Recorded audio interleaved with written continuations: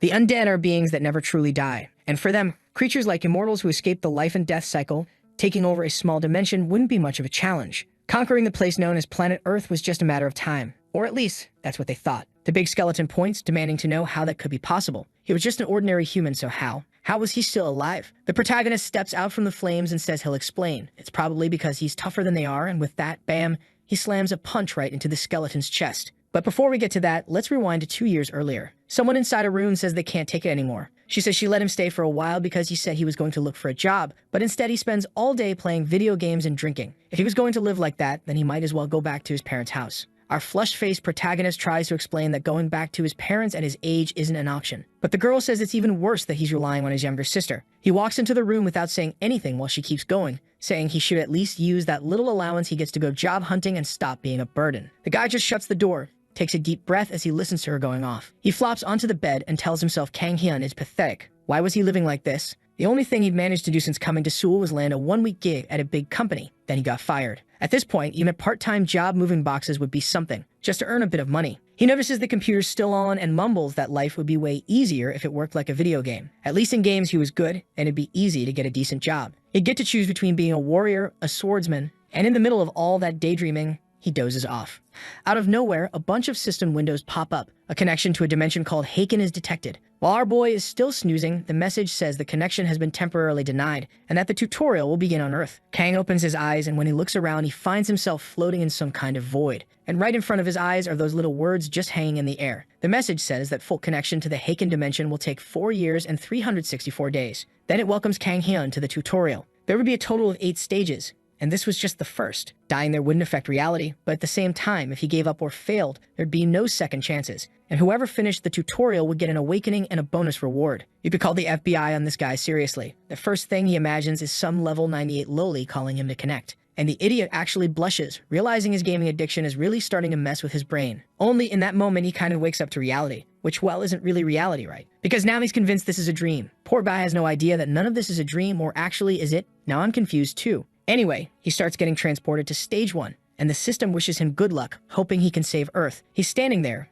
confused, like, what is this about saving the Earth? The final message just says that once he reaches the destination, they'll have to cross to the other side of the bridge. Failure condition, death. Before he can even figure out what bridge they're talking about, boom, he's teleported, and you can see the reflection of flames in his eyes. That's because, my friend, he just landed in a full-on Merbeast challenge. But yeah, dropped right into lava and died on the spot. He looks around trying to understand what's going on and whether that was really lava. The heat, though, was very real. Looking around, he sees a bunch of people and tries to figure out what's happening. He's sure he was just at home. While he's thinking this dream is ridiculous, someone calls out his name. And bam, it's the same girl who just finished chewing him out earlier. Our boy is Kang Hyun and she's Kang Ayin. Korea, and it's amazing naming choices. He wants to know what the hell she's doing there. In the very first dream he's had this year, it's ridiculous. She snaps back that he's not the one who decides that. At the same time, though, she's asking herself if this really is a dream. She saw a bunch of messages talking about saving Earth or something like that. Kang calls her name and says, Kang Ayin, stop pretending this is your dream, girl, because it's mine. She replies that that's not the point. Also, the lava wouldn't be that hot if this were a dream. How could a conversation this normal be happening in someone's dream? Nothing makes sense. He laughs and says the brain is easy to trick. Nobody ever really knows if a dream is real or not. Besides, you can feel pain in dreams. Anyone who says you can is lying. For example, he's had plenty of dreams where he peed himself but woke up completely dry. His sister congratulates him on having the guts to say something like that out loud. He just brushes it off and starts walking, saying he's heading out. She asks where he thinks he's going. He says it's obvious. He's going to cross to the other side of the bridge, just like the challenge said. Of course, since this is his dream, an NPC like her wouldn't know about it. She roasts him, saying she does know actually. And also, he needs to stop calling her that. This is her dream. What really surprises her, though, is that he's not even scared of falling and dying. He says she's being dumb. If he dies,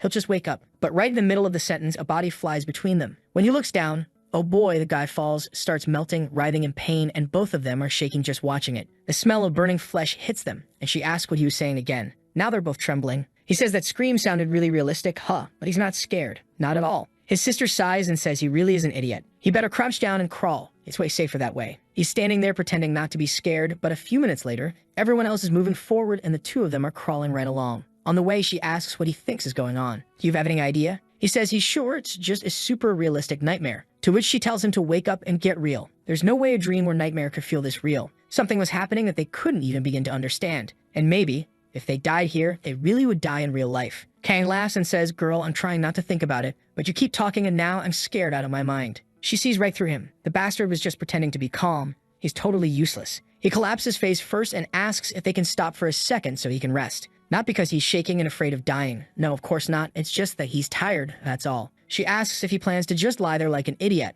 and he tells her she needs to understand. There was still a small chance this was just a dream, until that little cistern window popped up in front of them again. The set time for the tutorial had run out, and because of that, the difficulty was going to increase. Suddenly, the whole place starts to shake. I'm honestly impressed some people were still standing there like it was nothing. But to be fair, that bridge isn't that narrow, right? You could fit both feet side by side, legs spread a bit. I'd be fine crossing it. Just don't put me there, please. Anyway, the part of the bridge behind Kang starts crumbling. Everyone's bridges are breaking apart now. It's chaos. No way around it. Seriously, Aehyun, that girl, shot up and turned into Usain Bolt, left behind nothing but a blur. Our boy didn't have much choice, so he had to do the same. He's running and thinking he's okay. The bridge wasn't even that thin to begin with. As long as he doesn't trip, he'll reach the end just fine. Just focus on the ground and look straight ahead. I feel like I'm watching Squid Game here. He's almost at the exit. He can see it on the other side. He's already celebrating, thinking this is about to be over. But then he glances to the side, and the bridge beneath his sister is starting to collapse. He calls out to her. She looks down, but it's already too late. Still, the guy's got that Chad energy. He'd been scared this whole time, but now the courage kicks in. He jumps across, grabs her, and throws himself to the other side with her in his arms. He saved the girl. Right after that, a message pops up saying they leveled up and cleared the first stage. They would be temporarily awakened as a reward, though their full awakening would only happen once the tutorial was over. Kang Hyun stretches and says it's finally over.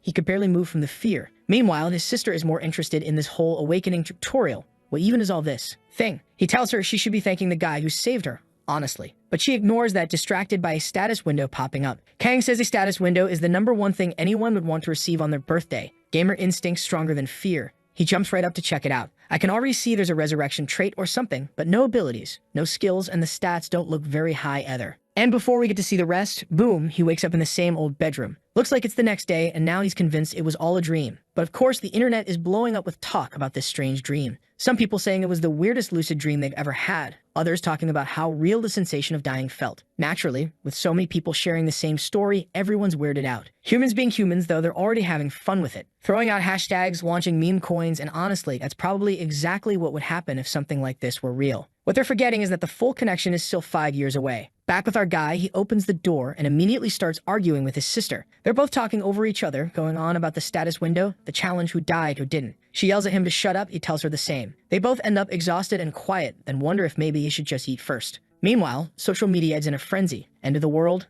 shared dreams, lucid nightmare. What the hell just happened? The two siblings hear all of this, and now they know for sure it wasn't just them. This thing happened all over the world. Kang says at least it's a relief that dying in the dream didn't affect anyone in real life, but she says it was terrifying either way. Watching those people, carts and all, die and burn right in front of her was too much. At the very least, anyone who died like that must be traumatized now. She's wondering if it's even okay for them to just sit there, eating so casually. It felt like the whole world was losing its mind. Kang thinks for a moment and says there's not much else they can do. That's when he hears screaming from outside, so he decides to go check it out. When he looks out the window, there's a crowd of people fighting, apparently right in front of a grocery store. They're already tearing the place apart, looting, yelling about some kind of apparition. What's even happening? Did the whole world go insane overnight? To be honest, I saw the news coming from the US people over there seem to be acting the same way, so yeah, it's feeling pretty realistic. His capitalist sister is upset that she won't be able to go to work today, and he tells her to get real. Like they were just going to walk outside like it's nothing. No way. It's way too dangerous to be out now. They needed to remember everything that message said about the Haken connection. Right then, the sister tells the status window to open, and it pops up immediately. He comments that he still has no idea what it really means, but one thing is clear. Whatever's coming, they've got 5 years to prepare. And just seeing the chaos on the streets on day one, it's already obvious that this won't be easy. His sister's just thinking to herself that this idiot is, for once, actually making some sense.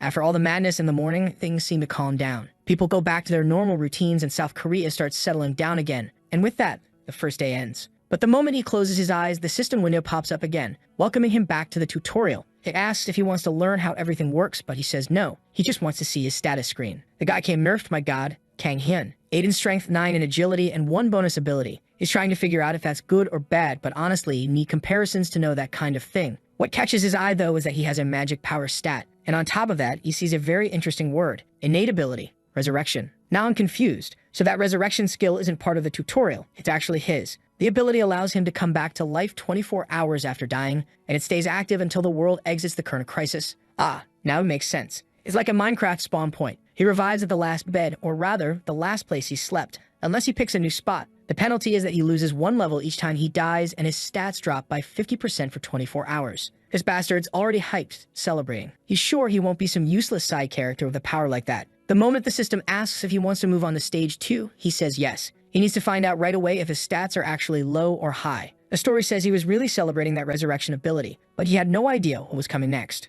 Inside a bloodstained castle, a goblin screams and charges right at him, aiming for his head. But the sneaky little green thing dodges. The system announces that in stage 2, he'll have to defeat all enemies to prove his strength. Luckily, the guy's got experience, he's played tons of games before, so he picks up on the goblin's pattern and lands a clean hit. The creature's all covered in blood, its weapon dripping, while Kang Hyun is shaking from the feeling of having just killed a living thing. He was about to throw up, and the only reason he didn't die is because that thing was trying to kill him too. He keeps moving forward, and from behind one of the walls, a massive goblin is watching him. The moment he spots it, our boy freezes. The big one sees that its buddy got killed behind its back. It starts walking forward, and Kang wonders why there are already 2 enemies right at the start. We're goblins supposed to be small, easy targets for beginners. But this thing's holding a sword that's at least a meter long. The monster lets out a roar and swings, landing a direct hit on his hand. He manages to block, but it leaves him completely shaken. The guy's never been to the gym, and all he ever did was sit at home playing games. So when that 1-meter sword collided with his barely 70-kilo frame, it instantly knocked his weapon out of his hands. And of course the goblin kept going, slicing upward with his blade, cutting the poor guy open. He took a brutal combo right there. With his vision all blurry and his whole body shaking, he asks why he has to go through something like this. And honestly, the weirdest part is that he doesn't even know why he hasn't died yet. Yeah, seriously. No one's going to give him a heads up on that. Maybe it's because of that resurrection ability? Though now I'm confused too. Resurrection means you die and come back, not that you're immortal. While being dragged across the ground, Kang starts wondering how much blood a human being actually has. As they pull him, he can feel death creeping up on his neck. And before he finally died, he was tortured for hours by 4 goblins. His sister wakes up to screaming, rushes into the room, and asks what the hell he's doing acting like that so early in the morning. But then she sees him all curled up and trembling, mumbling that goblins are terrifying. He's shaken, totally out of it. I honestly thought he was just being one of those pathetic types, but then he starts explaining over breakfast. He tells her that they made him bleed to death. First they ripped off his fingernails, then his fingers, then his toenails, and it just kept going. She actually asks him to stop talking. She died too, apparently, but it wasn't nearly that bad. She wants to know if that's the only reason he was screaming, and he says that if she had gone through what he did, she'd be waking up screaming too. She says fine, she gets it, but asks if maybe he wants to go to the hospital or something. It seems like psych wards have been filling up lately because of these experiences. He sits down and says he doesn't think that's necessary. It was bad, but not that bad. Then he says he's got at least one piece of good news.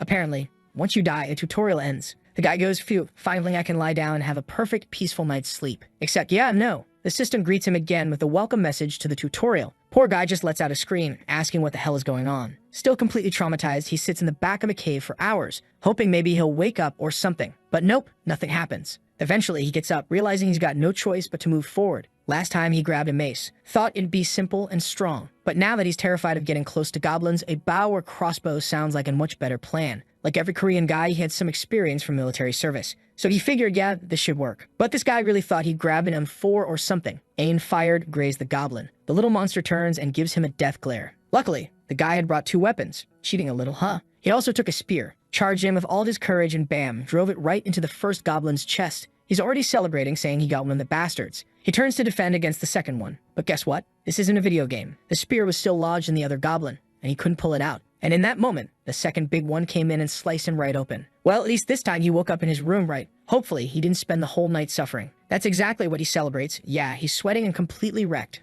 But at least it was instant. The system pops up again and he gives it a thumbs up. Stage 2, round 3. This time he picks the shield. Why? Because he spent all day watching YouTube videos on how to use a sword. The guy says he's ready. Let the green bastards come at him. Yeah, it didn't last long. He's already woken up again. While he's losing his mind, shouting that he's going to kill everything, his sister just stares, wondering if this is starting to mess with his head. Once more, the welcome screen appears. It's time for round 4. But instead of running into battle, this time he just stands there, swinging the sword up and down. After a few hours doing that, his vitality stat goes up by 1 point. He spent 8 hours doing that. Checking his window, he finally sees something change. He remembers that he has that 1 point for additional abilities. Looks like he invested it into strength, and now he's ready to charge. He says he's going to get his revenge now that he's got 2 extra points, but obviously, yeah, he wakes up back in his room again. Seems like this time he didn't even manage to kill a single goblin, which is just embarrassing. Round 5, he does the same thing again. Swings his sword around for 8 hours and gains 1 more point in vitality. Round 6, after spending 10 hours doing squats, push-ups, and everything else he could think of, he earns another point in strength. At that point, he was already handling 2 goblins at once with some ease.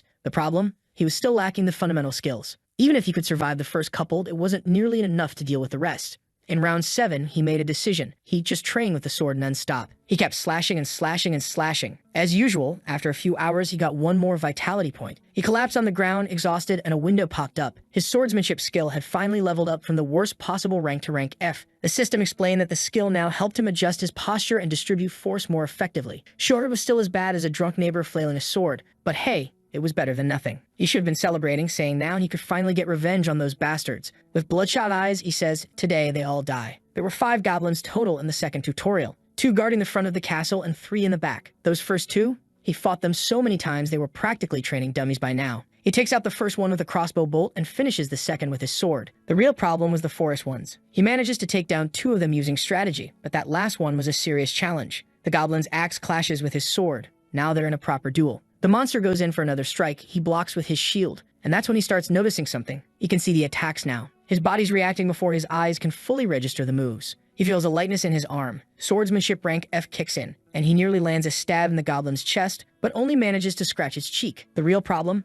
He knows what to do, but after fighting 4 goblins already, he's completely drained. The goblin swings again, smashes right into his sword, and knocks it flying. The monster comes in to finish the job. But Kang just starts laughing mid-fight. He says it's because he knows this bastard. He knows the goblin loves to torture people. He avoids killing blows on purpose. His pattern is way too obvious. So Kang pulls a classic street move, kicks up a bunch of dirt into the goblin's eyes. The monster's blinded, flailing around, and Kang picks up a rock and slams it into the goblin's shin. Dude's stumbling around, swinging blindly while Kang circles behind him and smashes the rock into the side of his face. Killed the thing with a rock, it seems. The system congratulates him, gives him some bonus stats, lets him choose a new weapon, and even unlocks a new skill. The worst possible rank in shield usage. He's over there celebrating, but I can already feel the next round's going to wipe that grin off his face. He levels up twice and declares he'll prove that humans are superior to goblins. The next morning, he's got this weird expression, probably some meme I don't know. He says this is the strong morning and he's Kang Hyun, feeling absolutely amazing. To celebrate clearing stage 2, he's making himself some coffee. And of course, just like everything he does now, it tastes perfect. But then he hears a loud noise outside, and his sister bursts into the room asking what he's done this time.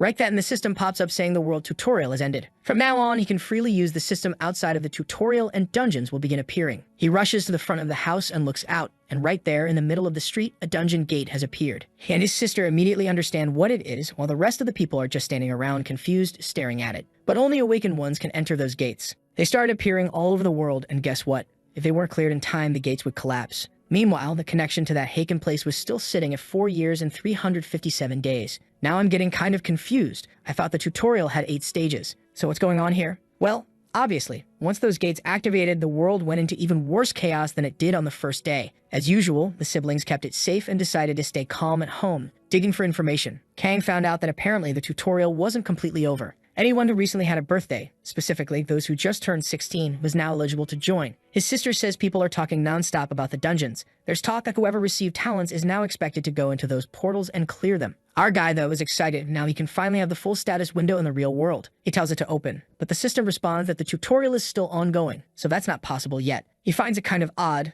but then remembers, right, the tutorial has 8 stages. While he kept repeating stage 2 over and over, the rest of the participants had already finished it. After all, it had been 8 days since everything started. So he tells his sister that there's nothing else to do but finish the tutorial, and asks if she found any info on stage 3. She says the only thing she heard is that the theme seems to be patience. That's all she could dig up. Very few people made it past stage 2, so details about stage 3 are practically non-existent. He flexes his biceps and says it's going to be easy. He's gotten super strong and he's not going to suffer again like he did back then. Stage 3, it'll be smooth sailing. And so here we are that same night, stage 3. Strangely enough, that golden liquid the monster's pouring on him. Yeah, it's exactly what you're thinking. In stage 3, the system explains that he has to prove his persistence and tenacity. The condition is to kill the boss, Gorka. As always, failure means death. The event notes that if he waits for the right opportunity, it'll present itself. He's pumped, dressed in camo gear, but he's wondering what this whole sneak-in and assassinate thing is about. Whatever it is, the first step is finding where these guys even are. He checks his status window to see what's new. He's now level 4. He's also unlocked crossbow mastery. The guy's glowing with new skills and perks. He puts his extra points into strength and vitality. Still, he feels like he's missing some kind of reward he doesn't remember claiming. The system then opens up the inventory tab. He taps on the sword and pulls it out from the interface. The only problem is, it's worn down, all battered. But with no better option, he figures it's time to see what this Gorka thing is all about. He tells himself the story of Carlos Hitchcock, that legendary American sniper who crouched for 3 days, 1.4 kilometers away just to take down a general. That's his mindset now. It looks like he's been crawling for 10 hours straight. Finally, he spots the enemy cabin. 2 guards are standing out front. He wonders if maybe he should just take the shot and force his way through. At this point, his clothes are soaked in piss. He couldn't move for hours and covered in bugs. And right at that moment, something blocks the light above him. Yeah, you guessed it. That's when he gets that lovely golden shower and just freezes in place. The guy really is patient. As the creature backs away, Kang keeps telling himself, be patient, be patient. But suddenly he bolts forward, charging straight at the thing, shouting that he's getting revenge for that mess. The slash is clean, perfectly aimed, and the first one drops dead. The second grabs his spear and turns to face him. At that moment, an alarm signal is triggered in the village, and suddenly, he's surrounded. Goblins coming in from every direction. The guy's going off the deep end, smiling like a maniac and saying that if he's screwed anyway, then he might as well say that one line he's always wanted to. Bring it on, you sons off. Yeah, that one. And would you believe it? He actually unlocks a new skill, Lion's Roar. Alright, here comes round 2. This time, he jumps right in and starts things off by unleashing that lion's roar, pulling every enemy toward him and charges straight at them. After crawling around for 10 hours during his first try, he figured something out about these monsters. The Gorka warriors go out to hunt during the day and only come back at night. In other words, the camp is way weaker in the daytime with no one around to defend it. So what does he do? He starts slicing through everything, storms into the main tent without hesitation. But then inside, he sees a chubby guy flanked by 2 hooded mages. The boss points at him, and right away, a magic circle forms behind Kang. Boom! Low-rank immobilization spell. And right then and there, he's wondering what kind of curse tutorial includes this. That's when he remembers the description of Lion's Roar. It removes any debuff below rank D. He takes a deep breath, roars again, and the debuff shatters. He charges, takes 2 steps toward the boss, leaps into the air, and yells. Everybody's got a plan, until they take a sword to the face. He actually pulled it off. I thought he was about to get wrecked again. As a reward, he gains an intermediate level regeneration skill. And on top of that, since he cleared stage 3 in record time, he's awarded the title The Impatient. Kang's hyped. He took a whole week to clear stage 2, but now stage 3, 1 day. Seeing how fast he's growing, he reaches a conclusion. Apparently, he's the chosen, talented protagonist. At this pace, he figures he'll blaze through stage 4 in a few minutes. He's already fantasizing about slaying dragons and walking around in golden armor. But then, we skip forward to 1 month later. On TV, they're reporting that it's been 25 days since the gates first appeared. The first response squads have already been formed and deployed into the dungeons. Any awakened civilians are encouraged to join the groups in exchange for rewards. His sister's in the kitchen, calmly cooking, when she hears him scream from the bedroom. But at this point, she doesn't even flinch anymore. She tells him to cut it out, but he storms out of the room, yelling that he finally finished. He walks straight ahead and killed everything in sight. She reminds him that he'd said earlier he was going to give up, but then she pauses, looking at him with a weird expression. He's different. From a distance, he looks like he's grown 50 centimeters and turned into a walking mountain of muscle. She's just staring at him like, you were already ugly, and now you're worse. Meanwhile, our boy is muttering into the void that these tutorial bastards are pushing him over the edge. His sister tells him to chill out, says he's looking like a full-on criminal, then asks, so what the hell is going on in stage 4? He explains that it was more of a group project. He had to prove his leadership skills. The mission window said the fail condition was death. He had to remove the dungeon core and ideally escape without losing a single teammate. Those other guys with him?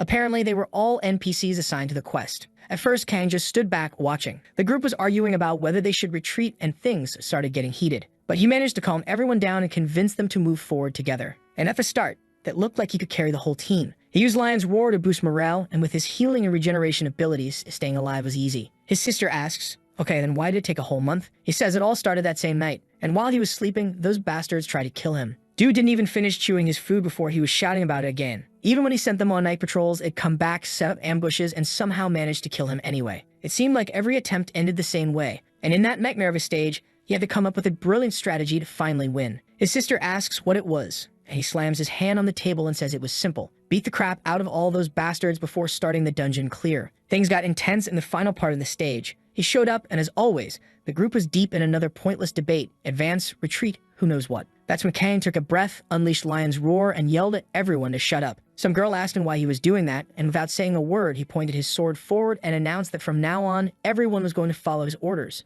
Anyone who refused would die. If you talked back, you'd die too. The first guy, poor soul, dared to ask if he was crazy. And boom, Kang smashed his nose in. Hit after hit. Even while everyone was screaming at him to stop, he kept pummeling the guy, saying, I told you not to answer. Everyone starts shaking. Kang turns to them and says, you're all going to follow me now because I know the way. Anyone who doesn't dies. Well then, problem solved, I guess. But this guy's getting brutal. A skeleton swung a sword at him. Kang caught it midair with his bare hand, pulled it in and snapped it in half. He tells the team that was the last one. And they're all standing there trembling, whispering that he's really wiping everything out. And then finally, he finds the dungeon core. The mission is to destroy it, so he slices the support. The system congratulates him for completing stage 4. As a reward, he gets the cleave skill at rank E, and a mental fortification buff at rank B. After everything, he says the result wasn't that bad at all. Fighting through so many enemies, of course, his stats shot up and he racked up a ton of loot. He still has no idea what to do with the mana stones he got from the skeletons, but he's sure they'll come in handy eventually. The cleave skill is a powerful sword strike that has a chance of slicing enemies in half. There's a limit to it, sure,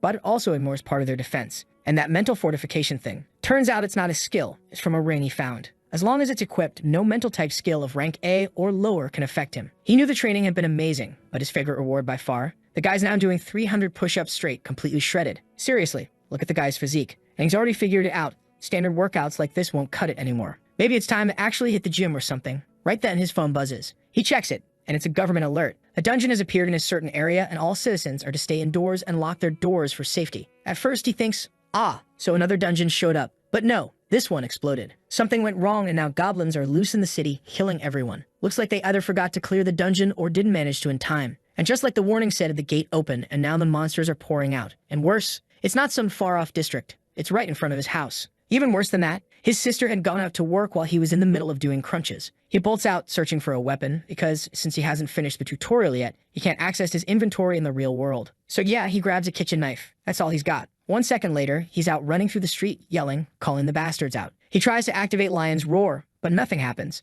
Because the tutorial isn't finished yet, his skills don't work in the real world. The goblins just stare at him, confused, and that's when it hits him. This is going to be a lot harder without his abilities. Still, he managed to pull their attention. At least now, no one else in the area would die. Only problem, 2 armed goblins are already charging right at him. The guy's died so many times, he's starting to lose it. He's mocking the goblins, saying he's been past their level since stage 2. But even while talking big, he's on edge. He knows these guys could be different now. They're not tutorial mobs anymore. Still, with a quick flick of the kitchen knife, he slashes one, saying he can tell their strength just from the way they move. And that blade's already pressed up against the monster's throat. He tells the bastards to come at him. He's already stolen one of their swords and says he's got a lot of work to do. Meanwhile, across the city, people are barricading an office door. Everyone's shaking because something's banging from the other side. And yep, it's the office where his sister works. She's sweating bullets. He had messaged her asking if she was still at work, and she just replied yes, but told him not to come. That's when the yelling and the sound of slicing start from outside. The door's getting smashed in, furniture fouling. And then who walks in? The madman himself, covered in blood, holding a knife and saying, "Sorry for breaking it down, but sis, I'm here." He looks like a full-on psycho, blade still in hand, and everyone's staring like, is this really her brother? While he's looking around the office, some guy in the back yells, asking who he even is.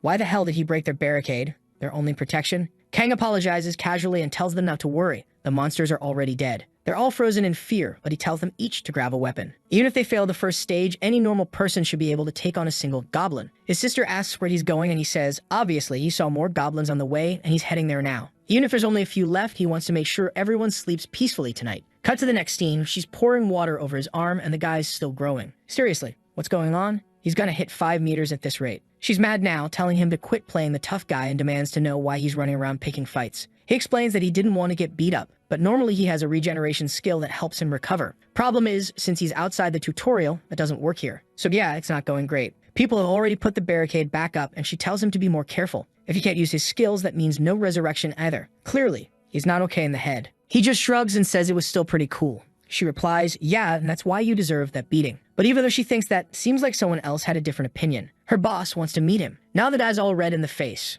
And now here we are, it's time for stage 5. This time, the test is about proving his wisdom and overcoming mental obstacles. Poor guy had almost forgotten he was still stuck in this whole mess. And wow, what a group. The one with the blue hair is telling the redhead that she's a succubus. The archer girl is trying to calm everyone down. And our boy sees this full cast of beauties and wonders what kind of amazing situation he's just landed in. The objective for stage 5, find and kill a succubus who's disguised as a human. As always, if he fails, he dies. Obviously, the succubus is hiding her identity, and the first one to figure her out, yeah, she'll target them first. Kang is already sweating bullets. He knows what these women are, demons. He knows they disguise themselves as stunning women to suck your energy dry. The problem? Every single girl in his group fits that description perfectly. That's when Alice walks up, her eyes sparkling, and asks what he thinks. She wants to know who he suspects is the succubus. The guy's looking her over, completely flustered, thinking she's even prettier up close. All twisted up inside, he stammers, saying he's not sure. He really doesn't have a clue. But right at that moment, the system chimes in. His mental fortification ring has just resisted his seduction attempt. Whoa. Our boy's sitting there by the fire, thinking back on everything. Stage 1 was a hellish inferno. Stage 2, a brutal goblin fight. Stage 3, he got peed on. Stage 4,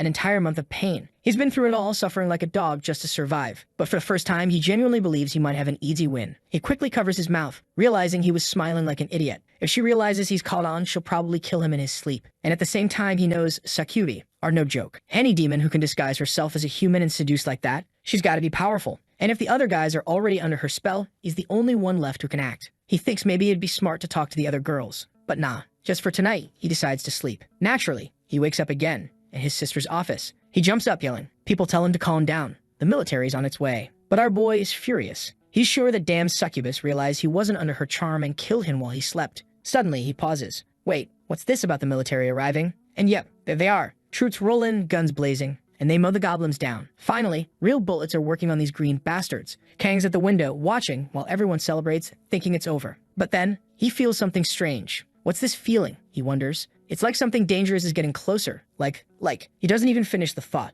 Outside, soldiers are firing nonstop, wondering why it's not working. And that's when they see it. A red goblin just walking through the bullets. They're ricocheting off him like rubber. They keep shooting, unloading everything. But even a clean hit to the forehead makes him just tilt his head like nothing happened. Then the goblin roars, completely unhinged, and charges the vehicle. Soldiers hit the gas, firing behind them, but the goblin leaps, smashes down in the car, and obliterates the entire squad. Kang watches in shock from above. That goblin's aura alone is enough to leave someone completely paralyzed. The soldiers nearby mutter that Squad 3 got wiped out. One guy yells for reinforcements, but suddenly, he grabs his head, wincing in pain. And just like that, the goblin's already standing on the hood of the car, licking his lips. They ask where backup is, and someone says they're sending in a talented civilian. Bro, a civilian's not gonna do a damn thing against that. The goblin leaps again, going in for the kill. The soldier pulls his weapon, knowing this is it. But right then, Kang-gi shows up and hurls a whole cinder block straight into the goblin's mouth. The thing flies back, skidding across the ground. Our boy climbs up onto the car and asks the soldier if he's okay. Looking at Kang's face, the guy's trembling. "You're another monster," he mutters.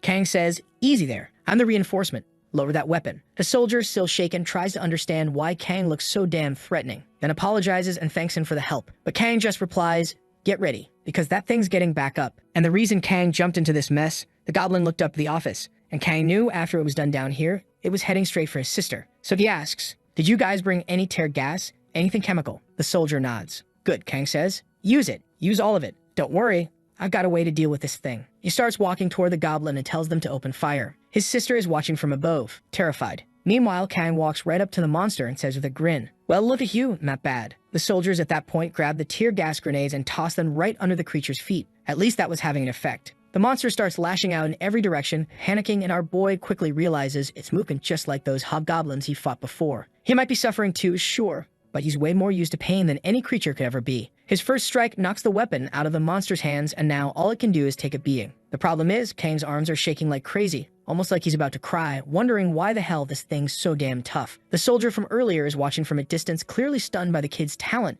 when someone else shows up asking what's going on. This blonde guy walks in wanting to know who's fighting. Is he the reinforcement that was sent in? At this point, after all that effort, Kang's weapon is worn down and completely battered, and he still hasn't gotten anywhere. His eyes are burning like hell, and the damn goblin doesn't even have a scratch on him. He wonders if he's supposed to use some kind of martial arts move or maybe break one of the goblin's joints or something. Then suddenly, someone cuts in and starts slashing at the monster. And judging by the speed and force, whoever this guy is, he's no joke. Kang didn't even see the attack happen and starts wondering who that speed demon even was. But apparently the blonde guy didn't land an actual hit. He swung sure, but didn't cut anything. He calls out to Kang and tells him that this thing's the boss of an F-rank dungeon. Its defense is insanely high, but it's got to have a weak spot. Kang's surprised the guy even knows what an F-rank dungeon is, which means he's clearly experienced. They charge the goblin again, and the blonde tells Kang to keep the pressure on. Looks like the monster's stamina is running out, and its defenses are starting to drop. Kang keeps up the attack, but he's thinking, what's the point of draining its energy if they're not even doing any real damage? Right then, his sword shatters, and he needs a new weapon. Immediately, he remembers the one he knocked out of the goblin's hand, sprints over and grabs it. The blonde guy shouts at him to hit from the other side. The monster's weak spot seems to be exposed from there. But Kang's already figured it out. The creature's willing to take hits anywhere except the eyes. Problem is, it's guarding that area like crazy, so he'll have to make an opening somewhere else first. He says he doesn't know what else to do. Blood flies, and suddenly, bam, he lands a hit right in the monster's vital point. Kang even pauses for a second, apologizing to the creature, saying it was a dirty move. He says it felt like the sword moved on its own toward that spot. Maybe that really was its weak point. He's not completely sure, but now that he's in, he's going to finish this thing off. He hoists it up, impaled, then slams it to the ground, ripping through it. The monster bounces across the concrete. Kang's already chasing after it again. At this point, the poor beast is whimpering, foaming at the mouth, and Kang drives the blade in one final time. While he's finishing it off, the blonde guy's just watching from a distance thinking, damn, this guy's actually strong. The only problem? He has no idea where this talented guy even came from. Was he an independent player? Right then, the item dropped from the goblin begins to materialize. But since Kang hasn't finished the tutorial yet, he can't check what it is. Obviously, he grabs it anyway. He'll figure it out once the tutorial's done. As he tucks it into his inventory, the blonde guy approaches to ask who he is. But Kang, he's already suspicious. He thinks this guy might try to take the item, because technically, when you fight together, you're supposed to share loot. But he didn't ask for help. This guy just jumped in, worried the guy might try to claim whatever it is he just picked up, even though he doesn't even know what it is. Kang bolts, saying he's super busy and has things to take care of. He throws a wink over his shoulder and says, later. And the blonde is just left standing there, completely confused about what the hell just happened. A few hours after Kang took down the hobgoblin, the situation in the city finally started to calm down. Of course, he walked his sister back home, but the streets looked straight out of an apocalypse movie. It was already nighttime by the time they finally made it. But the moment they opened the door, she asked if by any chance he had forgotten to lock the damn thing. The entire place was trashed.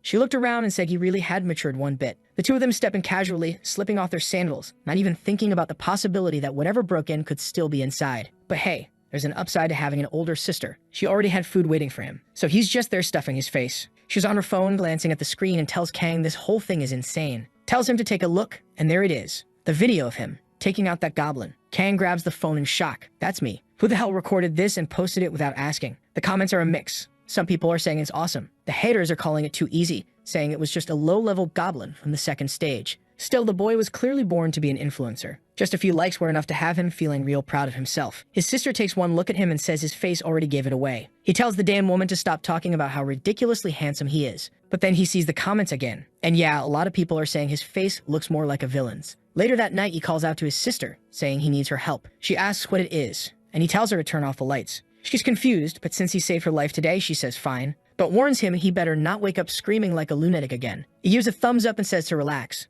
This stage is gonna be easy. As he's lying there trying to fall asleep, he keeps thinking about that blonde guy from earlier. He looked insanely strong. How many stages had he cleared? Kang knows. If it weren't for his resurrection skill, he wouldn't have made it past the second stage himself. Still, none of that matters. Sooner or later, he's going to finish all 8 stages. It's time to become the strongest. He turns over, remembering that damn succubus. Yeah, she was kinda cute. Even though she killed him and he knows she's a monster. For some reason, he's actually excited to see her again. He shows up in a dream smiling, all eager to greet her. But when he opens his eyes, there's a goblin right in front of him, breathing in his face. He decks the thing in the face, sends it flying. Immediately, he starts wondering where that amazing team from the last dream went. What weirdly, the mission this time is to clear out a goblin cave and wipe the dungeon. Cave goblins have poor eyesight, but excellent hearing. And as always, if he fails, he dies. He's already surrounded, wondering what the big deal is with this hearing thing. As the goblins close in, he lets out a dramatic yell. Why the perfect mission disappear? And you know what? I agree with him. Where did that beautiful mission go? Bring it back. The scene shifts to a land house in the city, where the blonde guy is wrecking people. Some guy in a green hoodie, completely beaten,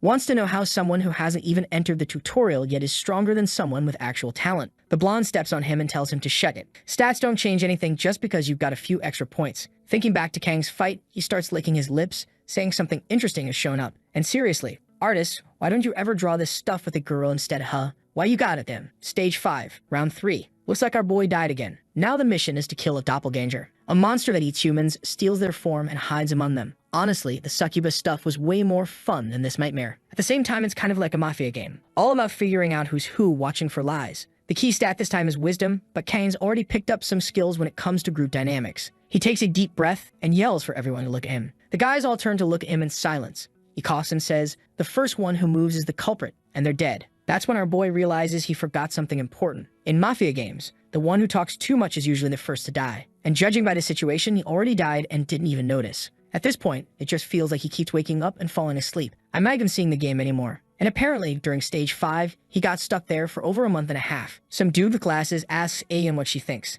But hold up, it's not some guy with glasses. It's our protagonist trying to act smart now. She tells him she just got back from work and wants to know what the hell he's doing. He says he's trying to change who he is, starting with his appearance. He's already died 53 times in that cursed mission, and it was time to try something different. That damn system always says to use wisdom, but every mission is totally different, so he never actually learns anything. His sister tells him the only way he'll get smarter is with a brain transplant. He just slumps in defeat. She really hit him with that. and she walks off saying she's going to install some kind of soundproofing in his room because she can't take it anymore. Back in stage 5, use your wisdom to overcome the obstacles. This time he appears inside a cave. The system shows up, and he already knows it's gonna be some stupid mess again. But suddenly, something makes him smile and shout, Eureka. The mission is to clear the F-rank dungeon Terang Incubator, and the hint says the Terang guarding the incubator is level 20, so he needs to find its weak point. And there it is, the Terang Spitter. Massive, grotesque, disgusting. But Kang is tired of these strategy missions. This was perfect, just a straightforward job. Kill the monster and move forward. It spits at him. He thinks it's a web and dodges to the side, but turns out it's acid, and his whole arm starts melting. Still, this guy's full psycho mode. He just cuts right through it, saying he's not gonna die here. No way. Even without the arm, he charges again, slips underneath, and stabs upward into its belly. Just like the system hinted, it had a weak spot. And that cut splits the thing in two. He's drenched in blood, yelling that he doesn't care about weak points. He'd rather smash the lock than use the key. And just like that, he clears stage 5 without much trouble. Too bad the succubus mission never came back. Now he's off the rails, shouting that only weaklings need to be smart. For finishing, he's awarded the S-rank skill Titan's Strength, which lets him infuse mana into his muscles. And he's now level 25. The scene cuts to classroom 3-2 at his school. Someone calls out to Minsu, saying it's birthday punch day. But the kid just replies that they'd better stay away. He's already exhausted from that damn tutorial. His friend asks how stage 1 went, and he says it sucked. Just like everyone said. He's getting through it though. The problem is there are no more tips for stage 5. His friend says he heard that if you make it past stage 4, you're already in the top 1%, which is why everyone who clears it treats the info like it's pure gold. Suddenly, he sees a post. Someone had just finished stage 7 and was heading into 8. They left a tip. Stage 4 is about leadership, and the easiest way to win is by making your team surrender to your power. Stage 5 is about wisdom, but the easiest way to win is with brute strength. Stage 3 is strategy, and guess what? The easiest way to win. Yup, strength again. Stage 7 is about dedication, and again, beating the enemy to death is the shortcut. He's sitting there like, who the hell is this troll giving out advice that makes no sense? Meanwhile, Kang is screaming that he's trying to give people real advice to save their lives. But no one believes him. His sister's next to him asking why he's yelling so much. The guy explains, I gave everyone the tips, didn't I? I was being nice, explained exactly how to get through the tutorial, but no one believes me. His sister walks off laughing, telling him he shouldn't be giving tips to anyone. He's just wasting time. He agrees, saying that soon he'll finish stage 8 and become the first person in the nation to graduate from the tutorial. He'll be on the same level as the guild master of Damgan or the leader of the Skill Alliance Guild. But his sister keeps laughing, saying he'll never be on the same level as the people who finish without dying even once. Meanwhile, he's been stuck in this thing for 4 months. He tells her to shut up. He cleared stages 6 and 7 on his first try. And here we are, folks. Welcome to the tutorial. You've completed stage 7. Now it's time for the final battle in stage 8. The rewards from stage 6 were a B-rank sword named Bilgen, which gave him the Berserker skill and apparently had a thirst for blood. Stage 7 gave him Ronald's armor, which came with auto-restoration. Our boy is hyped. The second he finishes stage 8, he'll finally be able to use his inventory in the real world. And that means he can finally check out that item he got from the hobgoblin he killed. The system welcomes him, saying all it asks is that he takes less than a week to complete it. But then, his expression shifts. The system asks him what his personal principles are. He just stands there, unsure what to answer. Then suddenly, the floor and ceiling start to crack. Out of nowhere, he falls into this abyss. Feels like he's diving into a void. When he opens his eyes, he's standing in the middle of a street. A woman walks toward him, but she passes right through him like he's a ghost. This is the first time he's seen a city inside the tutorial. He wonders if this could actually be Earth, but then he spots a weird couple nearby, and that confirms it. No one here is human. Everyone's this strange, brownish creature. Bipedal lizard-looking things. They're so ugly he doesn't even want to make eye contact. But then he notices one of them standing still, staring at him, or rather, looking at something behind him. When he turns around, there's a mountain of monsters marching his way. The mutant townsfolk start running in pure panic as the creatures flood down the street. Kang instantly recognizes a few of the monsters, ones he's fought before. But obviously there are others that are way stronger and way bigger. This is on a whole different level from any dungeon he's ever been in. It straight up feels like the end of the world just arrived in this place. That's when he remembers.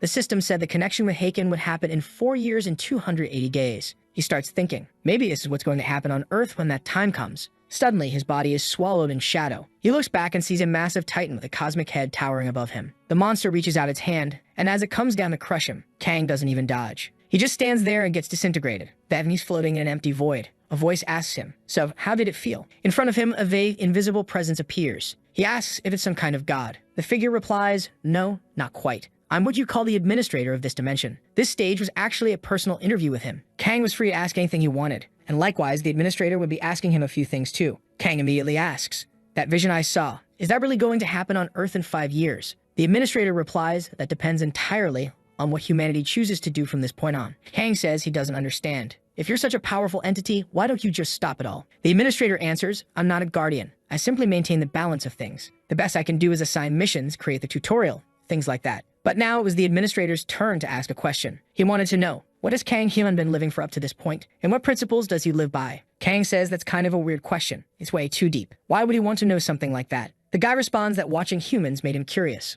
All intelligent life forms are fascinating, but humans stood out even more in comparison. Kang clearly doesn't like the way this so-called guardian talks about humans. He says he probably hasn't observed them enough. Nobody on his planet has the luxury to sit around thinking about stuff like that. Everyone's just trying to survive, grab whatever little happiness they can, and push through one day at a time. The administrator asks if that's what he wants to protect. Kang says he is. He wants to protect his sister, even if she's useless, and his parents too. Basically, he's fighting for his family. The administrator asks, so, do you want to be a hero? Kang says he's died so many times already. He knows for a fact he's not cut out for that. There are definitely people out there way stronger than him, so he doesn't stand a chance. The damned administrator agrees, says the talent to be a hero is something you're born with, and right now Kang's much closer to being a nobody than a savior. But personally, he says he likes Kang. He had a great time watching him go through each stage of the tutorial. That's when it hits Kang. This guy's a sadist. He was just sitting back and enjoying watching him die over and over. So Kang asks, what was the deal with stage 5 being about wisdom, and why did it keep changing? Strangely, the administrator goes silent, then just says time's up. He really enjoyed their talk and tells Kang goodbye. Right away, a system message appears. You have completed stage 8. Kang is still confused,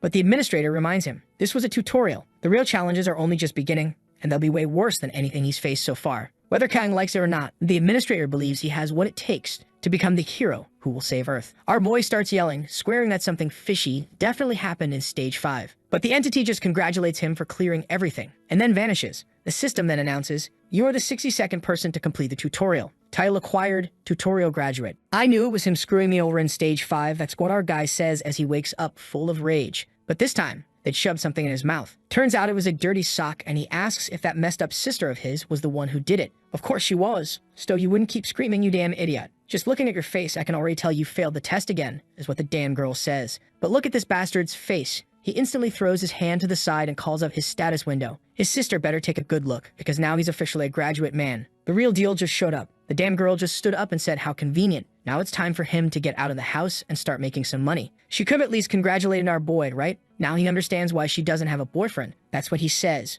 right before getting smacked in the face with a stick. Looks like they already had breakfast and she's heading out, saying she'll be back soon. Our guy stares at his little window, graduate of the tutorial. The title for those who finished stage 8, giving +2 in all attributes. It wasn't as amazing as he thought it would be. On top of that, he already had the impatient title, but you can't equip 2 at once. The system explains that aside from the main title, all the others only give 50% of their effect. So he equips the graduate title and sets the other as secondary. Now it was finally time for the moment he'd been waiting for, the item that bastard Goblin had been carrying. A weird book, and he wants to find out what it really is. And it's Magic Explosion, Rank E, a book that lets you learn that skill, which blasts out magical energy. And strangely enough, he's there celebrating, super happy. In my head, this is crap, honestly, but fine, the guy's humble. I'd say he's just a simple, down-to-earth type. The system asks if he wants to learn the skill, and he instantly agrees. The book vanishes in his hand, and now he's excited to start testing out this new power. Meanwhile, in the city, a girl introduces herself as a Myung, a new public servant. Her very first job assignment is at the school that trains the people who've awakened. That's where folks go to get their certifications, and it was also one of the first places built after everything started going crazy. She's thinking she'll be working with the nation's heroes. Definitely seems like a job worth doing. Obviously, though, some lunatics gotta show up. Poor girl's shaking like a leaf, apologizing through tears. Kang standing there like some kind of monster while she's begging to see the rest of his paperwork. He tells her to speak louder, asking what the problem is. She's even holding up a little sheet to defend herself, trying to figure out why he's acting like that toward her. Girl, I'm the one who's confused here. Why are you acting like this? Is what our guy says, until someone nearby calls out, asking what's going on. The rest of the people just hanging around start filming, wondering why this guy's threatening the poor girl. He tries to explain that he didn't do anything, but then someone else shows up, asking what all the fuss is about. Myung calls out to instructor Lee Hyun and asks for help. The blonde guy takes a look and sees our protagonist. In that moment, both of them feel like they've seen each other before somewhere. He asks for the sheet, and she hands it over. The guy sees the name Kang Hyun and says the photo looks way different. Our boy explains, I awakened, so yeah, my appearance changed. But I swear it's me. If you don't believe it, check my DNA or fingerprints. Whatever, it doesn't matter to me. The guy notices he finished stage 5, and our guy confirms it. For some reason, he's pretending to be a low-key loser hiding his real power, which is why he listed his level lower than it is. Why? No idea. Then the guy says that if Kang's at level 12, that's pretty high for someone who only made it to stage 5. Looks like he illegally entered a few dungeons. Now it's starting to make sense. He shouldn't be that high level, not even close to reaching stage 8. None of it adds up. And apparently he lied, but even so, they're still suspicious. So he lies a bit more, saying he went into one dungeon before it became illegal. Lee Hyun says he gets it, but wants to know more about this masculinity power. What kind of skill is that supposed to be? Our guy says it's simple. It just doubles his strength. That's it. He accepts that explanation, but says he has one more question. Everyone receives a talent at stage 3, an accessory at stage 4, and some kind of skill or special reward at stage 5. So he should list everything he got. Kang's starting to get tired of this whole interrogation, but he agrees. He bites his own arm, and right away it starts to regenerate. Obviously, that's the skill he got. Self-healing. He also shows the ring he has, the one that blocks mental attacks. But since he already lied about the skill, he goes on and says the ring gives him a power that lets him scare everyone when he shouts. The blonde guy tells him to go ahead and use it to prove it. Then we see another blondie nearby, the one with the hair shaved on the sides, just watching as Kang takes a deep breath. Ah, this is the guy who seems to remember the whole goblin incident. And in that exact second, the trauma hits him and he instantly covers his ears. Kang lets out a scream that shakes the entire room, and everyone covers their ears.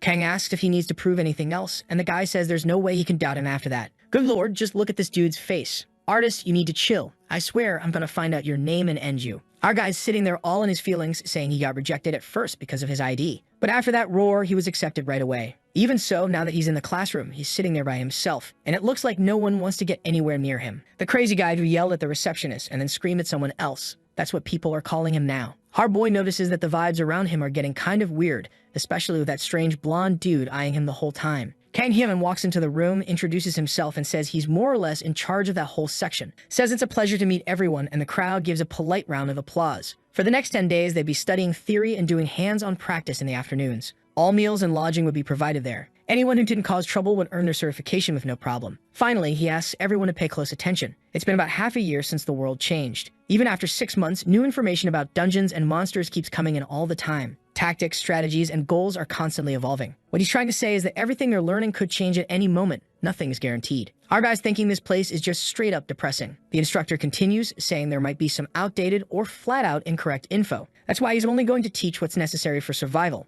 That was the message. He's looking forward to working with everyone over the next 10 days. Everyone starts to get up while Kang is just staring up at the ceiling. That was boring as hell. He thought this was going to be some amazing academy where he'd just get his ID and bounce. But no, it's going to be awful. Then the walking Giga Chad comes over and talks to our guy, introducing himself as Guak Suil. Our boy's trying to figure out who this Jack dude is. They shake hands and Kang Hyun gives his name. The guy grins weirdly. Guak suddenly crushes his hand and tells him he's screwed now. Says if you want to lead in a place like this, you've got to take down the cocky ones right at the start. He's hated this kid ever since that scream. But now he's the one who's confused. Kang's just standing there, calm as ever, while he's the one shaking. And then bam, our boy activates Titan Strength, boosting his muscle power by 12 strength points for 10 minutes. Now it's Guak who's sweating buckets, trying to understand how he's suddenly losing in a contest of raw power. Up to now, he's dumped all of his points into strength, so it shouldn't even be possible. And worst of all, everyone is staring. The poor guy can't take it. He starts making weird faces and bam, his arm explodes. What the hell? Blood shoots everywhere, and the entire room is in shock. That weird blonde kid, he's just sitting there like, somebody kill this maniac already, please.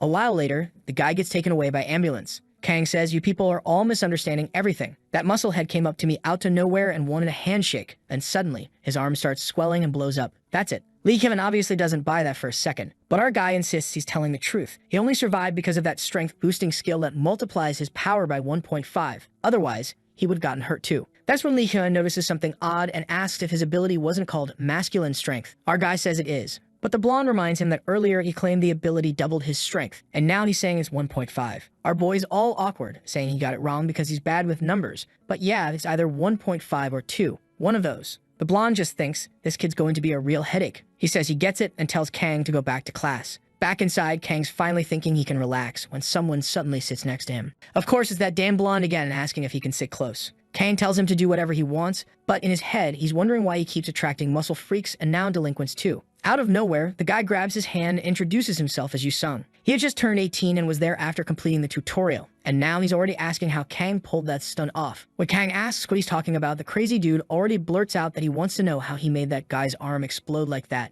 It must be some amazing skill. Poor protagonist already knows this guy's not all there either. A while later, Lee Hyun walks into the room, apologizes for the delay, and immediately starts explaining that there are 2 types of dungeons, regular and irregular. The regular ones are obviously the most common, and they break after 4 weeks. Break meaning the monsters start spilling out into the city. Irregular dungeons, on the other hand, can break at unpredictable times. Sometimes it's 4 weeks, sometimes it's instant, right when they appear. To close a dungeon, there are 2 options. The first is to destroy the main core, which is deep inside and extremely hard to find. The second is to destroy the regular core. There are two, right? And this one just delays the break. Do you think I need to know any of this crap just to kill monsters? I didn't come here to get some useless lecture, says the jacked guy in the back. Our guy starts realizing that every single musclehead in the room is a walking problem, completely forgetting he's also one of the buff guys himself. One of the guards steps in and tells the guy to stop causing trouble or he'll be kicked out. But Hyun says it's okay and asks the guy to come down to the front because it's time for a little lesson. The guy says fine, clearly impressed by how cocky the instructor is. He spreads his arms wide, wanting to know what Hyun plans to do. Lady Hyun says he'll give him 1 minute. During that time, he'll dodge and block all of his attacks. And if the guy manages to even scratch him once, he'll be allowed to graduate. But if he fails, he'll be expelled. Yusung and our boy are just watching from the side, wondering if this guy really has the guts to accept something like that. At the same time, they're kind of hyped. This looks like it's about to get interesting. The musclehead immediately says he's obviously being underestimated. He draws his sword and warns Hyun not to regret it. The guard panics like, "Sir, please." But the guy actually pulls out a real sword. Khan calmly adjusts his glasses and tells him to come at him. The side character instantly loses it and lunges forward. But Hyun easily dodges the first swing and says that kind of attack is way too predictable. Even if he were to strike from behind, a sloppy hit like that wouldn't land on anyone. Looks like we've got another gym freak about to pop a vein. He slashes again, but only hits air. Hyun appears behind him and says the problem is that his movements are way too wide. No opponent's going to just stand there waiting to get hit like that. Obviously, Brew. The dude keeps swinging like crazy, left and right, putting everything he has into it. But Hyun is just dodging smoothly, like it's nothing. Now the guy's all red-faced like a drunk and charges straight in, just for Hyun to duck again. And then Hyun casually says that at this rate, he's going down quick. A solid kick knocks the sword out of his hands and drops him to the ground. Then Hyun pulls out his phone and shows that the minute is already up. It actually says 1 minute and 28 seconds. I saw it. Kang's reminded of those pro boxer videos where they dodge every hit. You never imagined someone could actually do something like that to an awakened person. It's clear now there's a massive difference between people's talents and abilities. Watching that speed and reaction time, Kang realizes that even after all the time he spent trapped in the tutorial, he'd probably have a hard time going up against this guy. He closes his eyes and wonders, if it were just the two of them, one-on-one, who would win? It's the same thing that damn blonde Yusung is thinking. Look at him again with that face. Put your tongue back in your mouth already. What the hell is that? Kang sees it too and starts wondering if this guy's a psycho. Clearly, he's already regretting letting that lunatic sit next to him. At the Awakened School, mornings were for theory and afternoons were all about hands-on training. Kim says that today they're going to train their skills using each type of weapon. They're supposed to head up to the front and pick their favorite. At first, they can just practice however they want, and then he'll observe and give them some tips depending on what they're doing. Kang grabs a sword and immediately notices it's already all rusted. And right away, that weird blonde kid says that just swinging the sword around like that in the air is way too boring. Why don't they have a little sparring match instead? Of course, our boy agrees instantly. Thank God the blonde declines, saying they'll only be allowed to practice like that after day 6. Phew. The artist would have had every excuse to draw that weirdo with his tongue out again. Honestly, the apocalypse could go ahead and start right now with goblins invading if it meant skipping that scene. That'd be great. Under the blazing sun, everyone's spread out, getting tossed around by the wind. Our guy's watching from the side, kind of shocked by how bad everyone is. The average level is way lower than he expected. He wasn't really planning to train, but maybe this can at least serve as a decent warm-up. So he picks up the sword and starts swinging. Slashes to the left, right, just practicing his form. Kim glances over and sees the kid going all out with the slashes. Then says, "That's not how you fight." One of the guards comes over and tells him he's leaving his defense too open. He needs to adjust the angle of the sword. He might be trying to show off with those flashy moves, but they're useless in a real fight. Our guy is not having it. He's already thinking about killing this guy. Of course, he's only thinking that because he's immortal, right? Doesn't matter if he gets wrecked. He can just respawn the next day. The guard tells him that if he tries that fencing crap inside a dungeon, he's gonna get himself killed. But Kang grabs him by the collar and asks if he wants to throw down right now. Okay, maybe he didn't actually do that, or maybe he did. But what really happens is he backs off and says, "All right, I'll keep that in mind." Then the guy claps and calls over Sung Han, the same guard, and gets everyone's attention. He says Kang Hyun and the assistant will now give a demonstration. Kang is obviously confused. Why the hell did it land on him? The blonde hands a sword to the instructor and tells him to use the skill he was asking Kang to show earlier. And obviously, our boy's supposed to fight however he wants. Yeah, it's pretty clear now the blonde figured out Kang's the real deal, and he wants the assistant to learn the hard way. The poor guy's standing there all lost, but the blonde just says, "Go on." The countdown begins. 1, 2, 3. Our boy charges. Kang rushes in and hits him hard right off the bat, throwing the guy off balance. He changes the angle mid-swing, smacks the sword out of the guy's hand, and sends it flying. The assistant's already down. 2 hits. He didn't even try to hurt him, just disarmed him clean. What a humiliation. The instructor turns to the group and says they need to train the skills that prepare them for real combat. They need to build reflexes to respond immediately to threats. Just like Kang showed, the most important thing is how you respond and start your movements. There's no one perfect form, nothing's absolute. He asks everyone to give a round of applause while the poor assistant is red as a tomato. He totally got clowned. Kang's standing there all proud, but the damn guy didn't understand a thing the instructor said. He just went all in, pure instinct. The The instructor walks over to the assistant and apologizes, saying he didn't intend for him to get beat up like that. The guy gets up and says it's fine. He still learned something new from it. Though yeah, he was definitely surprised. The instructor tells him not to feel embarrassed. He just wanted to confirm something. That damn bastard used Kang's craving for a fight to expose his secrets. And so the next chapter begins, My Precious Training Diary. Written by Kang Hyun. On the first day, some dude got on his nerves, so he blew up the guy's arm, and the rest of the class was boring as hell. The second day wasn't much better. They trained with some weapons, and Sung seemed to be enjoying himself a little too much. Honestly, he should probably start avoiding that weirdo. On day 3, he realized that this strange guy was the only one actually willing to talk to him, and he was like a mosquito that just wouldn't leave him alone. By the 4th day, he was so bored he spent the whole time sketching himself cutting off a goblin's head. Day 5, all he wanted was to go home. It was too damn boring. He even collapsed on the ground in the middle of training, just completely done. Day 6 rolls around, and there he is, face planted on the desk. He tells the blonde, come on, start a fight or something. Do anything to get kicked out and make this place fun. But Yu Sung wants to know why. Wasn't he the one who said they were gonna lay low and graduate quietly? Our boy goes, I'm telling you to make a mess. If you get expelled, that's on you. I'm good. But Sung tells him to chill. It's day 6, after all. They're finally going to have some real sparring matches today, so something good's about to happen. He's got a sixth sense for these things. A bit later during training, some dude takes a hit to the hand, drops his sword, and falls flat. The instructor announces that Kang Hyun is the winner and calls up the next group. As Kang's walking back to his seat, Sung says he's seriously impressed. Kang fights really well. But our guy just shrugs and says it was only because his opponent was weak as hell. Still, while watching the other students, he starts wondering what this weird feeling is. It all looks like child's played him. The average level is way lower than he expected. He doesn't fully understand what each person's talent is, but apparently most people don't make it that far up in levels. Worst part, he knows he's going to have to do 2 more of these boring matches before day 8. And they're all so dull. 2 hits and it's over. Up on stage, one guy charges in with his spear while the other just screams like crazy, and Kang's sitting there, barely interested. Damn, this guy actually aimed the spear right at the other's forehead. Good thing the instructor stopped it in time and declared the match over. The winner, Kim Chang-guk. Seeing how fast the instructor reacted, Kang is now excited to fight someone like him. That's when they call Yu Sung's name. He turns to Kang and says he'll be right back. Oddly, he gives this weird little smirk and walks up to the platform all calm. Kang remembers that this creep had said something interesting was going to happen today. He just hopes the guy doesn't start anything and somehow drag him into it.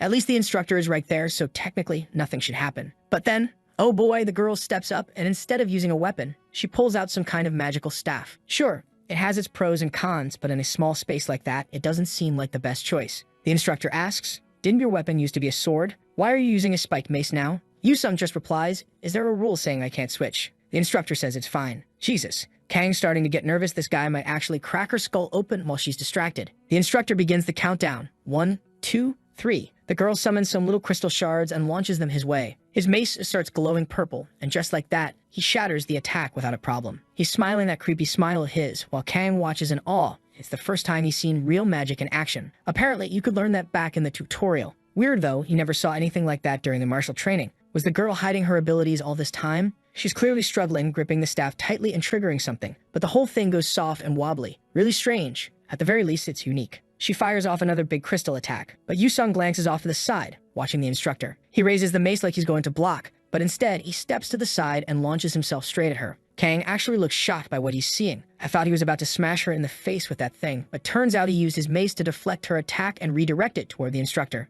Of course, the instructor just dodges it with ease, but in the meantime, Yu Sung rushes in and cracks her right in the middle of the head. Holy hell, what was that? He actually hit her that hard, and now he's standing there celebrating. Dude, I called it, didn't I? I said he was gonna go nuts, but the guy's practically drenched in blood, smiling like he's proud of it. Kang better get away from this lunatic or just take him out seriously for everyone's safety. Thankfully, someone's already calling for an ambulance and saying it's a fractured hand. I don't even know why I'm so worried about this girl, but please don't kill her. I mean it, Blondie. You better not. I just don't like this guy, that's all. The instructor immediately points his massive sword at Yu Sung's face and demands to know what the hell that was. Obviously, this blood-covered lunatic just says it was an accident. Oops, sorry, my bad. Totally didn't mean to. The instructor asks if he even hears himself talking. Yu Sung says yeah, and throws in a cheeky little wink. The instructor turns away and announces that they'll take a 20-minute break. Everyone has to be back by 3, and Yu Sung is to follow him. From a distance, Kang's watching all of this, and he's got that look, like he recognizes that weird glint in the blonde guy's eyes. Even with what just happened, this poor girl getting absolutely wrecked,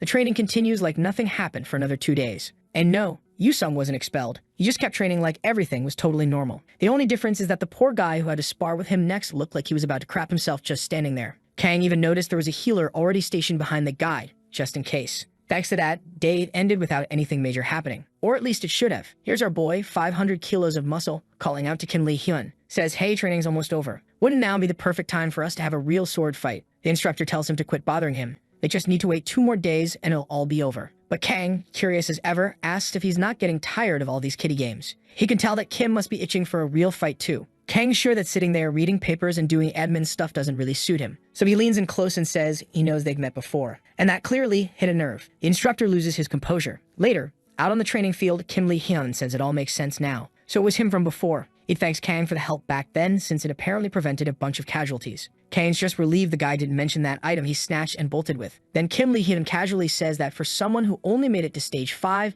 he's got a pretty nice sword. Wait, what kind of comment is that? Complimenting his sword like that? And he knows that blade only drops in stage 6. Kang shrugs it off, says he found it lying on the ground. Same excuse as always. Kim opens the system and says, it's fine. I can already tell you're not gonna be honest, no matter what I ask. Then he draws his sword and says that in that case, he'll fight with something he just happened to find too. And just like that, bam, the guy vanishes. A second later, he's already behind our muscle boy. Kang spins around, barely reacting in time to block the attack. The guy moved like a damn phantom. Kim compliments him, saying he thought Kang was just a meathead, but his reflexes are impressive too. Our boy replies that he's been through too much in life to ever let himself be an easy target again. The Dan instructor disappears once more, saying that if that's the case, then there's no reason to hold back. The guy's using that phantom technique, striking from every angle, but Kang's holding him back. Kim Lee-hyun's stunned. He can't believe this kid, fresh out of the tutorial, is managing to keep up with everything being thrown at him. Kang, on the other hand, is getting cut of all over and still muttering, This is what a real fight feels like. I'm honestly scared to see what he's gonna look like 15 chapters from now. Dude's gonna be 7 meters tall, weighing in at 700 kilos of muscle,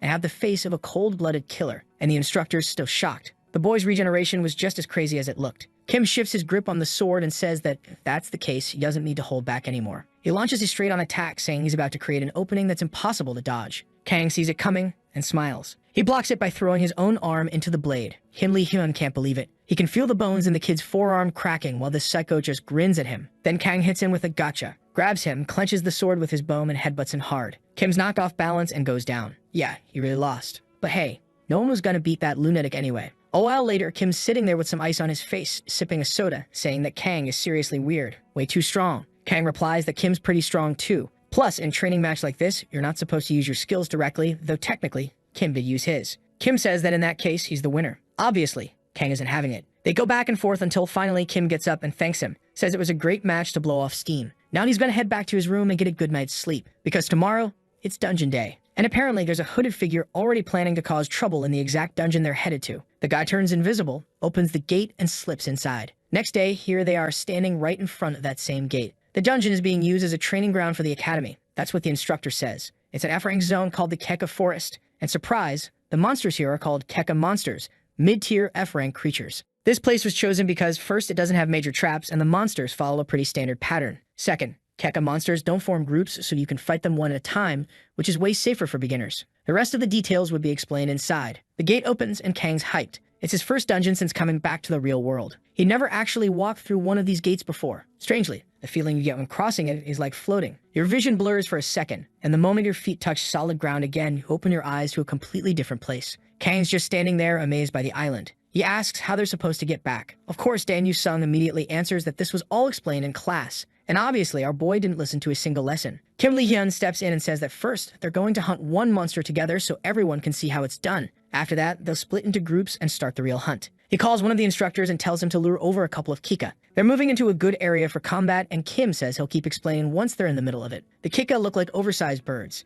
They're known for their fast legs and super hard beaks, sharp enough to pierce metal. The standard strategy is to surround them so they don't know which direction to run. But just then, a system message pops up. The main core has been destroyed. The exit portal has opened. This dungeon is about to collapse. Everyone must evacuate. The entire place starts cracking apart, and Kim Lee-hyun tells everyone to stay calm and head toward the exit, since the place is about to collapse. They had enough time, so there was no need to panic. Outside, everyone's gathered, clearly confused. They came out to train. So what the hell just happened? Kim Lee-hyun does a quick head count and sees that apparently everyone made it out safely. But what he really wants to know is who the hell finished that dungeon. Then one of the instructors suddenly calls out to him. When he looks over, the dungeon gate is now emitting a dark, eerie light, like some kind of portal. The instructor's face changes instantly, and he immediately orders reinforcements and tells all the trainees to step away from the gate. It wasn't just a collapse. This was a gate break. Kang asks what that means, and the guy is already thanking God he's there. He tells him a whole horde of monsters is about to come pouring out, and they're going to need his help to handle it. Clearly, our boy is ridiculously uninformed. He didn't even know what a gate break was. Turns out, someone destroyed the main core without killing the monsters. So now all the creatures are getting forcibly ejected out of the dungeon. I'm explaining it for you here. Meanwhile, the instructor is asking Kang if he really didn't learn this in class.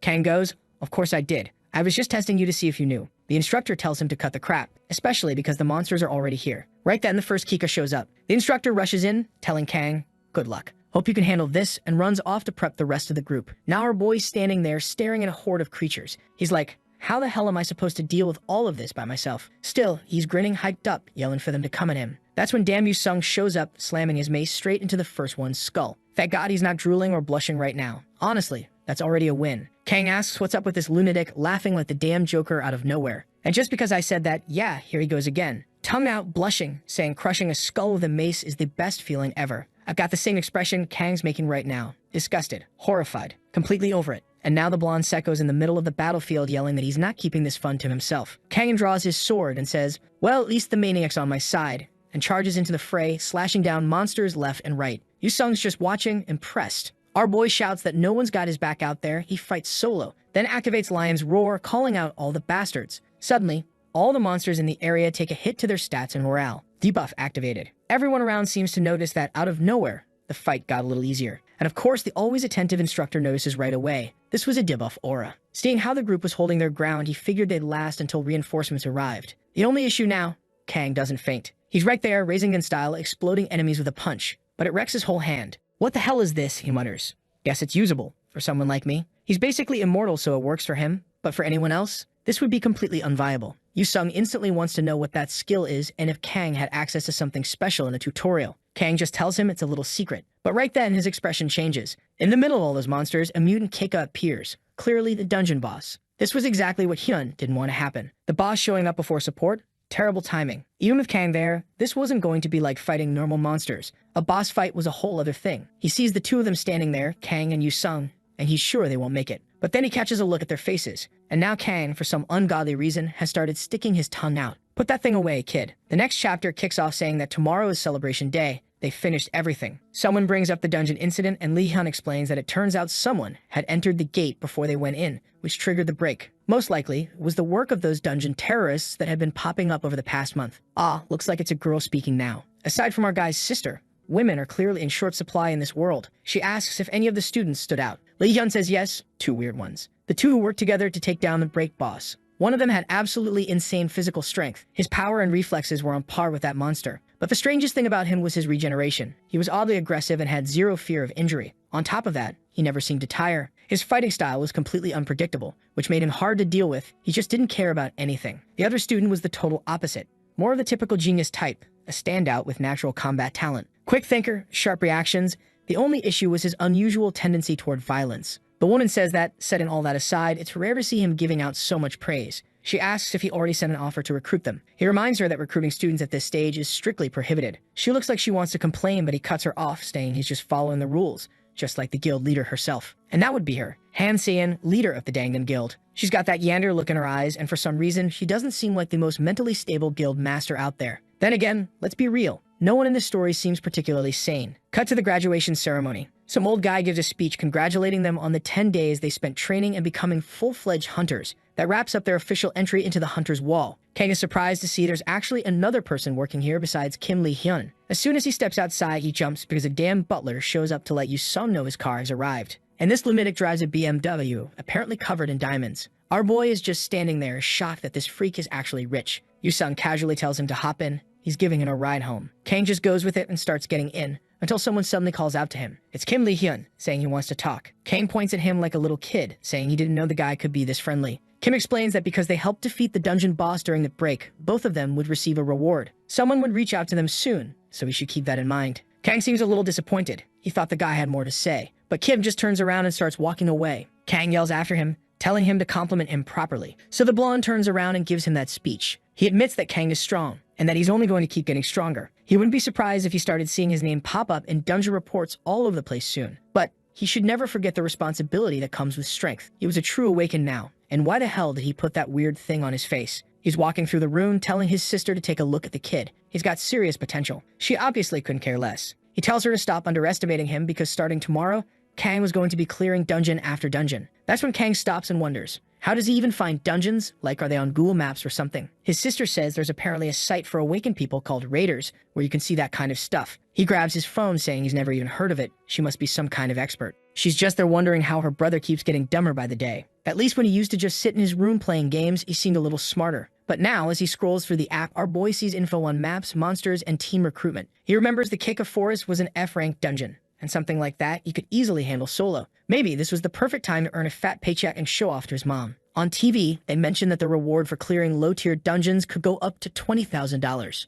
And now there was this new hot item, Mana Stones. They were pulling serious attention and they came with bonus payouts. Basically, if you were a hunter, making money wasn't that hard. Cut to a familiar older guy, our boy's dad, calling out to his wife, asking if she talked to their son. She says yes. He transferred $10,000 for her to spend however she wanted. Apparently, he even bought a car last week. Looks like time has passed, huh? The dad's impressed. Finally, the kid's making more money than him. But the mom's still worried. She knows a lot of people get hurt, or worse, in this kind of work. She just hopes nothing bad happens to him. The dad says to let the kid live his life, better than being some unemployed adult sitting around. Besides, he heard that hunters go in groups, teams, even, so he's sure there's nothing to worry about. Their son wouldn't do anything reckless. He's probably got everything under control. Strangely enough, the mom agrees. She says he's always been a brilliant kid. Obviously, they haven't seen what their son's really become these past 18 chapters. He's in the dungeon, completely alone, slicing through everything, saying this is nothing, laughing like the Joker in a cave. Outside, his brand new car, a Bentley. He gets a call from his mom, but he's not picking up. The dad says it's whatever. They'll try it again in the morning. The mom says okay, but she did want to mention something, that weird gate that opened in front of the grocery store. The dad says not to worry. The government will send someone soon. She thinks maybe they should ask their son to come over with his team. The dad shuts that down quick. Definitely not a good idea. Meanwhile, guess what's happening? Yep, that dungeon gate. It's opening, and a whole swarm of orcs starts pouring out. And of course, the boss is right there with them. Back to our boy. Dawn is breaking, and he's just cleared another dungeon. He'd spent the whole night fighting. Now he's wondering if he should try one more. Maybe a rank E, or if that would be pushing it. He decides to take a break. Besides, he still doesn't know if resurrection actually works in real life. After all, he did die once. But the moment he opens his car and checks his phone, minus 36 missed calls from his sister. He calls her back asking what happened, and all he hears is a scream. She's shouting something about their mom and dad. We don't hear exactly what, but judging by his expression, it's bad. Really bad. On the news, they're saying the government is doing everything it can in response to the dungeon break. The Ministry of National Defense is assembling a task force to minimize casualties. The problem? Some civilians were still trapped inside the affected area. That's why they had to call in the Dangan Guild. At the same time, our boy gets home, throws on his armor, and heads out. His sister asks if he's really going to do this. He tells her not to worry. He's Kang Hyun, a tutorial graduate. She can relax. He'll handle everything. She tells him to be careful and stop acting like some hotshot trying to get attention. He just says, don't worry, and waves goodbye. Slams the door. Tells her he'll be back soon with their mom and dad. Then floors it down the highway, face serious, ready for war. On the way, the cops try to stop him, saying he can't go any farther and needs to turn around. He just flashes that shiny little ID card. He's a registered awakened now. And just like that, the beast rolls through. The guy told him to be careful, so Kang saluted and hit the gas. While speeding down the road, he mutters to himself that it looks like 5 gate breaks happened at the same time. Even rank E dungeons were starting to collapse now before and only been the F ranks. He just needed them to hold out until he got there. Problem was, he wasn't sure he'd make it in time. But then, out of nowhere, a mutant boar comes crashing in, slams into a nearby car and sends it flying. What the hell? Kang walks out of the wreck like it's nothing, pulls out his sword, and tells the bastard to come at him. Because today's the day he gets his revenge. But then the creature snorts and Kang realizes it's way bigger than any monster he's ever seen before. Right then, though, he hears shouting coming from the end of the street. He glances over. Goblin horde. He wonders if he murdered the Goblin King in a past life, because these damn things show up every time. So he turns and starts running, saying there's a saying, the best revenge is forgiveness. Of course, the boar charges after him, but weirdly, the goblins start shooting it with arrows. Kang cheers. If these bastards want to fight, let them fight each other. That he expected. Apparently, these monster races are aggressive toward one another. Problem is, it's getting dark. Wait, how long has he been in this forest? He left the dungeon in the morning, which means he's been out here for hours. His battery's dying. He can't use his flashlight, and it's getting harder and harder to find the right path. Then once again, he senses something approaching from behind. What now? He spins, swings his sword, and slices through a wolf. Thank God it was just a wolf. Though honestly, if it had been a person, they'd be dead. He realizes it attacked him invisible, and the only reason he landed the hit was pure instinct. Then he feels more movement coming from the sides. He's surrounded again. Let the boy save his parents. Damn it. At least he's trained now. He draws his sword and shreds everything around him. And now he's into it. He's yelling at them to bring it on. All of it. By the next morning, he's still in the forest, waking up in a pile of wolf blood. He fought all night through the dawn and only now gets to catch his breath. But it's time to get moving again. Back at his parents' house, they're trying to reach him. His mom's texting, while the dad tells her to keep quiet. He asks if Kang's still not responding. She says it's weird. The sister had told her he was on his way, but now it's feeling too risky. The dad, who earlier said everything was fine, doesn't sound so confident anymore. Those monsters, orcs they're called, have been showing up since yesterday, and apparently even high-level hunters are struggling with them. The news says they came from an F-ranked dungeon, supposed to be weak, but clearly that's not the case. And there's another thing, some terrifying figure out there in the streets, a monster that's killing monsters. The dad watches from the window, squinting at this lone figure and muttering, "There's no way my son could be doing that." Oh, just wait till he finds out. Our boy had turned that entire street into a war zone. 15 orcs were easy for him to handle solo, but more were coming around the corner. And oddly enough, these weren't normal ones. There were 3 warrior-class orcs. As far as he knew, those were supposed to be bosses. Maybe this was actually a rank E dungeon, not if like he thought. Suddenly, he shouts out, calling for his mom and dad. Their son had arrived to save them. His mom stares at the figure, squinting, wondering if that thing was really her child. And the dad's standing there like, what the hell happened over the past few months? But Kang, he's already dashing forward. The orcs come screaming, he rushes in, blocks the first attack. Another one stabs at him, but he ducks under it and blasts a crater into the monster's jaw. With one down, he grabs the sword of another. But just then, he takes a punch that shatters his bone. But this kid is unstoppable. He's died so many times that now he just keeps going, stabs another monster, tosses it into the air like it's nothing. Another goes down, and he literally makes it eat his fist. Then boom, he activates mana explosion inside the creature's skull, and yeah, it was expected, but still, bloodbath. And now he's completely surrounded. Must be around 200 of them. Bro, where are South Korea's awakened hunters at right now? Hello? Of course, in the middle of all that, one of them stomps the ground so hard it shakes everything. Kang looks up, and damn, that thing is huge. A great orc warrior, well, at least the name fits. Our boy immediately knows. That's the leader of the pack, and he's ugly. Kang wanted to save his mana for regeneration, but it's time to pull out Titan strength. His muscles tighten, he inhales deep, and then he roars. Lion's roar activated. He calls all the bastards to come at him, and then promptly gets decked in the face and falls over like a damn idiot. Apparently, they surrounded him like a Fight Club circle, pushing him into a one-on-one. He realizes these monsters are actually toying with him. They're taking turns, punch to the face, kick to the gut, smash to the floor. Worst part, his mana's out. His body isn't regenerating anymore, and he's still not entirely sure if he'll actually resurrect in real life. But he's not in the mood to find out, so he stands up, no teeth in his mouth, blood everywhere, and roars back. "I'm not leaving my family here." He charges again, but then he spots them. Goblins climbing toward his parents' window. He freezes for a second and screams, "Don't you dare go yoop there." He sprints over, but they grab his back. He slashes another down. But the biggest orc slams his head straight into the ground. His vision fades. He mutters he can't die here. And then, the golden slash tears through the monster. Someone arrived, and she's badass. It's our new guild leader, Han-Seon everyone. And she's brutal and beautiful. She turns around and someone reports that their team just secured the safe zone. She asks about the civilians, and the guy says most have been evacuated. She's a bit shaken. The damage is worse than expected. But at least someone managed to gather the orcs in one place and make the job easier. She then asks, "Where's the guy who was holding them back until we arrived?" The guy replies, "Unfortunately, he didn't make it." She nods and says, "I understand. Don't toss any bodies away. Treat him with respect. He's a hero." Then she glances down, and the body's gone. Cut to Kang opens his eyes. Where? We don't know. Chapter ends. Next chapter, there he is, our boy, lying under the same tree he last slept at. Resurrection activated. He barely escaped the crisis. Because he hadn't set a location, he respawned in the last place he'd rested. But now, for the next 24 hours, he's at 50% strength, and he lost 1 level, meaning 1 attribute point gone. Immediately, his memory flashes back to the goblin near his parents' window. It's been 24 hours. He grabs his sword and runs, saying he has to find out what happened, or at least kill those monsters. Problem is, his body feels heavy as hell. That's the cost of resurrection. After 5 hours of running with that exhausted body, he arrives, only to find his parents' house abandoned and empty. He's devastated. He turns around and starts heading home. On the way, he runs into a group of soldiers. He asks to borrow a phone. When he finally calls him, he finds out his father lost an arm. His mother is in a coma. And then,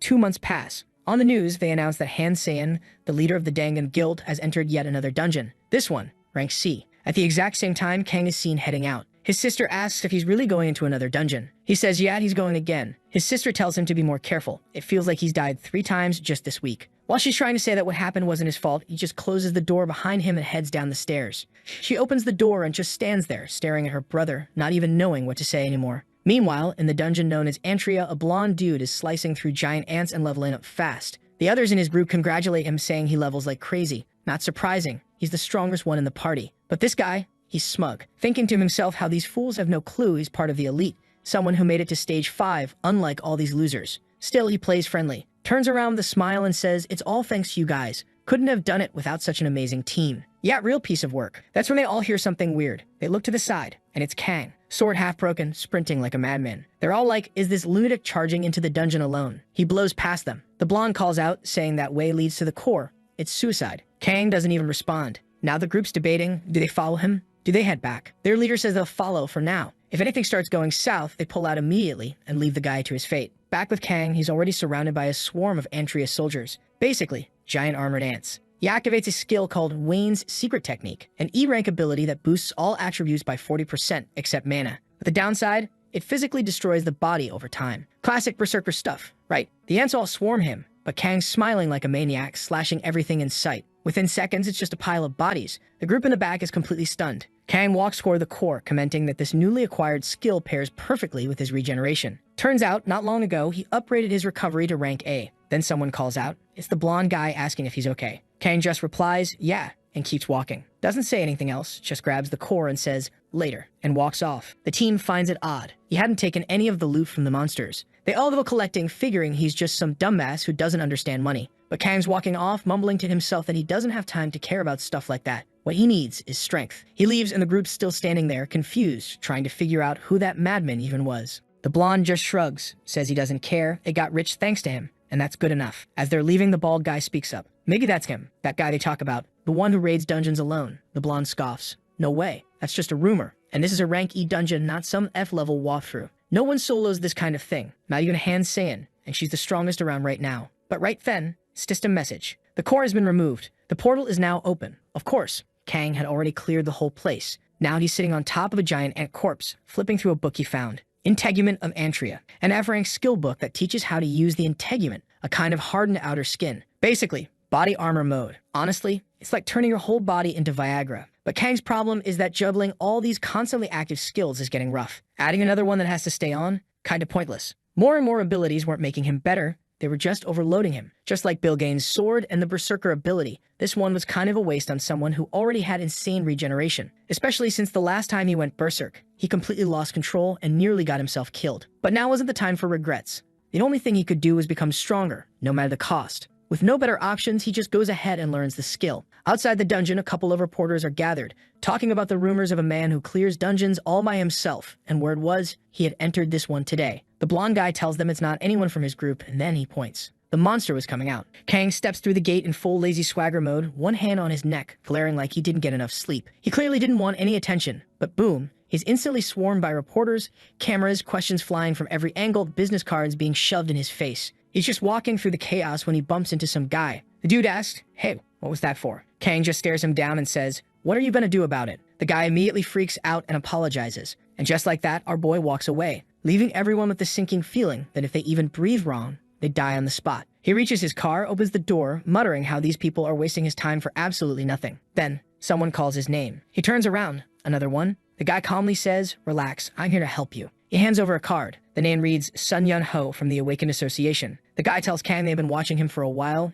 and if he ever wanted to join, he'd get access to all their resources. No need to answer now, just call anytime. He gives a polite thank you and disappears before Kang can even say a word. The Awakened Association, they're different from the guilds. They're not all about money. They focus on scouting talent and national defense. Kang didn't even know they recruited like that. And honestly, watching him eat that cup ramen just made me crave it too. While he's sitting there munching, a woman tells her daughter not to get close, says that man is a monster. But Kang's deep in thought. His biggest issue right now is mana. Maintaining regeneration, Wayne's technique, and berserker mode all at once was becoming impossible. He had to keep rotating between them, and it was starting to get inefficient. After digging around online, he knows what he needs, an item that restores mana. He checks the market to browse the listings, but finds nothing that's actually useful. Looks like he can only equip 4 items with active effects, no matter what type they are. And he's not looking for some weak little item that adds +1 or +2 to his stats. He needs something good, something that'll last. That's when he spots a post minus 128 views from someone claiming to have info about a dungeon that drops a ring that boosts magic power. Next day, he's reading the guy's follow-up comment. Apparently, it's an E-rank dungeon called Goblin Village, located in Hannum. Bro, this artist really has a thing for goblins. The post says that the shamans in that area have a small chance to drop the ring. Usually, the ring gives +1 or +2 to magic power, but there's a rare version that can give +4. And rumor has it, if you kill the Grand Shaman, the boss of the dungeon, you might get something even better. But no one's sure. A bunch of people are apparently using the place to farm, but the guy's worried about a possible dungeon break, so he shared the info hoping someone would finish it soon. Kang shows up at the site, but the gate looks abandoned. He expected there to be guards or a line, since so many people were supposed to be farming it. But no one in sight. So he shrugs, opens the gate, and steps through. On the other side, he finds himself in what looks like a forest, and immediately runs into the trio of trouble. "Yo, my guy, you're rocking some pretty sweet gear. We're gonna make a killing today," says the one with the greasy hair. His buddy smirks. "Yeah, today's bonus is gonna hit nice." And the last one, the crazy girl, says, "I dreamed of a big fat pig last night. I got good feeling." Oh, great. She's completely unhinged. The idiot stands up and says, "Kid, don't you know this is Bait Guild territory?" Kang just gives him a look. Then the girl chimes in and asking if he has any clue what happens when someone trespasses on a guild's turf without permission. According to her, he has to hand over everything he's got if he wants to leave alive. 1 second later, boom, one of them's already been launched across the area, crashing into the ground, foaming at the mouth. Kang's just standing there, arm outstretched. The other two quickly open their cistern windows. One of them charges with a sword, but Kang grabs the blade with his bare hand. Snap, crushed it like a twig, and then straight kick to the gut sends the guy rolling like a barrel. The girl tries to jump in with some magic, firing a spell from behind, but it barely does anything. She's pale now, trembling, realizing she's in real trouble. Let's see if Kang hits both genders the same. He approaches her slowly, saying he actually learned something useful from her. Then he gently takes her hand and says, "In return, I'll teach you something good too." He activates his skill, and her arm explodes. Yeah, no special treatment here. Just then, he notices a larger group approaching. He squints and asks, "Who are these guys?" One of them steps forward and says, "Pretty bold of you to act like this in Bait's territory. If he wants to walk out alive, he better give up everything." Kang shrugs. "Perfect. I needed some guides anyway." One of the Bait guys starts going off. "The tutorial changed my life. In the dungeons, strength and cash rule everything. I was just another tool of society until last year. Now I live large thanks to this new world. As an executive in Bait, I'm a tiger with wings. Nothing scares me here. So you better hand over your stuff if you want to leave breathing." Before it even finishes, wham! A giant hand smacks him across the face. Lights out. When he opens his eyes, everyone is passed out. Kang, annoyed, is pulling a knife out of his side, pointing to the ones still awake. "You have 5 seconds to get over here. Whoever doesn't line up in time dies. I need a guide." Time passes. Eventually, Kang announces the results of his selection process. "Congratulations, Kim Sung. You've been chosen as the guide." Everyone give him a round of applause. Silence. So Kang slaps someone. Suddenly, clap, clap, clap. They're all applauding like their lives depend on it. Because they do, one guy nervously asks, Sir, what's going to happen to us now?" Kang pauses, then asks, "Are you all going to stop doing bad things and live honest lives from now on?" Huge smiles all around. "Yes, sir. Of course. We'll never do anything bad again." Smack, right to the face. "Yeah, right," Kang says. "You think I'm buying that crap? No chance." He beats the guy until he's purple and unconscious. Then he calls for Kim Sung. "Show me the way." As the sun sets, Kang remarks that not every dungeon is like this, but some have layouts and scales as large as cities. After hours of walking, he turns to Sung. "Hey, you're not just making us walk in circles, are you?" Sung quickly denies it. "No way, I wouldn't want to stay here longer than I have to. I'm just following the safe path around the monsters." Kang sighs. "You idiot. Stop following that useless route. Go in a straight line. I'll handle the monsters." Sung hesitates. "Okay then, if that's how you want it, we'll do it your way tomorrow." While they stopped for a quick meal, the guy kept wondering why our boy used 4 swords just to build a simple support for the fire. Not long after, things were starting to heat up, and our boy pulls something out of the makeshift oven, barehanded, gripping the hot metal like it's nothing. He's munching down and casually asks the guy, "So how old are you?" 25, the guy replies. Kang follows up, "What were you doing before all this mess?" The dude hesitates, clearly uncomfortable, and says he was just desperate for money. His student loan debt piled up, and he couldn't find work anywhere. To make things worse, his dad's business went under and the whole situation went downhill. His mom had a breakdown over it all. But Kang cuts him off. "Who the hell asked for your sob story?" The guy blinks, thinking, "Didn't you just ask me?" But Kang's already waving him off. "Just eat and stop whining." They'd finish eating, then lie down for the night. Kang wraps himself in a weird cocoon of blankets like some warm creature. The other guy's stuck with a thin cover, shivering underneath. In the middle of the night, he gets up. Looking at our boy sleeping like that, he thinks, this might be my only shot to kill him. But just remembering how that psycho fights, nope, probably a terrible idea. Better to just run. The moment he takes a step, Kang's voice cuts through the silence. "Where do you think you're going?" The guy stammers, "Jay just going to pee." Kang shrugs. "Cool, go right here then." And just to be clear, if he tries to run, Kang will hunt him down and kill him. So yeah, the guy lies back down and doesn't even blink the rest of the night. Next morning, he's guiding Kang again. Finally, they reach the direction of the goblin village. Kang says he can feel a ridiculous amount of mana pulsing from that direction. The guy looks around confused. "I don't feel anything." Kang just looks at him like he's trash. It's amazing how weak and useless you are. The poor guy can only laugh nervously and try not to cry. Still, deep down, he's thinking, all I gotta do is survive a little longer. Once this freak walks in there, he's dead meat. The dungeon is a massive village with patrols circling the outskirts. The Bait Guild guys usually farm those patrols since the center is way too dangerous. But lately, Bait hasn't launched any raids for days, so not only are there monsters swarming the forest, the goblin base itself is probably overflowing. Kang walks straight into a goblin army, grins like a maniac, draws his sword and says, "Goblin massacres are my specialty." A massive battalion comes charging from the base, and Kang's just getting hyped. But right then, a backpack smacks him from behind. It's Sung, flipping him off. "Go die in that hellhole. Hope I never see that ugly face again." Kang just turns with that pure psycho look in his eye. "When I'm done here, I will find you." Meanwhile, Sung sprints through the woods, heart pounding. He stops to catch his breath and thinks, there's no way even that monster survives this. But then, ding, a system window pops up, main core destroyed. Portal to outside world opened. They just stare at the message, then look at each other like, is this some kind of dream? The Goblin Village's E-rank dungeon wasn't your typical kind with a regular core. That's because all the forces were actually concentrated on defending the center. Even so, my guy, the message still popped up, it was done. The core had been destroyed and the portal was open. He's just standing there staring at the portal in front of him, shaking like crazy. That bastard actually handled the whole thing on his own. But he has no idea how anyone could possibly pull that off alone against that ridiculous number of enemies. He saw the kid's strength, and even though the kid was strong, it just didn't seem like enough. Kang chimes in saying the guy doesn't have the firepower to wipe everything out. Sure, he's powerful, but that's not the point of this mission, my dude. What really matters here is absolute defense. The kid's pushing forward, torn up and full of cuts, but somehow he's healing as he goes, just marching straight ahead. The only way he could have done it that fast is by heading directly in a straight line toward the High Shaman. And Kim Sung, that guy's freaking out now, realizing that bastard didn't just survive, he pushed through all of it without even blinking. Right in front of the boss, Hyun says the answer is always the same. Brute strength solves everything. And he goes straight for the boss's mouth with his hand. I mean, his hand goes to the boss's mouth, not his mouth to the boss's hand. Anyway, the High Shaman dies. He scores a shiny little stone and a +0 ring. It boosts mana regeneration and gives him +4 to magic power. The little rascal's already loading up his fingers with rings, looking all excited. Now it's time to take down that bastard Kim Sung. But as soon as he steps out of the portal, a little squad's waiting for him outside. First thing he does is ask the air bandit what the hell the whole squad's doing there. Obviously, he's already got a pretty good idea. He starts scanning the crowd and yup, spots the big shot right there among them. And just like that, our boy perks up, clearly itching to crack someone in the skull. But suddenly, someone steps forward with a smile, saying there's been a little misunderstanding. The guy walks up and says they're not going to fight, just want to have a quick chat. He thinks the guild members made a mistake, but he's here now,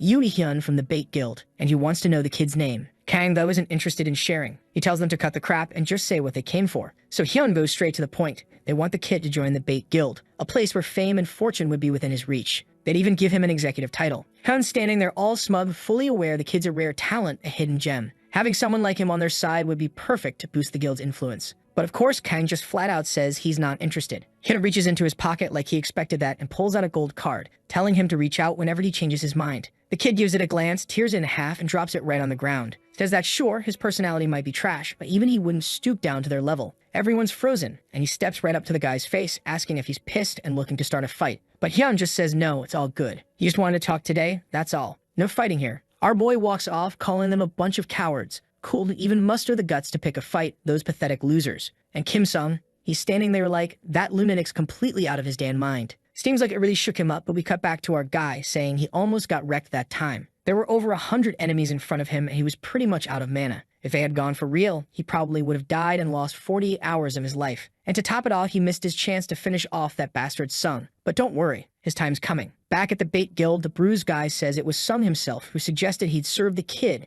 and help guide him through the forest and everything else. Yoonhee Hyun asks if that's true. Sung tries to backpedal, but one of the guys has already pulled out a sword. The poor guy starts begging for mercy, swearing he'll do anything if they just don't kill him. The guy asks if he really means anything, and when he nods, the other one snaps, demanding how a cursed traitor like him can still want to live. He grabs him, kicks him hard, and sends him flying. Actually, not just into the water, he gets thrown straight into the dungeon, and they slam the gate shut behind him. What the hell was that? Oh, right, for some reason my brain keeps assuming everyone comes back to life in this world, but the only one who actually does is the protagonist. So yeah, that guy really died. And just like that, he stole our boy's chance at revenge. Bastard. The leader tells someone to pick up the guy's sword and dig up everything they can on the one who is in the dungeon. And of course, someone's already tailing our boy's car. Not shady at all. Meanwhile, the leader's talking about how that brat had the guts to turn down his offer. He can act all high and mighty if he wants. He is powerful. But what about the people around him? Are they that strong too? If they can't control the kid, they just need to get to one of his weak points. Let's see how long he keeps up that cocky attitude. Oh no,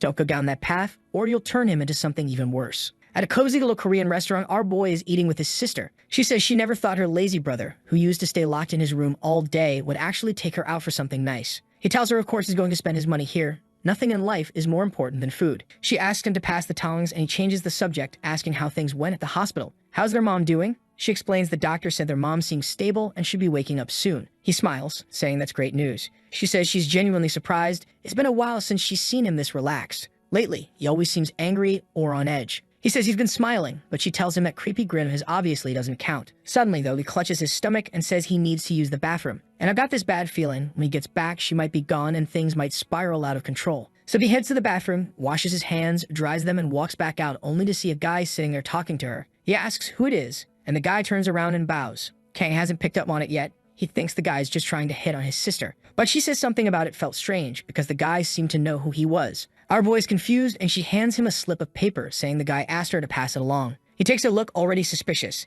If the guy knew who he was, why did he walk away the second he saw him? But then his expression changes. The message is short, just a casual hello from the Bait Guild's leader along the phone number. But the message couldn't have been clearer. Back home, they're walking in when his sister mentions she forgot to grab some beer. She wants to head out and buy some, but of course he says no. He'll go. She should stay put. At first, I thought he was heading out for revenge, but nope, he really just went to pick up the beer. Still, on the way, his thoughts are racing, wondering what those bastards are planning. No way in hell they're trying to get close to his family. Maybe he should stop spending so much time in dungeons and stay home more often. Whatever their plan is, this one feels like the worst of all. Just then, his phone buzzes. It's a message from his dad. When he answers, his dad asks if he's at home. He tells him no, he's out. And that's when his dad tells him their mom just woke up. Our boy immediately wants to know how she's doing and breathes a huge sigh of relief knowing she's getting better. Then his dad adds one more thing, says a friend stopped by earlier. Now he's confused. What friend? And then his dad says it was that childhood buddy of his, Yui Hyun from the Bait Guild, who even asked to say hi and mentioned he lived nearby. Yeah, that shut our boy right up. His dad keeps calling out to him, but his face just freezes, his whole expression tightening up. Next day at the Talented Association, two girls are arriving, chatting about something when someone walks by and greets them with a good morning. They turn to the side and call out Miss Shin Sun-ha. Now that girl, she's tough. Literally. And not the friendly kind of tough, more like the terrifying kind. She hands them some bottles, the girls thank her, and she politely says it's nothing and takes off. They're left wondering why that lunatic is always wearing armor. The other girl says she's a bit eccentric, sure, but deep down she's a good person. Still, she better get used to it. This world's full of weirdos. Compared to most, Shin-sung has basically an angel reborn. The friend replies that she's dealt with plenty of oddball students. The other one says, yeah, those were probably the worst students she ever had. One of them crushed a girl's hand in a spar, and the other showed up to the front desk already throwing off major intimidation vibes. She still has nightmares about that kid. And look who's right there behind them, suddenly letting out a pulse of aura. She glances over, and he's staring right back. A glance, a stare, and just like that, the two girls scream in panic. But he just walks up to them looking completely harmless, calling out to them. Meanwhile, they're already pulling out their phones, getting ready to call the cops for help. One of them is completely red in the face. He asks her to calm down. He just wants to know where Mr. Kim Lee-hyun is. He needs to protect his family and he's looking for this guy. They finally start to ease up a bit, realizing he's not trying to hurt anyone. One of them explains that Kim Lee-hyun was just working as a temporary instructor there, but he's not around anymore. Cut to a meeting room where Lee-hyun's giving a little presentation about how dungeon levels are rising. Then someone knocks on the door. He asks what's going on, and the staff tells him there's some really strong guy in the lobby causing a scene, insisting he needs to speak with him. Lee-hyun's clearly confused, but next scene, they're already sitting face to face. He says he didn't expect to see him again so soon, and asks what he needs help with. Kang gets right to the point. He wants to hire Lee-hyun. The guy chuckles, saying he appreciates the direct approach, but he'd like to hear the full story. Kang doesn't hold back. He says the Bait Guild is threatening his family and provoking him, and now he needs someone to guard them while he goes out and wipes the entire guild off the map. Lee-hyun is clearly shaken, asking what the hell is going on with this kid, but admits he knows how shady that guild is. The problem is the association hasn't been able to catch them red-handed. There's no solid justification to go after them officially. Kang says, well then perfect. He'll destroy them all, and everyone wins. Lee-hyun just shakes his head, saying Kang is as brutal as ever. What he really wants to know is, why him? It's not like he's the strongest out there, and besides, he's part of the Dangan Guild. Kang-hyun's logic is simple. He says Lee-hyun is just the strongest person he knows. That's it. Lee-hyun replies that he should have called Mr. Yu-sung instead, but of course, our boy says there's no way he's trusting his family with that weird snake-tongued creep. All he asks for is 1 week. If his family stays safe during that time, he'll pay big, like serious money. But Lee-hyun says, look, not to brag, but he already makes more money than the kid probably thinks.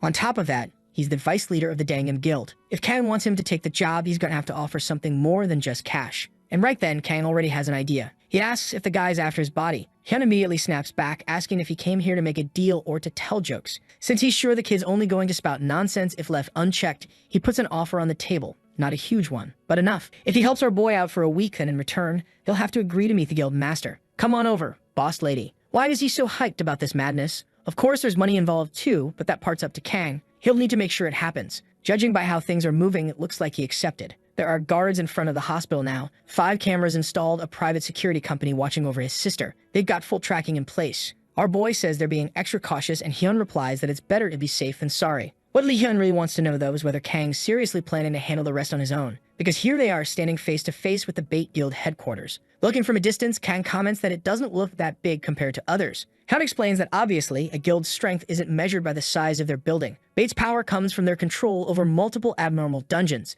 No doubt they got skilled players, and they're backed by some rare items too. It seems like Kang's heading to a meeting with them, and naturally, they're bringing out all their top firepower. Kang explains he didn't really have a choice. When he got that letter, he agreed to set a date, mostly just to buy time and stop them from going after his family. And at least it worked. He got enough time to lock down their safety. He then hands the car keys to the blonde guy, who's confused and asks why he's being given this. Kang just tells him to park it back at his place. The guy's worried now, wondering if Kang's walking into a death trap. And honestly, he's not entirely wrong. But Kang tells him he doesn't have time to explain. Tomorrow morning he'll be alive and well, no doubt about it. With that, he gives a wave and heads off. Now here we are at the Bait Guild. And for an evil organization, their logo is surprisingly cute. Pretty corporate looking even. That bastard Yoo Hyun is there with arms wide open, welcoming him in, surrounded by a crowd, obviously. Kang says that's a lot of people for a meeting that was supposed to be just the 2 of us. What's the deal? Hyun tells him not to stress. Since Kang isn't part of the family yet, he needs to meet everyone first.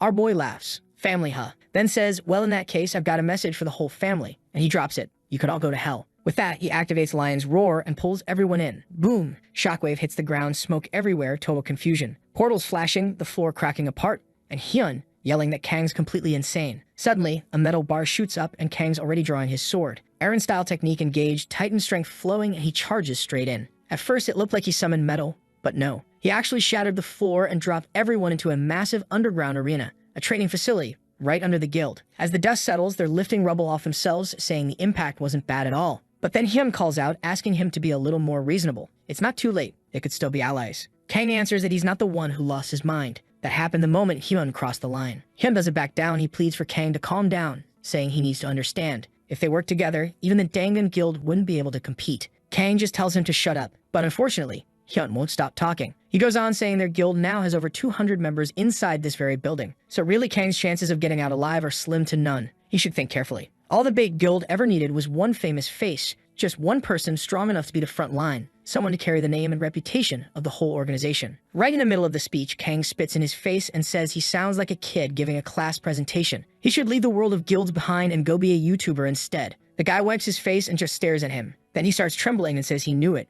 A broke, miserable nobody like Kang would never understand the ambition behind a great guild like Bait. But look at Kang's expression. He's laughing right in the guy's face. He asks if everyone up top heard that the guy just called him a commoner. Kind of a weird word choice for someone in the 21st century. The idiot probably thinks he's some kind of aristocrat. Kang's practically on the verge of exploding. And with that, Hyun tells everyone to attack. He wants to see how long Kang can keep running his mouth once things get serious. Suddenly, the whole room lights up with spells. Man restriction, mental corruption, void magic, confusion. Every kind of ability you can think of, every color flashing in all directions. But Kang Han, he just activates Lion's Roar again. Most of the debuffs are instantly purged, and the few that still land, the resistance ring gives him an extra bonus against them. On top of that, the enemy's morale drops fast. Yoo Hyun starts yelling, calling the group a bunch of fools. They should stop hesitating and go in for the kill already. But nobody's brave enough to get close. They're all keeping their distance and casting spells from far away. Then Kang uses that skill from Antreus, the one that turns his skin pitch black. He says he wants to find out what it does against magic. An explosion blasts through the room. The remaining soldiers finally rush forward. Now they're really going in. Attacks flying from every side,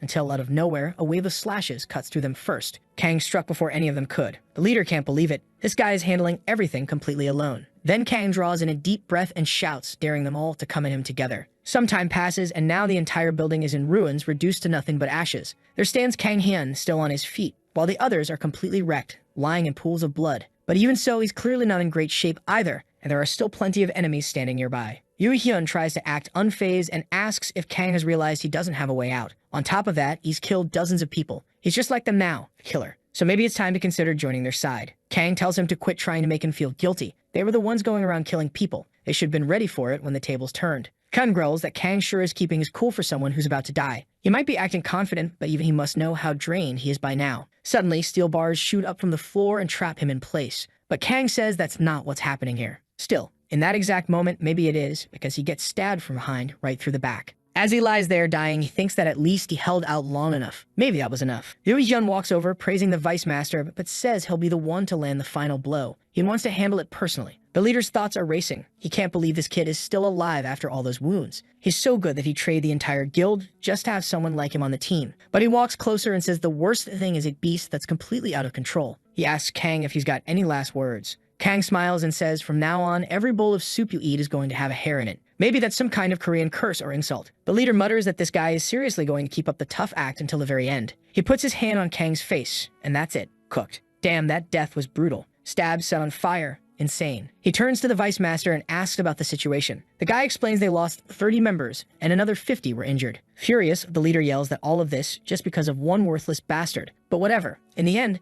it was all to get the gear that dropped from his body anyway. That and his friend tells him to take a look. Something's off. The kid's body had disappeared. Yep, he revived and lost a level. On top of that, his stats were cut in half for the next 24 hours. He walks into his room and his sister immediately gives him a sharp look, saying she figured he wouldn't do it again. If he's coming out of his room and she didn't see him come in through the door, that must mean he died. So clearly, he went out and risked his life again. He just tells her to stop nagging, he's starving. But she snaps back, telling him to take off his shoes is tracking dirt all over the place. And it turns out, the ashes he's leaving behind, they're his. Literal ashes from being burned alive. Lovely. 2 days later, in front of a dungeon controlled by the Bait Guild at the gates of Kika's Canyon, one of the guys on watch complains that he's bored out of his mind. Seems like no one ever shows up here. The blonde guy says that it's because people are spreading rumors about the Bait Guild, so wherever they go, folks stay away. The first guy says everyone's a coward these days. So what if they're taking some of the loot and making things harder? People should still come grind here if they want to make money. Right then, his expression changes. He says someone's coming. They don't recognize who it is yet, but look who's walking up wearing a mask. He stops right in front of them.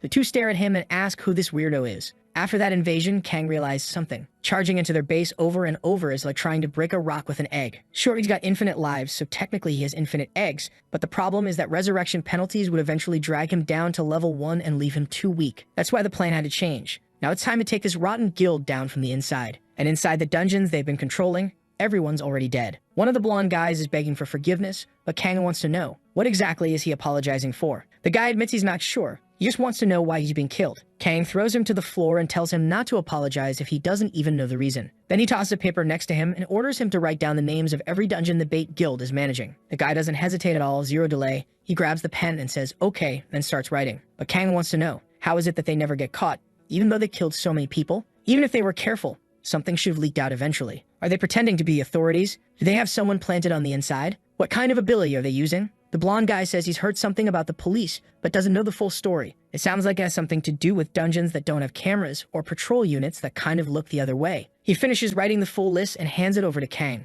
Kang skims through it and says, "You're pretty talented, huh?" Then he places his hand on the guy's face, activates his skill, and blows his head up. That also made sure his identity wouldn't be exposed. The members of the Bait Guild had no idea, but someone even worse was on the way. And sure enough, the newspaper would report that the monster had escaped, and a disaster had struck a well-known guild. Well, not really. The guild leader had to use that excuse so the world could make sense of what happened at their base. The issue is, he was saving that excuse for later, and now he's pissed that he had to waste it. Right at that moment, someone opens the door and says they got a problem, but gets nailed in the forehead. Actually, it was ashes. The guy took a blast of hot ash to the face. That's enough to give someone a concussion. Yoo Hyun yells, asking why this guy just barged in without warning. The guy says sorry, but tells him that person has returned. The leader asks if he's talking about the one in the mask, and the guy confirms with a nod. The freak who's been messing with their entire guild and already killed over 100 members. Yoo Hyun has no idea who this lunatic even is. The whole place is already falling apart, and now, no matter where he sends people, everyone's dying. That's when he says it's time to stop trying to control a bunch of different locations.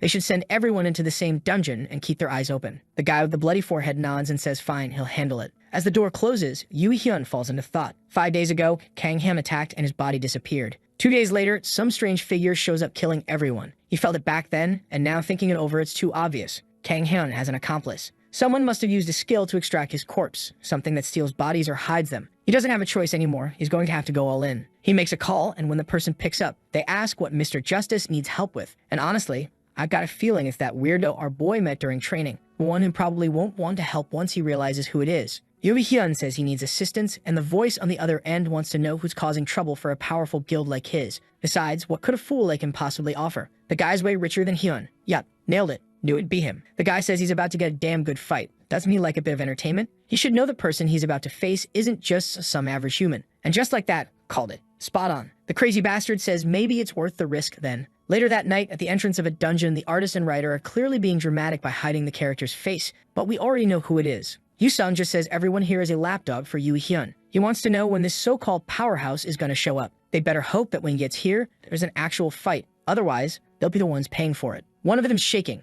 until suddenly, someone appears in front of them. And look who it is. The moment he sees him, Yoo-sung lights up. He can feel it, his sixth sense going wild. Usually, he gets a vague idea of how likely he is to win, but for the first time, his whole body is screaming. If he doesn't want to die, he better run from that monster. But Kang Hee-vam goes straight to the point and asks what Yoo-sung is doing there. Yoo-sung recognizes him instantly too and wants to know what his big bro is doing in a place like this. Then he starts piecing it together. So it is him, the one going around wiping out the Bait Guild. How does this guy always manage to find such fun stuff to do? Kang remembers Lee Hyun saying the Bait Guild had backing from some rich big shot, and now he's thinking maybe it's Yoo-sung behind everything. He presses his sword to the guy's neck and asks straight up if he's with Bait. But instead of freaking out, Yoo-sung just tells him not to lump him in with that trash. Kang tells him to explain then, and Yoo-sung says Kang should know their leader, that scumbag Yoo Hyun, the one with no pride who got down on his knees and begged for help. He made him beg for hours before he agreed. I don't know what kind of begging that was, but this is getting weird. Kang says fine, he gets it. So forget it then. Now that there's nothing left to settle, he says he's just gonna kill everyone here and be done with it. After that, they can go grab something to eat. Oh boy. But as he turns around, Yoo-sung goes in to strike him from behind. Kang blocks it and demands to know what the hell he thinks he's doing. Yoo-sung says a quick prayer saying he would have been disappointed if Kang had just walked away like that. Here we go. It's about to pop off. I really thought these two would make it through without a fight. But Yoo-sung says he's not holding back just because they know each other. And another one of them, red all over, yells out that he wants Kang to go all out anyway. Titan strength kicks in, Wayne's secret sword technique unleashed. He swings again, but Yoo-sung dodges. Then he laughs and says Kang's turning into more of a monster every time they meet. An honest scrap was exactly what he wanted. The problem for Kang, however, was that this whole mess was clearly getting in the way of his plan. His idea was to go into a total killing frenzy and then vanish. But here's another trouble addict, fired up and complaining that it'd been too long since he'd had a proper fight. Yoo-sung picks up on it immediately, remarking that he can see his big brother is really enjoying himself. At that moment, another poor soul bursts in, shouting that he should just die. The two of them exchange confused glances, while this guy seems to think he's about to become some kind of executive, until he takes a heavy blow to the head, and well, it looks like he might just be done for. Yoo-sung still wants to know why that bastard thought it was a good idea to break up their fight. Kang's thinking to himself that by the look of things, Yoo-sung really isn't on the side of those other troublemakers. Even so, he never expected that his opponent would actually kill the poor fellow like that. He then holsters his weapon, declaring that this nuisance has completely ruined the mood of the brawl. That fight wasn't very satisfying, so it seems they'll have to have another one soon. But ideally, he wouldn't end up hating this guy any more than he already does. In fact, Kang can only think that he despises this fellow more than anyone imaginable. Then the blonde speaks up, "Brother, do you even know what kind of person Yoo Hyun really is? He was the illegitimate son of a guy who owns countless conglomerates. That's why he thinks he can do whatever he likes in this city at any time." Kang fires back that he doesn't care. It's not as if this cad, just because he's loaded, is going to wipe out his family. If he had any doubts, he wouldn't have started all of this, so there's no point in interfering with him for any reason. Yoo-sung grabs him and insists that he listen until the end. He doesn't have a clue what our kid is planning, but he wants to be a part of it. He was also itching to wreak havoc on that delinquent's life. The next morning, the poor fool is clutching his head, practically exploding with anger. Another dungeon has been hijacked and a bunch more members have been slaughtered. The worst part is that Yoo-sung has cut off contact and he has no idea what the hell happened. His life has been a total disaster lately. Everyone working for him is utterly useless. He's there fuming and gasping for air, demanding that all the remaining members be brought in immediately since they're supposed to settle this today. The guy tries to explain that they've already lost so many members that gathering any more won't add up to much, but the leader just orders him to get out and bring in whoever he can find. The fellow admits he was holding on to the news, but that most members had fled the guild out of fear of being killed too. Yoo Hyun then declares that fine, they'll just kidnap the parents of everyone who left the guild, threaten them, and before long, everything will be back in order. His companion keeps on insisting, explaining to the boss that the atmosphere just isn't right. No member would agree to it, and it'll only drive him further into madness. At that moment, he gets a call and asks who the damn person pestering him right now is. When he answers, someone says he seems to be in a tight spot. Yoo Hyun recognizes the voice and starts trembling. At the same time, he realizes that this situation could have been easily handled. Meanwhile, on the internet, everyone is celebrating. Now that Bait isn't kidnapping a bunch of dungeons anymore, everyone finally has somewhere to farm. Yoo-sung lags behind our kid, noting that his actions are starting to pay off. In less than a week, the entire vibe has shifted. He replies that it's time to finish things, and the caller wants to know why he's having so much fun. At the same time, he's curious about what the grand finale will be. Kang says that since he's the one in charge, he'll spill the details. He orders the caller to come close so he can reveal the secret, though naturally, none of us will learn a thing. But it's not much of a secret anymore because even the wild-eyed Yu-sum, instead of getting excited,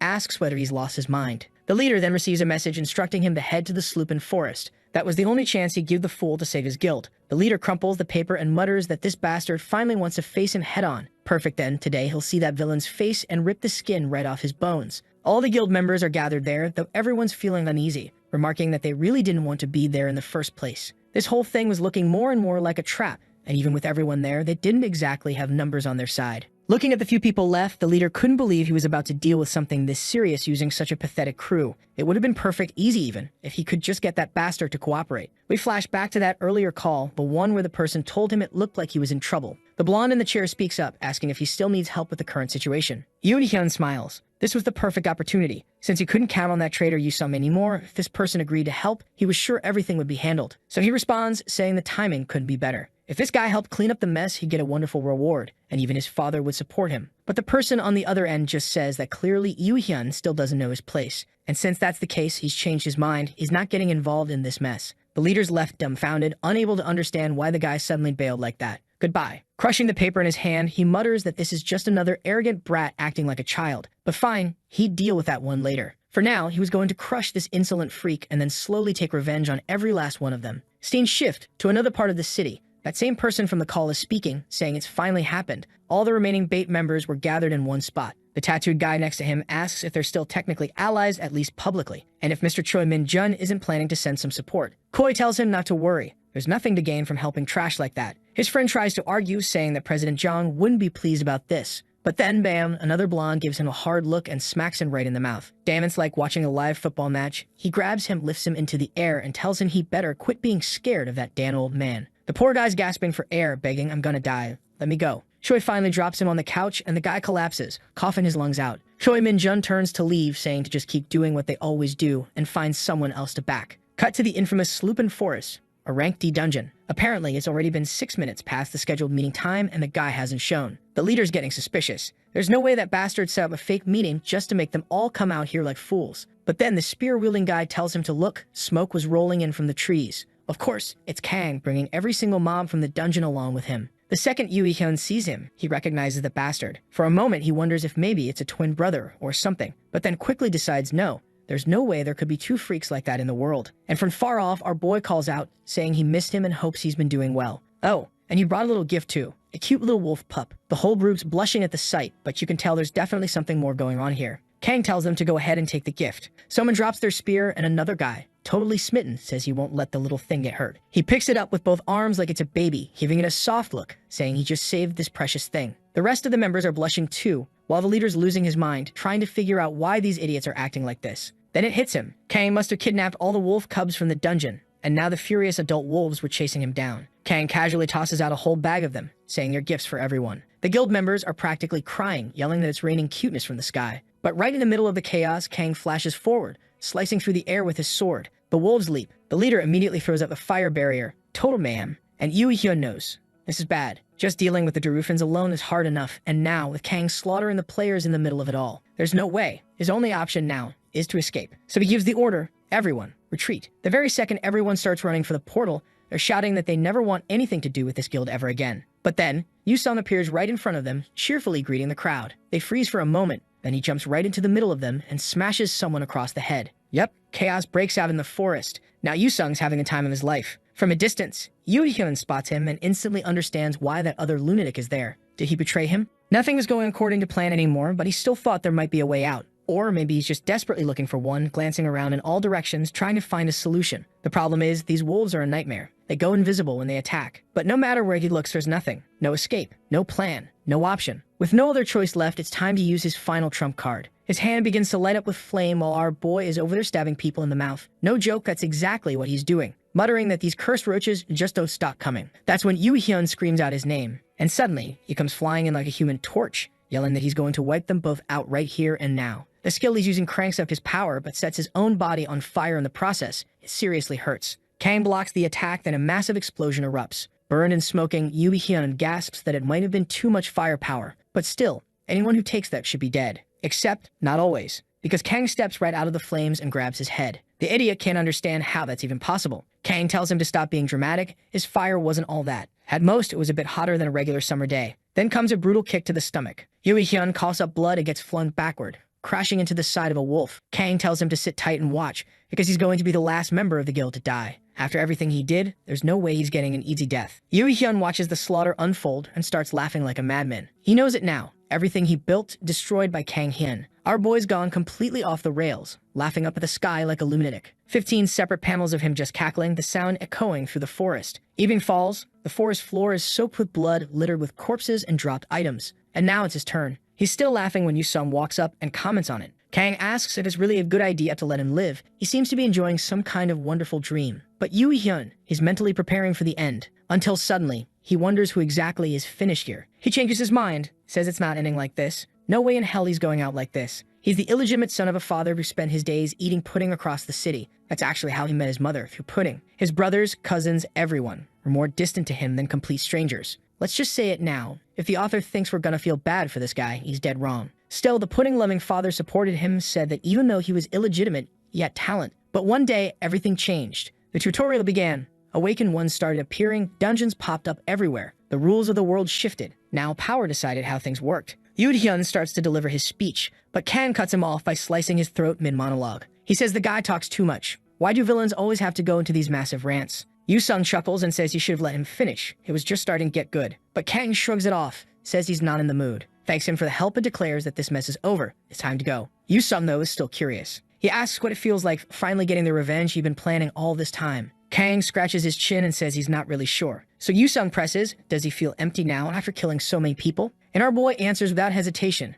hell no. He killed everyone who deserved to die. To him, it was just like when your ears all blocked up and you stick a cotton swab in and pull out a huge chunk. The feeling's incredible, and at the same time, it's a satisfying kind of relief. Yusung just tells him it's obvious he's not right in the head. Kang blows on his finger and says they should go ahead and loot all the items from the bodies, split 50-50. But his buddy says he doesn't need the money. So Kang shrugs and says fine, he'll just keep it all for himself then. He's not obsessed with money. After all, he already makes more than enough from the dungeons. But he's realized something. Just money and strength alone aren't enough to keep getting stronger and protect the things that matter to him. If he really wants to secure his place in this world, he needs to form his own faction. As they exit the dungeon, the portal fades behind them. Yusung says now it's official. This is over. Kang starts to say he's thinking of founding a guild, but before he can even finish, Yusung already says he's joining. Kang tells him he would never invite someone as crazy as him. But Yusung replies that even if he doesn't, he's going to join anyway, because it sounds fun. Besides, his intuition tells him that Kang was absolutely going to invite him. Kang tells him to cut it out with that intuition crap and makes it clear he's not letting him in. The two of them walk off still bickering, playfully jabbing at each other. This lunatic Yusung, tongue antics aside, is actually a decent guy. Then the scene shifts to a corporate building where someone's shouting that this wasn't what they agreed on. It's the president of the Han Seok group yelling that Choi Min-jun was supposed to be in charge of watching over Yui Hyun. He's talking to Min-jun, who just gives him a blank stare and calmly says he's done everything he could. Too bad he doesn't know what the kid's life is like right now. The president snaps, telling him to stop playing dumb. It's been a week since anyone's had contact with his son,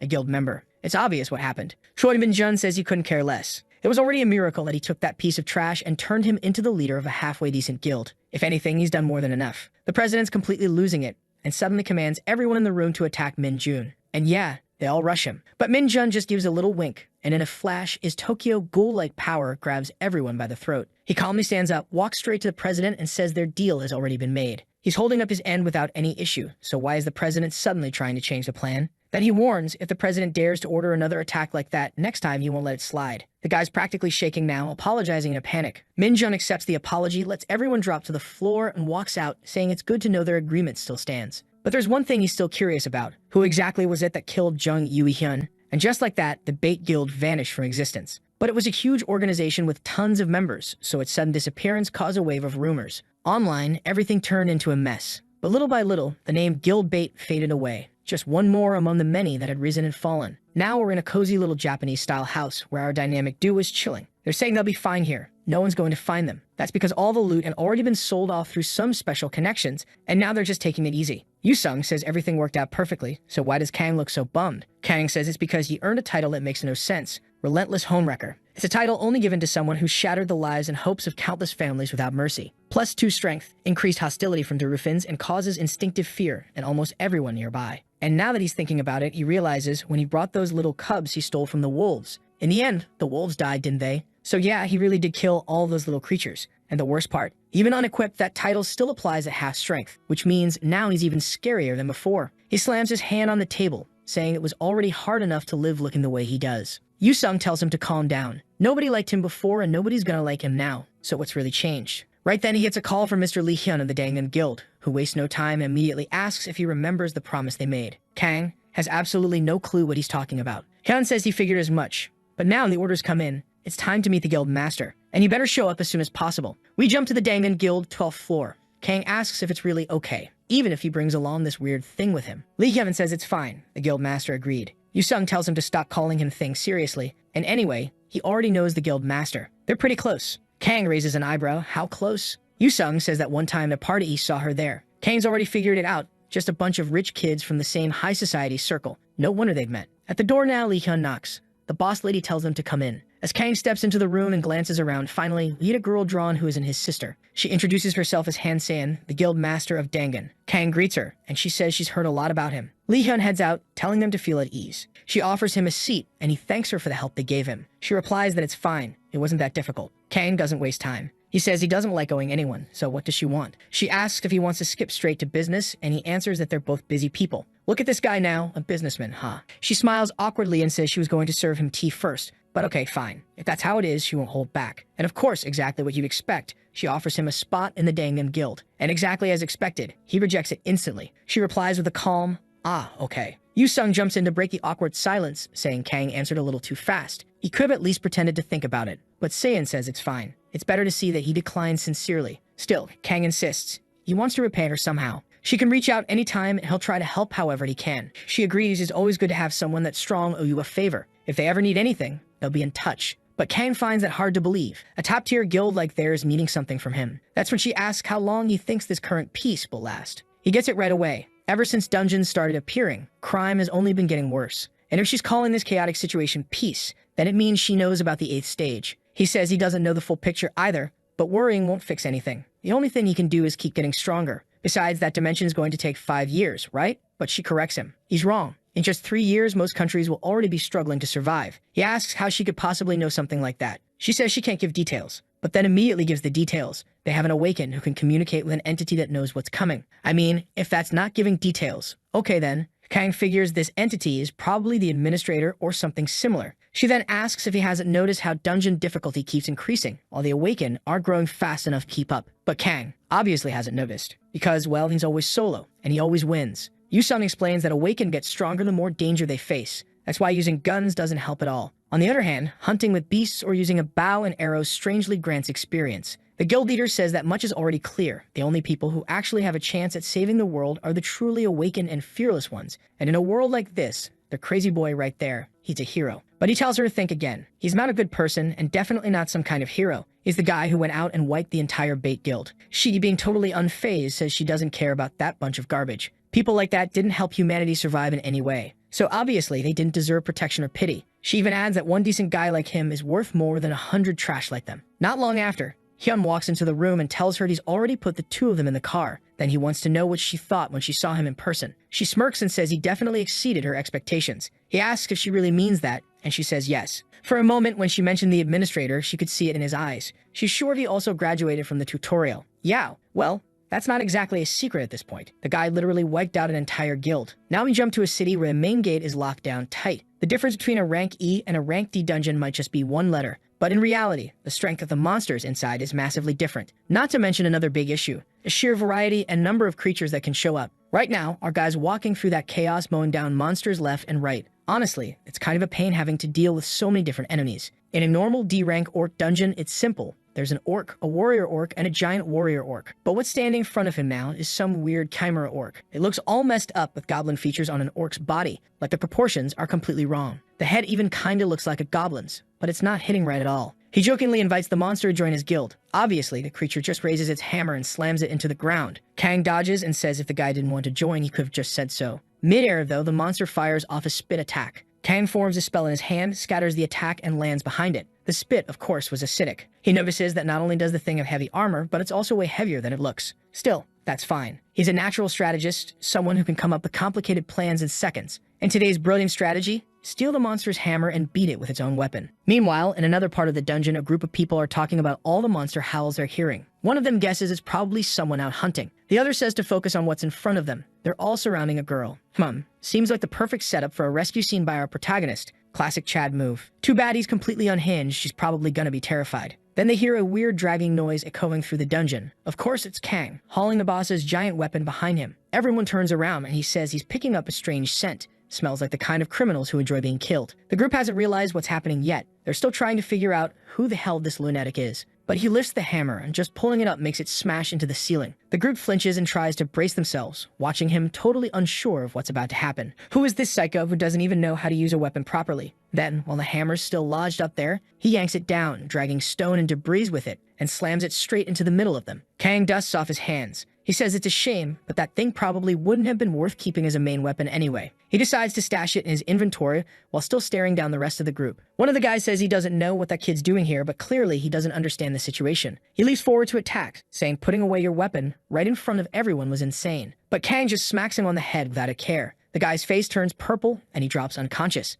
Kang grabs the leader by the hair, puts a knife to his throat, and tells the rest of those filthy criminals to hand over everything they've got. The way he says is already bizarre, but immediately they all charge at him like lunatics. Our guy looks a little disappointed. His hostage didn't work. Apparently, no one gave a damn about that guy. He asks, "What's your name, you bastard?" "It's Kim Cusick, sir." "All right then, Cusick," he says, and then crushes the guy's family jewels. Yep, he grabs him by the crotch and starts using him like a weapon, swinging him around like an airplane and smacking people with him. While one guy's already broken and another is passed out cold, Kang challenges the rest, saying, "Come on then, this here's my new weapon, Cusick." Someone's holding a sword, clearly realizing he's dealing with a maniac, and tells him not to get any closer. But nope, Kang charges again and wipes out the whole crew. In the background, the poor girl is standing there confused, watching the madness unfold. Kang looks kind of disappointed it took him longer than usual to deal with these guys. For a ranked D group, that should have been quicker. Then someone calls out to him from behind. It's the girl, thanking him for saving her. Thanks to him, she avoided a horrible fate. He tells her not to thank him too much. Beating those guys up was actually a lot of fun. She can lift her head. She stands up straight, looking stunning, and introduces herself as Shin Sang-ah. Then she asks for his name. He turns red instantly. You can tell his weakness is clearly women, and says she doesn't have to be so formal, but his name's Kang Hyun. She places a hand over her chest and asks how she can become as strong as him. He looks a little unsure of how to answer. And strangely enough, this is when the story says the two biggest troublemakers in all of Korea first joined forces. Now it's unclear if she's already insane or if she'll end up that way. Of course, Kang tells her that to get strong, she's got to try really hard. That's the secret. She asks if he means hard work, and he says, not exactly. She has to be willing to die for what she wants, literally. The poor girl is clearly confused. He realizes she doesn't fully get the point. That method of leveling up by nearly dying only works for him, since he's immortal. He's already thinking that on his way back, he better watch out, or he'll end up running into more people like those guys. But just as he's about to leave, he turns back and asks if she'll be able to get out on her own. She says no. He finds that odd. Normally, someone would have asked for help, but she just stood there quietly. So he tells her that while he'd like to help, he can't leave yet. He still needs to finish the dungeon. She says that's fine and asks if she can tag along. Kang, confused, tells her not to take that willing to die stuff so seriously. She should forget it and focus on getting out. But she insists it's not because of that. She knows her place. She promises to follow quietly like a ghost, won't take any mana stones, and swears not to cause any trouble. He warns her it'll be really dangerous. She says she can take care of herself. All right then, you can follow Missy. Let's go. Now he's wiping his blade after finishing off another group of monsters. She compliments him and says she'll collect the mana stones for him. She gets right to work, tearing through a monster and tossing the stones into his inventory. He starts to realize she's actually not bad. She really can handle herself. She seems to have some kind of stealth skill, because every time combat starts, her presence just vanishes. But every now and then, a perfect arrow flies by from nowhere. Even better, she's collecting mana stones, something he usually doesn't care about, but hey, in the end, it's some extra cash. He asks her what she wants to do, since he can feel a strong energy coming from nearby. Most likely the boss is just past the next room. She answers without hesitation. She's already made up her mind. She's following him to the end. But right then, screens pop up in front of both of them, saying that the dungeon core has been destroyed and the portal is now open. He's confused, wondering if someone else cleared it before him. But suddenly, he realizes that's not the case. He can still feel the boss's presence, which means it's actually way worse than someone clearing it. Yep, it's a dungeon break. And not just any dungeon break. This is the first D-rank 1 in all of Korea. Meanwhile, the news is going wild, reporting that 10 dungeons broke at the same time. Experts are already suspecting some kind of coordinated terrorist attack based on the data they're analyzing. A guy rushes down a hallway, bursts into a room, and calls for the president. That guy's name is Choi Dong-woo, and he says he's already prepared. The man who entered tells him that one of the dungeons that broke was D-rank, Choi immediately asks for the location, and when he hears it, his expression darkens. It's one of the worst possible ones. That's because it's the dungeon they've been struggling with for ages, and no one's been able to clear it. The guy asks if there are any guilds nearby that could help, but the only one close enough, Hangyo, apparently went on vacation overseas. Koi tells him to gather 50 elite members. No matter what, they'll have to handle this themselves. Back at the Dangan Guild, the guild master steps out looking elegant as always. She asks what's going on, and Lee Hyun brings her up to speed. She hears about the D-rank dungeon and knows immediately that if things continue like this, a lot of people are going to die. Lee Hyun says it's going to be tough. The only guild nearby is Hangyul's, but they're unavailable. She's clearly shaken, but he mentions that there's apparently one awakened individual down there who's taking out tons of monsters. She asks how one person is even managing that. He laughs and says it's some tough guy with a massive sword and a face scarier than the monsters. She smiles instantly. If it's that guy, then there's nothing to worry about. And in the middle of the city, there they are. Our boys, soaked in blood, standing on a mountain of corpses. Everyone's gathered around, completely stunned that one person handled all that on his own. That's the power of a true awakened. The blonde guy thanks him, saying it's because of him that they all survived. Kang just tells them to hurry up and get out of there before people start dying. They're confused, he's clearly handling everything. But Kang has already realized something. The portal hasn't closed. That means the boss is still inside. He tells everyone that if they stick around, they're going to die and he won't be able to protect them. The blonde guy keeps pushing, trying to act like a fellow awakened, saying they should stick together. Kang just asks one question. How many Chimeras have you killed? The guy hesitates, which is all Kang needs to know. Clearly, he hasn't taken down even one. His presence is just going to get in the way. So Kang tells him to leave and go help civilians evacuate. The hunters standing around don't take it well. They think he's being arrogant. But after one look at him, bloodied and biting back rage, they realize maybe it's best to listen. Suddenly, everyone bolts, running for their lives. Except for her, she's still standing there, not sure what to do. But Kang trusts her. He turns and asks if she can handle it or not. He's counting on her to cover him, so she better find a good place to hide. She's clearly surprised that he trusts her, just like we are, and quickly says yes. Then the gate starts cracking. A massive, armored foot stomps out, and here they come. Creatures with tiger heads, chimera monstrosities standing right in front of him. These were supposed to be the 4 heavenly kings, but only 3 showed up. Each one of them is as strong as that Obra Kang struggled so hard to beat on his own. And the worst part, the boss hasn't even arrived yet, and now he's coming. No, it's not Ains, but it sure looks like him. It's a towering skeleton draped in robes. The creature speaks, commenting that the monsters in this place are just as bizarre as its architecture. It looks at our boy, calls out to the human, and asks if he really intends to put an end to all of this on his own. Kang, already pulling his weapon from the inventory, replies that he got it right. The guy pulls out that massive hammer and slams the first enemy, declaring that every single one of their heads is going to get smashed. The skeleton says he's never seen a human so arrogant, but the boy's body looked useful. He might just put it to use. Kang tries throwing a little bait since the thing talks so much and asks what the boss thinks about a one-on-one fight, leaving the minions out of it. Obviously, the skeleton just scoffs, spits in his hand, and says he figured as much. He lifts the hammer and says, "Let's get started then," and it's on. The 4 heavenly kings charge in and Kang lets out the lion's roar. The creatures are hit by the effect as he leaps forward to land the first blow. He slams his hammer down right on one of their skulls, saying this one's head will be the first to pop, and he doesn't stop. He keeps swinging until it looks like the thing's dead for real. The skeleton watches, confused. He can't sense any mana coming from the kid,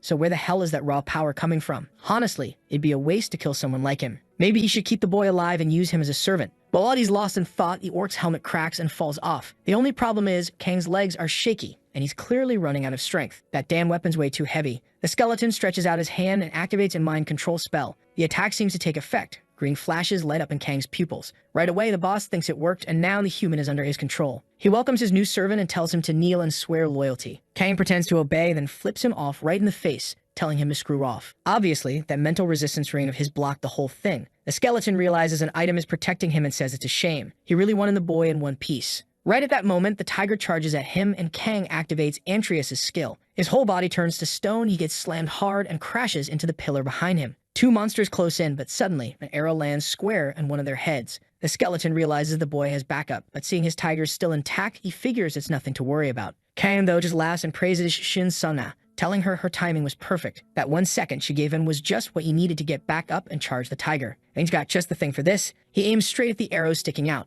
The hammer hits it dead on, driving it right into the tiger's brain. The thing collapses. But then, bam, a hit goes straight through Kang. No dodging, no blocking, he took it full force. Even so, he uses the fact that the damn thing is right up in his face, grabs its arm and slams it into the ground. Then he pulls a sword from his inventory and drives it right into the serpent-like one coming at him. Another clean hit. With his sword soaked in blood, Kang looks back and says, "Now all that's left is cue ball." The boss tells him to quit bluffing. Someone with 0 mana left isn't going to beat him. And it looks like he's right. Kang realizes the bastard's caught on. He's got no mana left after fighting off those 3 freaks, and his regeneration's already at the limit. To make it worse, he can't even land a proper hit on that floating skeleton. His legs are trembling with no strength, and he tries to climb the ruins nearby. But his attacks won't seal anything now. Then, bam, his heart tightens. He's hunched over, coughing up blood, stumbling over monster corpses, collapsing like trash. The skeleton says the effects finally kicked in. That blow that landed square in Kang's chest. Yeah, of course, it wasn't just any ordinary hit. The second his body was breached, there was no reason he wouldn't have been poisoned. Now that the kid's death is pretty much guaranteed, the only thing left for him to do is surrender,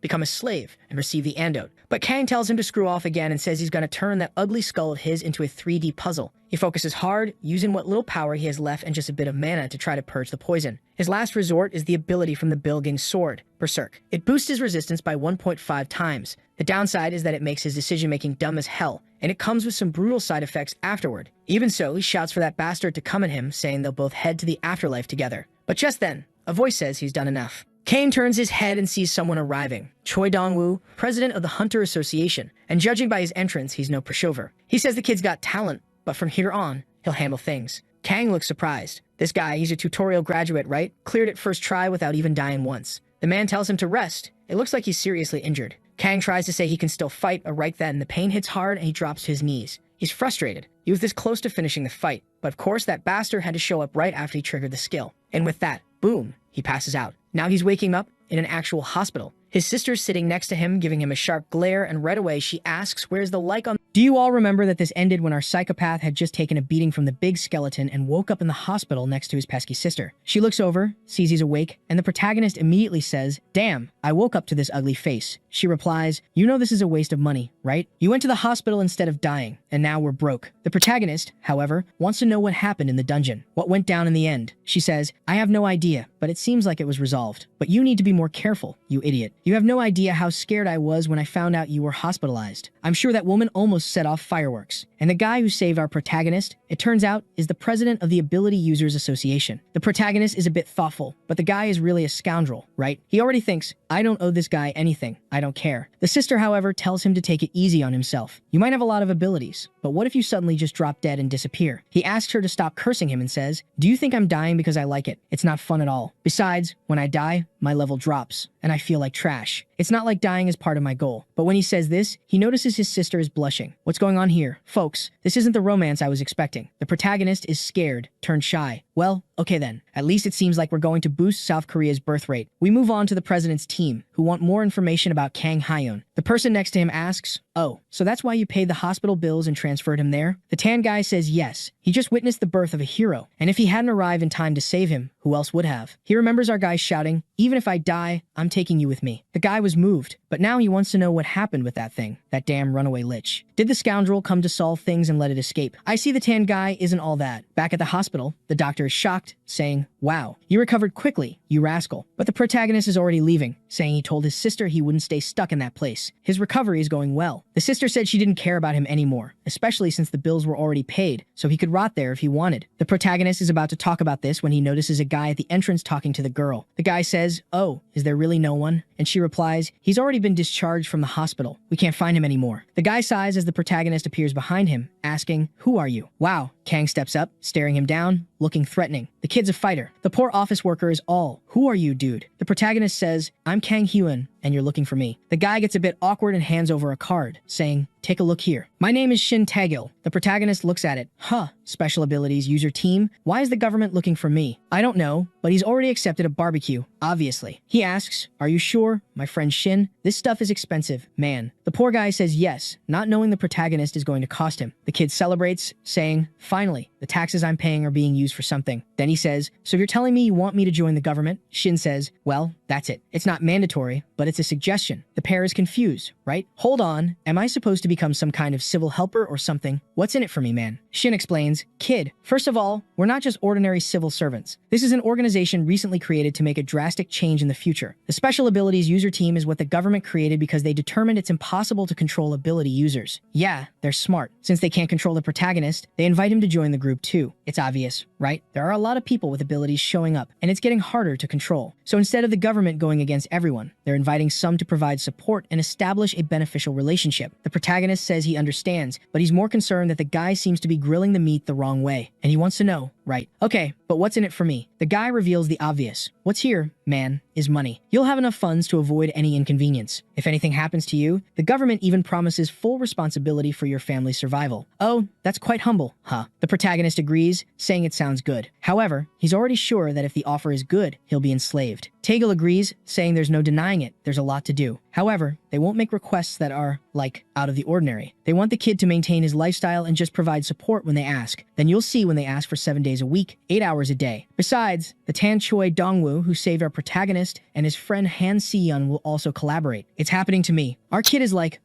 is it like a part-time job? If that's the case, I accept. Poor guy. Little does he know he's going to be enslaved, for sure. The scene shifts to the protagonist returning to the city, but with a calm pocket, when suddenly, someone calls out for Kang Hyun. Wow, it's Miss Shin So-hyo, who looks so much like her sister. Actually, her name is Shin Sung-ha. Oh, I remember. She's the archer girl who helped him in the dungeon. She's bringing a bag full of gems, man. She said it took a while to deliver, but she found him, right? And she came here to return everything. She had gathered it all, but he collapsed, right? And she had to leave the hospital. He's a bit confused. Hold on, you kept this to return to me, even without knowing if I'd show up again. Not caring much, she just says, yes. The protagonist realizes she's really stubborn. However, he responds, go ahead, you can keep these things. But Shin replies that no, she's not interested. The promise was that he would keep the items, and that's why she's delivering them. The protagonist isn't the type to ask twice. He says, all right then, thanks, fool, I'm leaving. He walks away without caring at all about her, until suddenly, she calls out again. She leans towards our guy, wanting to know if he'd accept her as a disciple. The protagonist, obviously. You get it, right? I think it would be cool to have another person in the group. I know the name is Solo Resurrection, meaning he's solo, but we wouldn't complain about a woman who doesn't cause trouble and is on the protagonist's team. The problem is always the trouble, right, with the girls, the weakest sexist. The scene shifts to the forest. There's a big gate at night. Dungeon rank F, Kirka Village. Oh, the Lich is acting up in the tree like a homeless person. The guy feels bullied. I can't believe I got beaten up like this by humans. No way. Then, someone arrives. Oh, there you are, Lich. A new dungeon just appeared, and it's called Lich's Day. Incredible. But the Lich wants to know, right? Who are you? Blondie. The guy says, oh, relax. I'm not here to be your enemy. I'm the one who freed you. So I'm here to ask what you think of the offer. How about holding my hand? I feel like I should remember who this blonde guy is, but since it's been a while since I read this work, I have no idea who he is. Or maybe he's the new enemy, who knows? Next chapter, the beautiful one is introducing herself to the crazy fighter. Sung says, hey protagonist, I thought you didn't want to recruit any members for the guild. Don't you have any friends? Minja wants to kill this jerk and says, hey, who said I don't have friends? Man, I have lots of friends. But then he stops to think, wait a minute, do I have any friends? Then he says, anyway, I won the bet on who would recruit a member for the guild, right? So you're going to have to pay for everything, fool. And Sung says, all right, I admit I lost this time. However, she will have to pass the test to join the guild. And we have to go to a dungeon now. Phew, better than fighting this crazy guy, right? She says it's fine. She has no problem with that. However, the protagonist knows that this jerk just made up this test out of nowhere to force everyone to go to a dungeon. And here we are in the rank D dungeon. Something about harpies. Perfect place for an archer, right? And the first one is coming to swipe at the trio. That perfect aim, release the arrow, hit the harpy right in the forehead. 100% calculated. Wow, the creature goes down hard. Yu Sung even says, girl, you really make a difference with that long-range attack. The protagonist asks, so Yu Sung, did she pass or not? The blonde guy, passed what, right? Obviously, because he doesn't even remember there was a test, he doesn't care about this test. The protagonist reminds him of the darn test, and he says, oh, yes, it's incredible. She's very strong. Meanwhile, Shin just ignores the two, grabs her knife, and says she's going to collect the stones. The protagonist is a bit embarrassed, saying, hey, you don't have to be so meticulous. We can help with these things too. But she, all cool, says it's fine, she likes doing it. That's peculiar. Why do you like cracking open monster skulls? Yu Sung is there saying, good thing she's here because these stones are worth money. We can't lose money. And the protagonist says, huh, I've never seen you collecting a stone. And Yu Sung says, that's because I already have a ton of money. I'm rich. The protagonist is already annoyed with the spoiled brat. But then he feels something strange and asks, hey, Yu Sung, did you feel that? He's already got his hand on the portal. The blonde guy stops to think, and his expression changes too. Suddenly, they're both looking at Shin, who's there, wanting to know what's wrong. The protagonist closes his eyes, prepares a fist, and punches the air. Wow, unbelievable. He hit a guy somewhere. I don't even know where. Was there an invisible person in front of him? Man, that was a wild guess. Huh. Did you notice the guy's invisibility? But seriously, what kind of person turns invisible and sticks so close to someone else? Yu Sung is impressed, saying this guy had incredible stealth. He usually senses these things, but this guy was just too close. The main character has no idea why this jerk was here, but it's definitely not for anything good. The blonde guy thinks it's just some random person with a passing skill, as if this guy just randomly stuck to you all. And the main character stated the obvious, right? Someone getting that close to another team in the dungeon clearly shows they had bad intentions. Not to mention, I've got a weird feeling. In the next scene,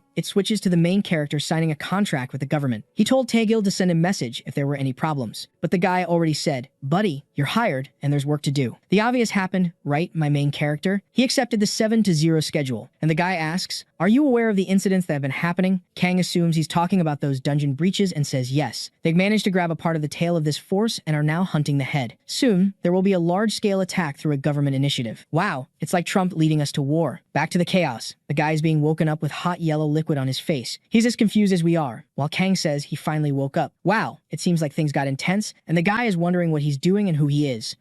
It was exactly what we imagined from the smell, man. He's there, confused, wanting to know what this stinky stuff is. Meanwhile, the main character said he wanted to wake him up with water, but there wasn't any nearby. So, they decided to use the harpy's bladder urine. My goodness. It would have been more humane to wake the poor guy with blood. What the heck, man? The blonde guy is furious, saying they're really inhumane for throwing monster urine. He vomits, but Kang doesn't care and just says, "Come on, it's time to answer. It's you, isn't it? The terrorist behind all the dungeons." The guy pauses for a second and starts laughing. He laughs, saying, "Yeah, everyone's calling him that, but they're idiots and don't know anything. They have no idea about the noble purpose they're pursuing with what they're doing." Kang grabs his ear. "Look, I don't care if what you're doing is noble or not. Just talk, and I'll let you go." But the blonde guy is ready for a beating and says, "Oh, you think I'm going to tell you that easily? You can torture me, threaten me, do whatever you want. No one will stop our great cause. Yeah, you're going to suffer, buddy. You're facing a madman and a lunatic." The sun sets, and the poor guy is beaten up, begging to be spared and saying he'll eventually talk. Kang warns that not now. Now, he's going to get beaten until he regrets resisting. Another beating seems to be happening, and some time passes. The government guy arrives, calling Kang. "Did you catch the terrorist?" He at the door says, "Yes, we caught him. It's this guy here." The poor guy is there, all beaten up, right? Begging to be spared. The government guy is confused. Wow, why is he so beaten up? Kang says that harpies are extremely dangerous, and it's very difficult to fight them. He responds that it's okay, right? And takes the fool away. What else can he do? Just thanks for the cooperation. Yu Sung greets Mr. Government, and the guy there, they greet each other. The main character is a bit confused. The government explains that Yu Sung was supposed to train the people they were going to hire, but the jerk refused. He responds that it's obvious he refused. Being the government's godchild is super boring. The guy says he understands but mentions it's getting late and they should leave. In the morning, they'll have another discussion. Night falls, another day begins, and the guy lifts his mug, saying his name is Jung Yongze. Oh, that's the name of the person the protagonist captured and beat up. It turns out he was actually an important figure in the organization. Thanks to him, they found out where the base is. They're now preparing to launch a large-scale attack. He mentions it's in 2 weeks, and Kang seems a bit confused.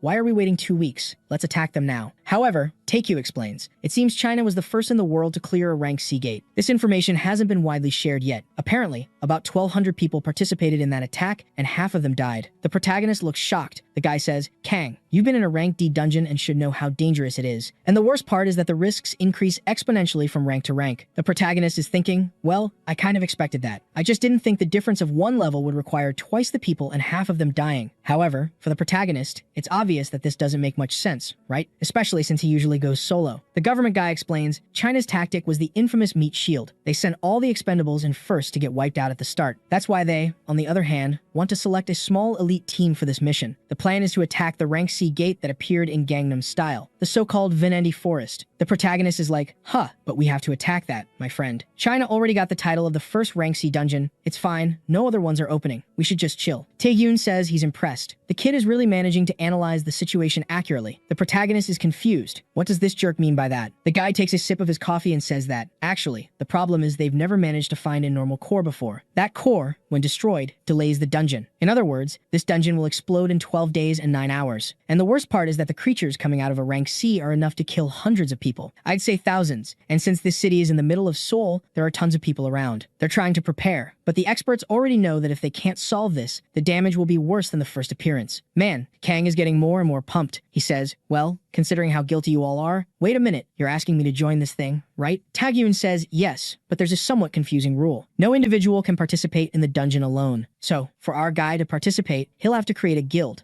It's tricky. If you sell out to the government, your life is already ruined. Everything the protagonist liked to do, he can't do anymore. I know you like fighting alone, Kang, but maybe this time you could create a guild for the nation's sake? Obviously, we'll handle all the paperwork. All we need is your support, Kang realizes, right? He's starting to sell out, poor guy. But since the thing is going to explode in the middle of the city and everyone will die, he says it's okay. This time, he'll let it slide. Anyway, he's there thinking he already wanted to create a guild eventually. If it happens, since they'll take care of everything, it's even better. Really, living a good life was too good. Shortly after, he's there with his veins popping, saying that the guild's name is decided. And actually, he's in a cafe face to face with a pair of fools. Everyone's confused, saying, huh, but it's just the three of us here. The protagonist says it doesn't matter, they have to sort this out now. He remembers that government guy, right? And apparently, he's going to tell the whole story. Shortly after, Yu Sung is there. Wow, are we really going to attack the rank C dungeon? Of course, he's excited, right? Total nutcase. Meanwhile, Shin Sung-ha is also excited, saying he must be controlling the government from behind the scenes. The protagonist insists that's not the case. It's more like he's the one being controlled. Strangely, she says, "My Lord Kang Hyun, I follow your orders because I am your disciple." The protagonist is a bit confused. What's this crazy woman thinking? He tells her to drop the formalities and says it's time for them to determine the future of the guild. First, they need some rules. The most important one is not to start any unnecessary fights. Obviously, he's directing this rule at Yu Sung, who wants to know why they're looking at him like that. The second rule is to give as much as they receive. What does that mean? Yu Sung interprets it differently, saying it applies to both kindness and cruelty. Misunderstood. This rule is because Kang wants to ensure no one disrespects their guild. If someone messes with them, they'll have to pay. He mentions the kid. And the last rule is that they have to be stronger than everyone else. Wow, the rules are simple. Huh, it's decided. He wants to know what they think, and Yu Sung says he likes it. He just doesn't like the first rule much, obviously, but it's fine. Shin Sung-ha says she's okay with it and will keep everything in mind. The protagonist says, all right then, and what about the guild's name? Yu Sung suggests a name that suits him, right? Insanely Crazy Guild. The protagonist tells him to stop joking and take it seriously. Then he suggests naming the guild Lunatic. Strangely, the protagonist says it sounds cool, but what does it mean? Obviously, it means insanely crazy too. He ignores that and asks Sung-ha if she has any ideas. It's impressive, they're even asking her opinion. She pauses to think and says the perfect name is Lord Kang Hyun and his friends. Kang is shocked that she really takes him that seriously. Realizing no one will come up with a decent name, he stops to think and says he's reached a conclusion. Yu Sung says he can decide since he's the oldest here. The protagonist writes something that's censored for us, and everyone agrees, but we won't know, right? Damn. The scene shifts to a bar somewhere else, and someone asks if Wang Sek was really caught. A woman informs Mr. Choi Min-jun that yes, he was captured, probably referring to the guy who peed on someone. It's him, right? Min-jun knows that as a fighter, this guy wasn't very important. However, his stealth ability was insane, and now Hyde's plan, which apparently involved that gate they're going to make, will have to be scrapped. He then asks who captured Gyeong-suk. He wants to know who managed to catch someone so stealthy. The woman has the information. It was a skilled adventurer named Kang Hyun. The blonde guy is just thinking, this kid, back in April, went head-to-head with that mutant Keika at the training school, and in the last large-scale battle, he single-handedly disrupted the dungeon break. He's starting to get angry at our boy. Then he asks about certain drugs, and she says they still need time. There's a delay in the arrival of the test items. The blonde guy says that's not good enough. They need to speed up the process, unless she wants to become a target for the tests herself. They're definitely trying to make a drug to become stronger and crazier. It's always like that. The woman just responds that she understands, but with that, we move on to some news. Everyone seems to already know about the formation of the strategy team for the Rank C dungeon. The participants have already been announced, and there's a new guild that's caught everyone's attention. Everyone's asking if it's true. Even though there are many, the elite squad was quite small in total. The first guild is the Dangun Guild with our Han Seon. The second is the Skill Users Alliance with Dongwoo. The third is the Flaming Dragon Guild. Oh, it's all guys. Count me out. The fourth is the Immortals Guild. At least the guy's armor is cool. Fifth is the Guardians Guild. They seem pretty useless. Oh, there's the Black Knights Guild. Those guys have some serious swag, huh? Even though they seem more like enemies than allies. Everyone on social media is trying to figure out who the seventh group is. It seems no one is sure yet, and they might be amateurs or something like that. Apparently, the guild's name means badass. Okay, it kind of reminds us of our protagonist. Then, someone opens a door and they come in, saying they were late. That stretched out thing is the symbol on his chest, the king of bench press. And yes, he introduces himself as Kang Hyun, the leader of the badass guild. Nice to meet you. He arrives, smiling, but everyone thinks this guild is way too eccentric, considering the guild has our psychopath protagonist, his fight-crazy friend, and this archer, who's also a bit off, calling him Lord. But the protagonist really put the team together. Huh. There's the waifu who loves him, a friend who fights like crazy, and him, all buffed up. The trio is perfect. The next chapter talks about the Dungeon Society. Half a year ago, when the cataclysm began and humans got into that mess, various guilds fell and appeared day after day. Obviously, when one fell, a new one had to appear to take on the challenges. In a room, someone wants to know, badass. Is that going to be the guild's name? Poor Taejil is confused. Kang asked, do you know what it means? A really cool and awesome guy. By any chance, don't you speak English? Taejil. Taejil is a bit confused and asks if he's sure about it. And the protagonist says yes, the vibe of the name is what matters. He liked it. The guy gives up and says, all right,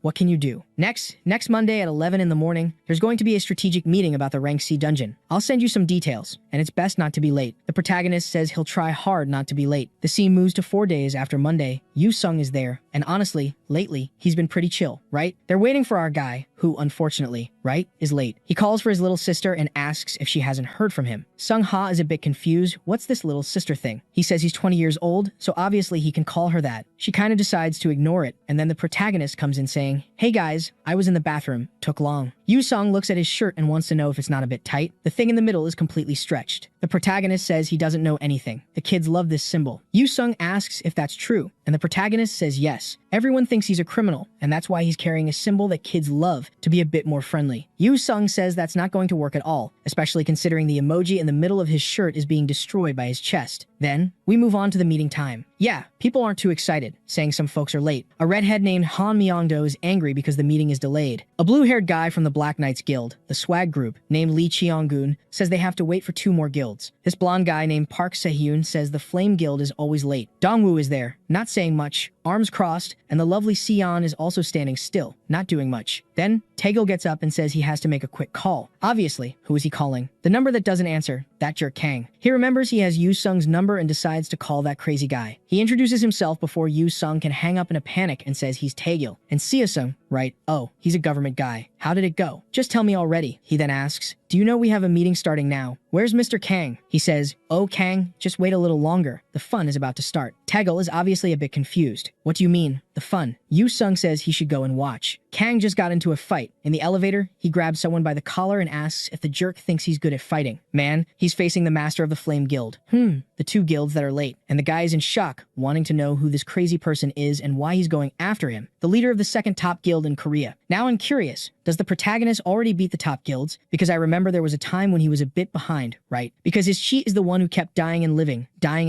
But there are several guys who went to the last floors without dying. Everyone is confused, while the protagonist is glaring with anger. But let's go back a few minutes. The protagonist was in the elevator, wondering which floor they were on, and she said 11. He pressed 11, closed the door, and as it was closing, someone put their hand in and opened it. That Park Hoyeon from the 2nd guild, right, asked for permission and said they would enter too. The protagonist just said, all right, come in. But then the guy gave him a look, saw they were going to the 11th floor, and asked if they were part of the strategy meeting. The protagonist said yes, and the guy then extended his hand and said, well, then we're going together, right? I'm Park Hoyeon, the master of the Flame Guild. The protagonist, I'm Kang, master of the Badass Guild. He was thinking, man, this guy needs to get in and out of the door quickly. I'm already late for this damn meeting. But then, another person stepped in, and the elevator exceeded its capacity. The message then said, the last person who stepped in, please exit the elevator. Kang was there thinking, man, we're not even going to a dungeon. Why are these guys all in armor here? Do they have some mental problem? Park said, oh, sorry about that. Kang, no, it's no problem. And then Park said, well, since you said that, how about you guys, please, get out of the elevator so we can go up first? Man, obviously, Kang's expression changed immediately, and he asked, what? Hoyeon went on to say, well, as you know, my guild is the 2nd top. We're the most important in this attack, so we need to get to the meeting first. The protagonist asked, hold on, are you saying my guild is trash and has to give up its position here? Hoyeon, kind of dodging, no, it's not exactly that, but you're not wrong either. Wow. At that moment, Yu Sung was already cracking his knuckles, getting ready. The guy was already saying, well, first I'm going to break a leg, then rip off some fingers, while the protagonist is there, almost exploding with rage, wanting to take on these guys, and still asking which of them wants to die. The crazy thing is that we've already moved on to Taegil asking if this was the reason for the fight. This meeting is much more important than something like this. Kang apologizes, saying he has a condition where he needs to hit people to feel better. Wow. Apparently not much happened, because Hoyeon is there banging on the table in anger, but you know, he's still in one piece. Taegil says that's enough. It's time to start this meeting. However, Myongdo said to wait. We have some new faces here, so how about they introduce themselves first? Taegil, right, says, all right, Kang, go ahead and introduce yourself. The protagonist wonders if this guy is trying to make him feel better, but you know, whatever. He then says, hey, my name is Kang. I'm the master of the Badass Guild, which was founded a few days ago. Our guild has 3 members. It's just the 3 of us here. That's it. Hoyeon is a bit confused. He says, hold on, this strategy meeting isn't a joke. Do you think you can participate with a guild of 3 people? He continues talking, but the protagonist interrupts, saying that this red guild of fire, or whatever, is starting to annoy him. He was invited here to participate and didn't even want to. So what is he supposed to do? Hoyeon is fuming, while Myongdo is chuckling on the side, saying that the kid is the type he likes. Every guild master needs to have at least this much courage. Hoyeon is angry, but Dongwoo calls him out, saying this isn't the place for petty squabbles. The meeting is already late and needs to start soon. Everyone finally sits down, and Yu Sung says, hey, Kang, see this person next to me? That blonde guy over there. The protagonist responds, huh, so what? He's the master of another guild, isn't he? And then it's revealed that's the Guardian Guild. The protagonist says he knows, but what's the problem? Yu-sung just tells him to wait and see, because my friend, he's going to kill him now. What? He drew his weapon and stood up. Luckily, the protagonist grabbed his hand. Yu-sung, confused, asks, "Hey brother, what's the problem? Let me go." Confused, Kang says, "What do you think you're doing? No matter how crazy you are." That's when the protagonist remembers something. Yu-sung has been like this from the start. He never acted logically, and nothing he did ever made sense. And Taejil saw him drawing the weapon and immediately told him to put it away. Obviously, everyone turns around, and the guy from the Flame Guild is already saying he knew it. These bastards are just here to mess up the plans. And the guy draws his sword, asks if they want to fight, speaks for the guild master. It's chaos. Park Si-hun, the blonde guy, seems calm, but he's also losing it, with some purple veins showing on his face. "Yikes," he shouted. Aura everywhere. Everyone confused. Now everyone has to draw their weapons. The guy puts his hand on his head, bangs on the table, breathing heavily. Everyone's asking what's going on, if Park Si-hun is okay. One of the friends next to him asks, "Guildmaster, are you okay? What's happening?" But he gives a stare, and, oh boy, he got a jab to the neck and cut. Yeah, I think now everyone realizes he's not okay. The protagonist is in shock, and Yu-sung tells him to take a look. No way he's going to let this chance pass. He breaks free from the protagonist, heads towards the blonde guy, and goes to hit him on the head. But the guy is crazy, not weak.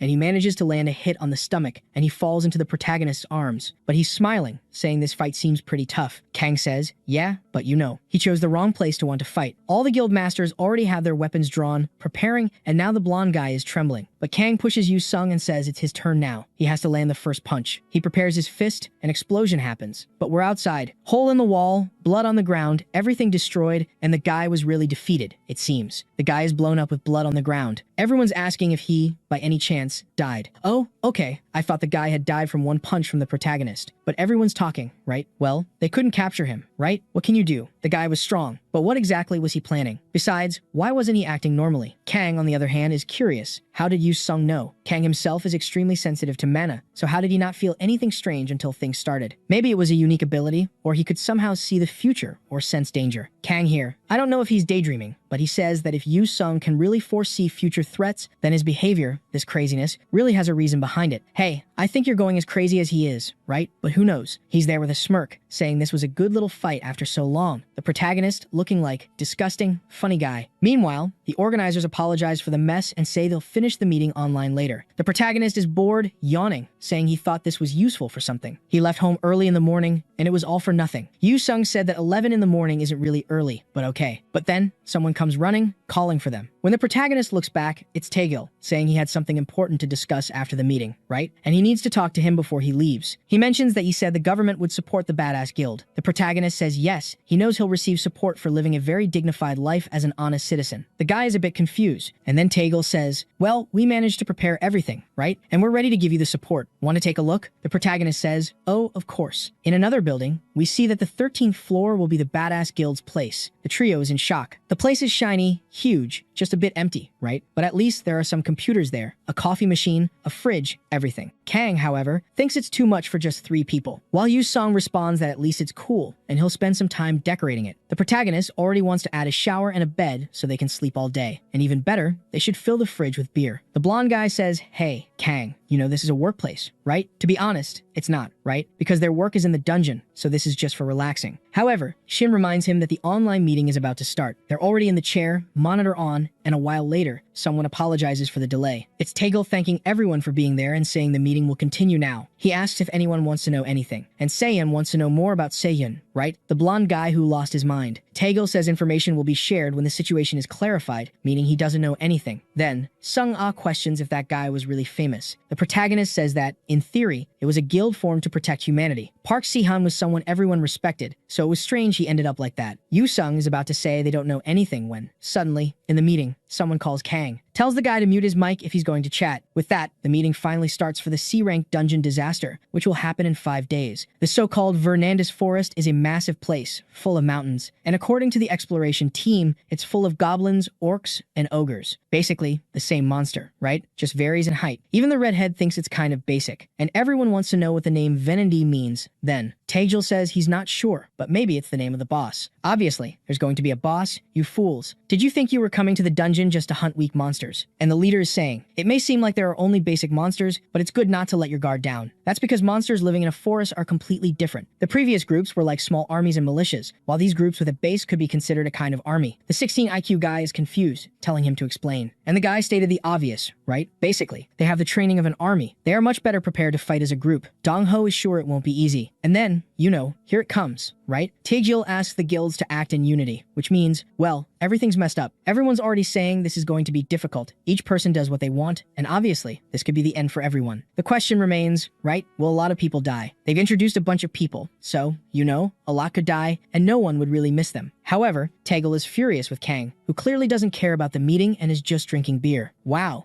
At that moment, he asks what Kang thinks he's drinking. Even Kang is confused, wondering how that beer ended up in his hand. It was Sung-ah, who says that as soon as he mentioned filling the fridge, she placed a delivery order. She gives him some dried squid to eat. Wow, I can't believe anyone would bite into something like that. And the protagonist is there asking exactly what Venandi is, repeating it again. Taegil realizes this raid is a complete mess. In the next scene, it says that a lot happened, but the meeting was calm. And the next day, someone arrives, greeting the trio warmly. The guy introduces himself as Han Jae-moon and asks them to take care of him. Kang, however, is like, who is this crazy guy? Yu-sung, did you forget that yesterday at the meeting the government said they would send someone to handle administrative matters? It must be him. Sung-ah even shows them, saying they received his resume. Take a look. The protagonist picks up the paper.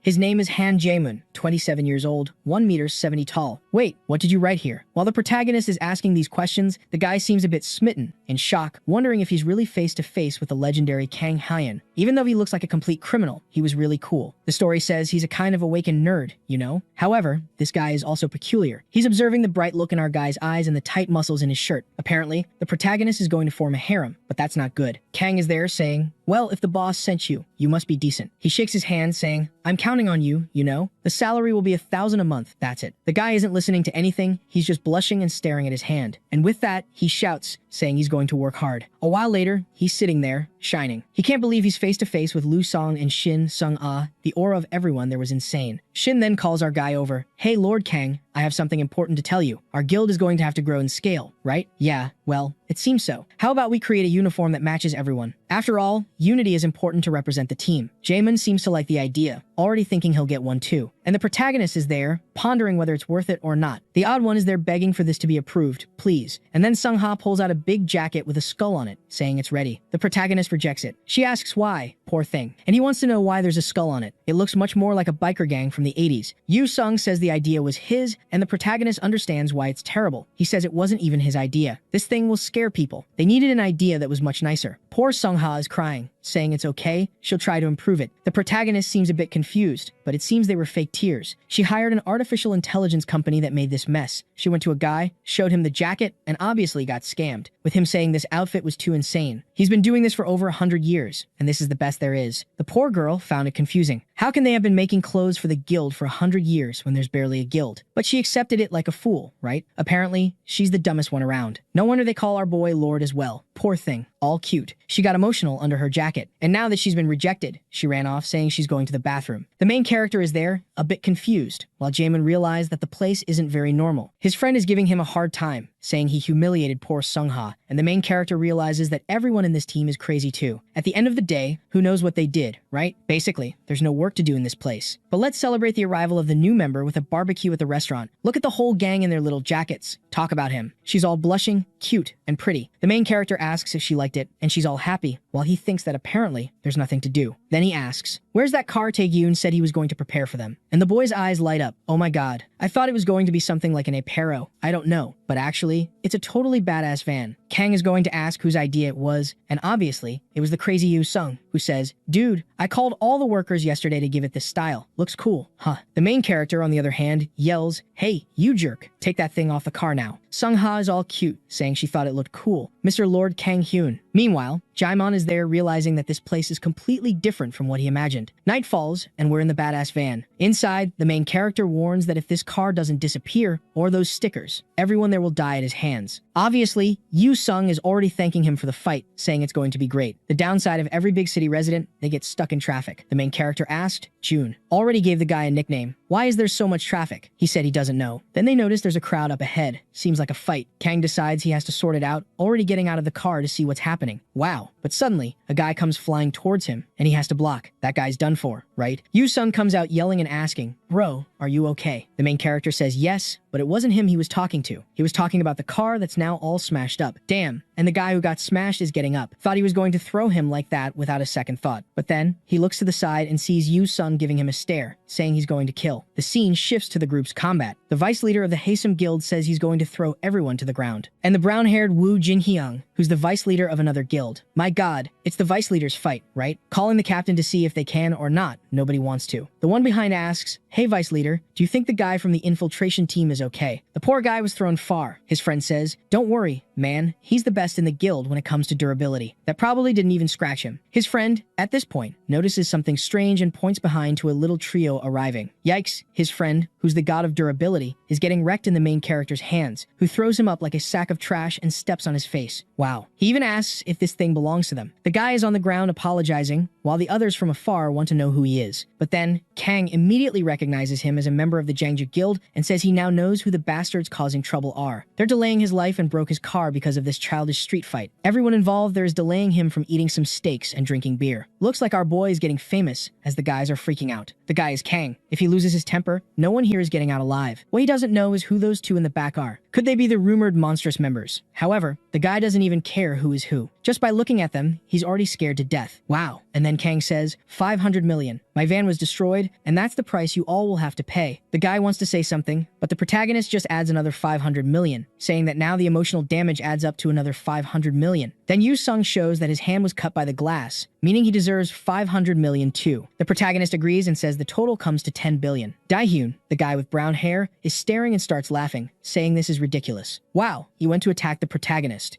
My friend, what were you thinking? He got punched right in the mouth and passed out on the floor. To be honest, taking the beating might have been better than paying 10 billion, so I guess they were smart. The protagonist wipes his hand, saying it's settled, when suddenly someone thanks him. It's the guys who were in the fight earlier, saying, Man, thanks for helping. We thought we were going to lose this fight. Kang says, Hey, relax. I didn't even help you on purpose. Not to mention that you're from the Haesum Guild, right? I don't like you either, so I want to know why you're causing trouble on the street. Because of this fight between all of you, I couldn't eat my steak. Wow, this one is smarter. He immediately offers to buy all the steaks our guy wants. He knows a premium place that costs 100,000 per person and wants to take our guy there. What happens when the guy uses 100% of his brain? Kang celebrated right away. The scene shifts to a completely different building with someone in a room. The person responds, Looks like Hessen managed to clean up everything. Apparently, I'll have to give a warning. Whoa, who are you? Girl. Short hair, master of the Jungjin Guild. Miss Hong Chaeun. We're back with everyone drooling over the meat. I said that jokingly, but our protagonist is really there with his tongue out. What's up, friend? Don't you know how to eat? And the guy who paid tells our protagonist not to worry, that he'll cook everything, right? Because in Korean restaurants, there's no such thing. You pay for the food and still have to cook it. It's genius whoever invented that, right, man? I'm going to open a pizzeria where you just deliver the empty dough to the person, they choose the ingredients, and assemble everything. The best part is if it turns out bad, it's their fault. Yikes. But the guy made a bad offer because the protagonist says, There's only one thing I hate more in this world than goblins and Yu Sung, and that's someone who can't cook good meat. And by chance, does he think he can make better meat than Kang? Yikes. The guy was already shocked and just said no. He agrees to eat. A little while later, empty bottles and the protagonist drinking even more, thanking and saying the atmosphere was perfect. But now, right, what's he wanting for bringing him here? That's because he knows it's a bit excessive to think this was just because of the fight. Dongwoo realizes his plan was exposed and is all like, So, I wanted to say something. Normally, I wouldn't talk about it since we just met, right? But could you help the Haesum Guild? There's some background between Jungjin and Haesum, two extremely close guilds that share certain areas of interest. But, as usual, right? A few weeks ago, the Jungjin Guild started invading their region. And the most peculiar thing is that something strange happened. Their guild used to have similar strength and size. That's why they had made these treaties not to invade each other's territory. However, even so, these guys kept provoking and pushing the limits. And finally, all the frustration they had been accumulating exploded in today's fight. The protagonist asks, right, was that street fight because of this? And the guy says yes. Yu Sung is already celebrating, saying that if there's going to be a war everywhere, he's eager to join in. Jaemun is just watching, a fight between the guilds and a shift shift in people's power. Now that's a good problem to solve. Their guild is going to get involved with people fighting over ranks. The protagonist then says, well, I get that you forget, but why should I get involved in this? The barbecue was nice, but we only stand to lose here. Suddenly, Dongwoo interrupts and says the truth is their guild is going to lose. Yeah,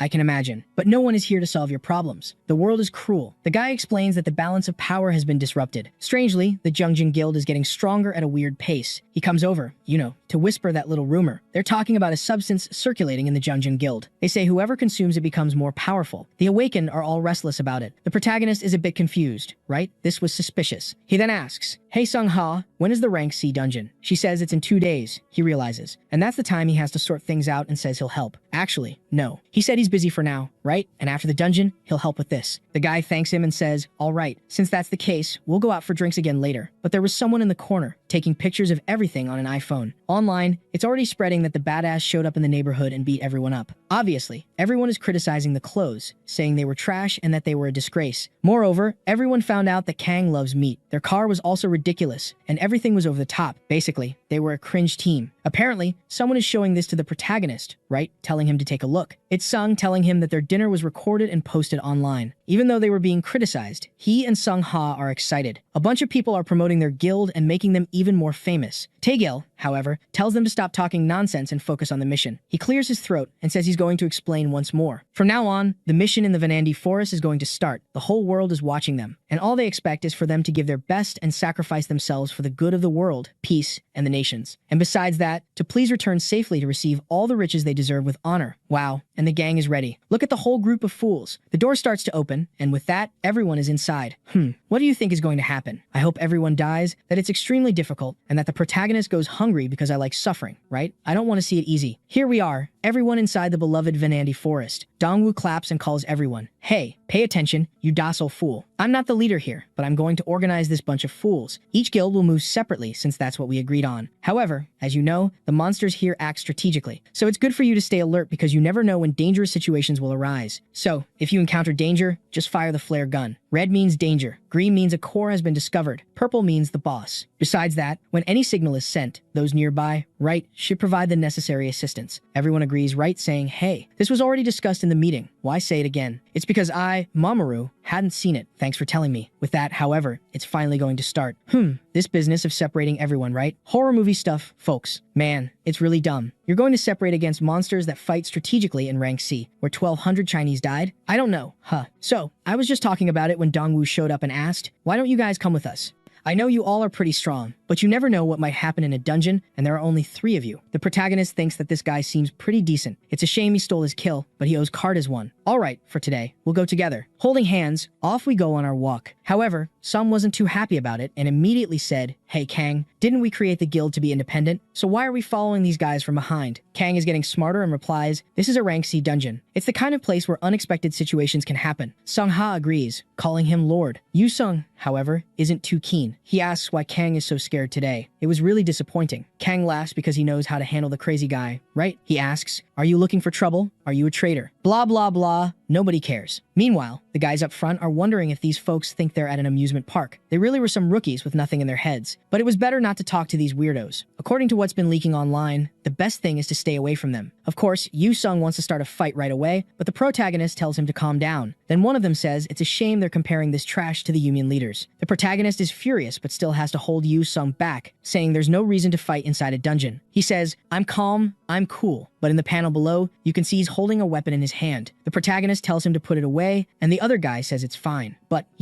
why does Kang look so defeated? He says it's nothing, he's always been like this. But he thinks he understands how Yu-sung feels. Beating up those guys would be much better, but then something starts to happen. An enemy attack arrives, and our guy says it's the perfect moment. It was time for everyone to get ready to face the Goblin Light Infantry. The first one jumps in, stabbing the shield. Wow, the fight is going to be brutal because the goblins are all fired up. A little slash here, a little slash there, everyone is in shock. The movement of these creatures was completely different from normal beasts. The leader immediately orders Team 1 to start establishing a defense, Team 2 to create a rotation, Team 3 to provide support from behind, and Team 4 to advance, providing cover. Dongwoo realized right away that if they didn't take this seriously, they would literally be killed right then and there. But the mass attack comes, and he already took out the first one completely. Yu Sung, on the other hand, is having fun with that weird look on his face. The protagonist is full of disgust, as always, but remembers that besides not liking Yu Sung, he doesn't like people who cook bad meat. But more than that, he hates those damn goblins. A punch to the face, and wow, he exploded the head with his hand. Wow. The two are having fun, saying the feeling is incredible. Poor Sung Ha hasn't even drawn her bow yet, and the guys are on the ground trembling, saying these folks are really lunatics. Why did they mess with them? They realize they're screwed. Apparently, the first fight was pretty smooth because it was already night, and Dongwu was laughing, saying he had heard the rumors, but he didn't imagine their little trio was so skilled. That's why he even had the members apologize for being rude. But now he wants to know, right? Will Kang continue with them tomorrow? Wow. The protagonist refuses, saying he appreciates the offer, but tomorrow he'll go separately. The guy asks if it's because of that bet, and he says maybe. Then we see a little bit before the entrance. That scoundrel Ho Yan, right? He came up with a bet for the protagonist. Whoever contributed more to the mission or landed the final blow on the boss would win. The protagonist replied that the guy was a crazy bastard and asked if he had lost his mind, but everyone had heard the bet. Kang realized it was a trap to lower his morale and said, "Alright then, you little joker, huh?" But then, Ho Yan tossed a little ball in front of them and said it was fine. They could bet on this. An Easter egg. No idea about its rarity, but it had 10 out of 10 durability. An item made by someone who likes pranks, activated upon destruction. Kang was a bit confused, but he was sure it reminded him of those portals from the early days and was probably related to that administrator. The guy holding the item said, "Well, if it's you, you should know exactly what this means, right?" Now Kang was confused. Could this guy also know about the administrator? Well, in any case, it seemed he had an idea that Kang was a tutorial graduate. Boldly, Kang replied, "No, I have no idea." "What is that? A Pokemon?" Hoyan told the scoundrel to stop playing dumb. Everyone knew he was in the special abilities group. "Yeah, Kang, important information about you has been shared." Now the protagonist didn't know how he was going to get out of this.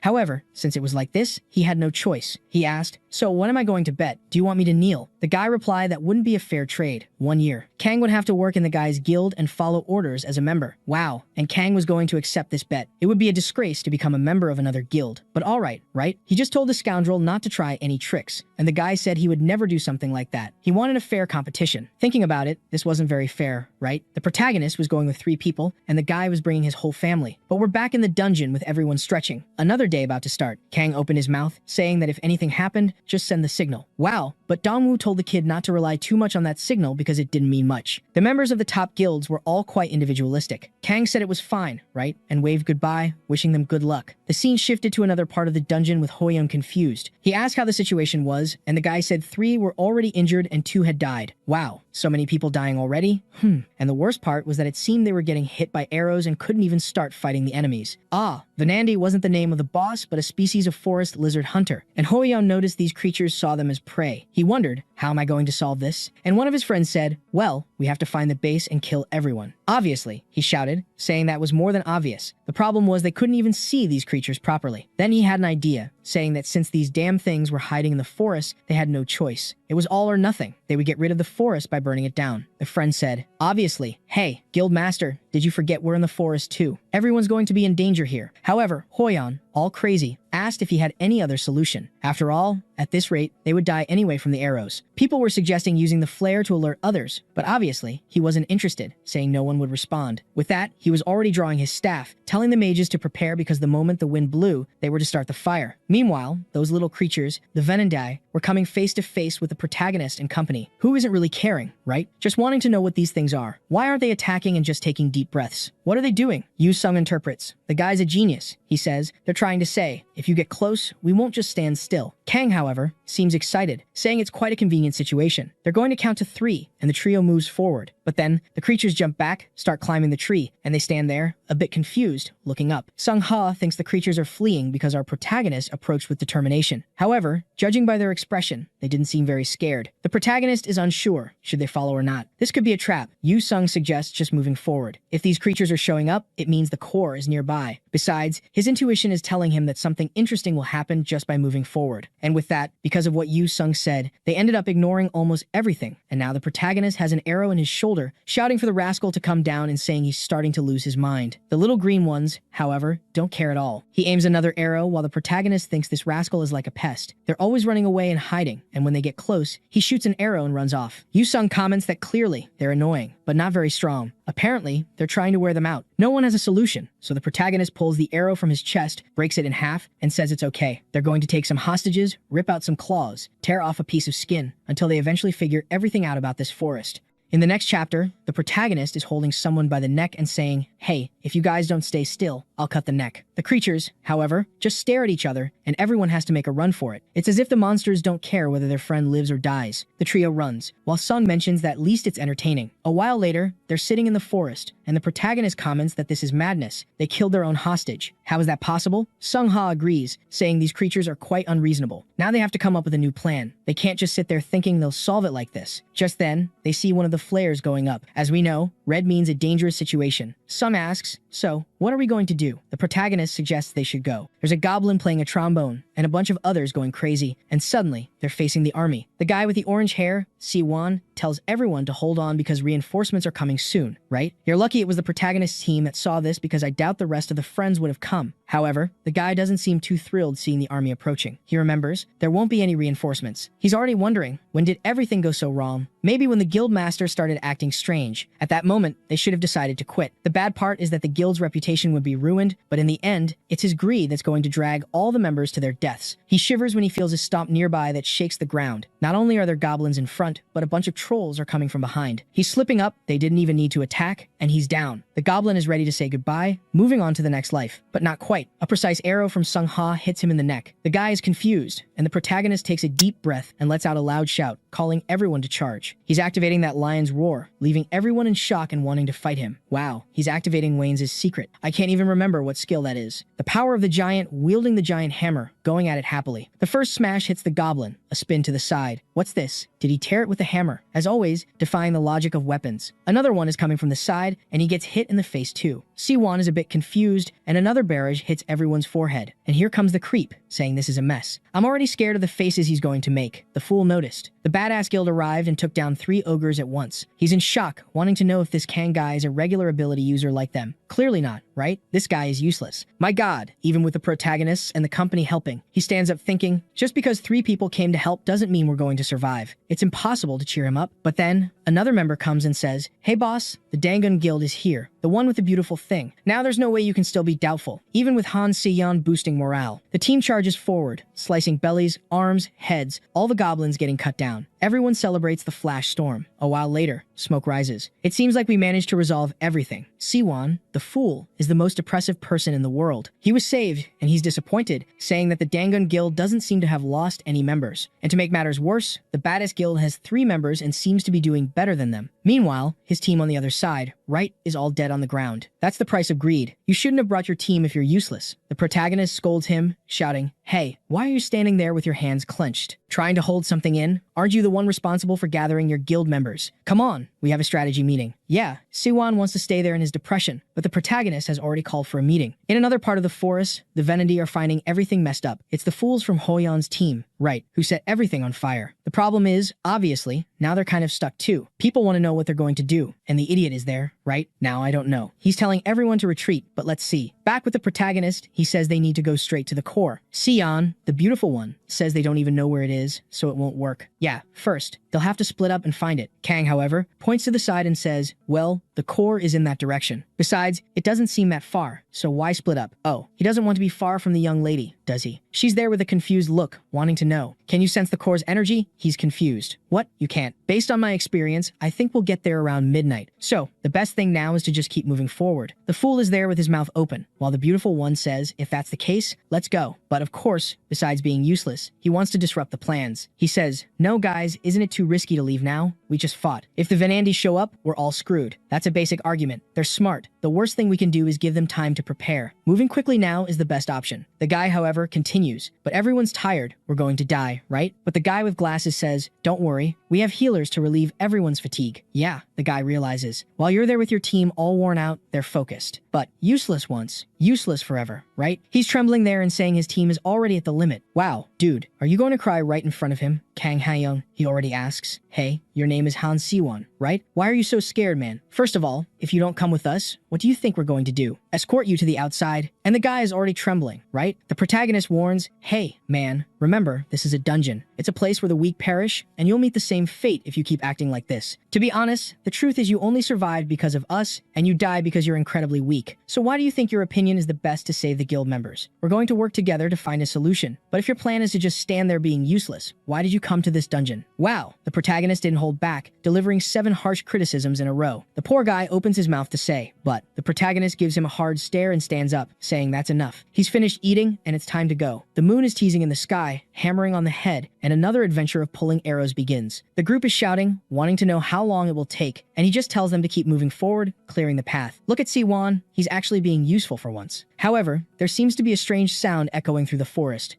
They finally found the cursed core. Wow, but there's a little troop getting in the way of everyone, leveling up about 10 levels. Sifuan is in shock, saying he can't believe they actually found it. Meanwhile, Sion tells everyone to use all the flares to attract the rest of the team. With that, the sky is painted in various colors as the fight with the goblins continues. At that moment, the guy from the Immortal Guild realizes they're late. The guy from the Black Knight says they need to get there to help, and it's the same for Dongo. Reinforcements start arriving, and it's like, wow, humanity isn't that weak after all. The gang arrives strong. And just as I said that, the protagonist looked back, startled by the arrival of the great warrior Venandi. The creature arrives right on time. However, Kang doesn't care about anything, already jumping in the direction, swinging the big hammer in midair. The crazy thing is, Venandi seems scared and, wow, really hit him square in the skull. I think even the protagonist was a bit confused, and the creature died. Apparently, it was easier than he imagined. Pato then comments that the difficulty in the dungeon was in the number of monsters and the intelligence of the Venandi. However, the boss fight itself was actually quite easy, and the loot was a sword from the great warrior Venandi, incredibly huge. The protagonist only collects items twice his size. Besides that, he also got a bow, right? Hands it over to the skilled one. Meanwhile, Dongwu pulls a spear from one of the creatures and looks a bit downcast. He already imagined it wouldn't be easy, but even so, they still lost a lot of people. I thought it was a one-sided fight, with them beating everyone. He's grateful that at least it wasn't a total annihilation. He says, well, let's start collecting the loot, guys. Do the math and distribution, and then head out. And everyone is saying yes, yes. However, suddenly, Sungha's expression changes.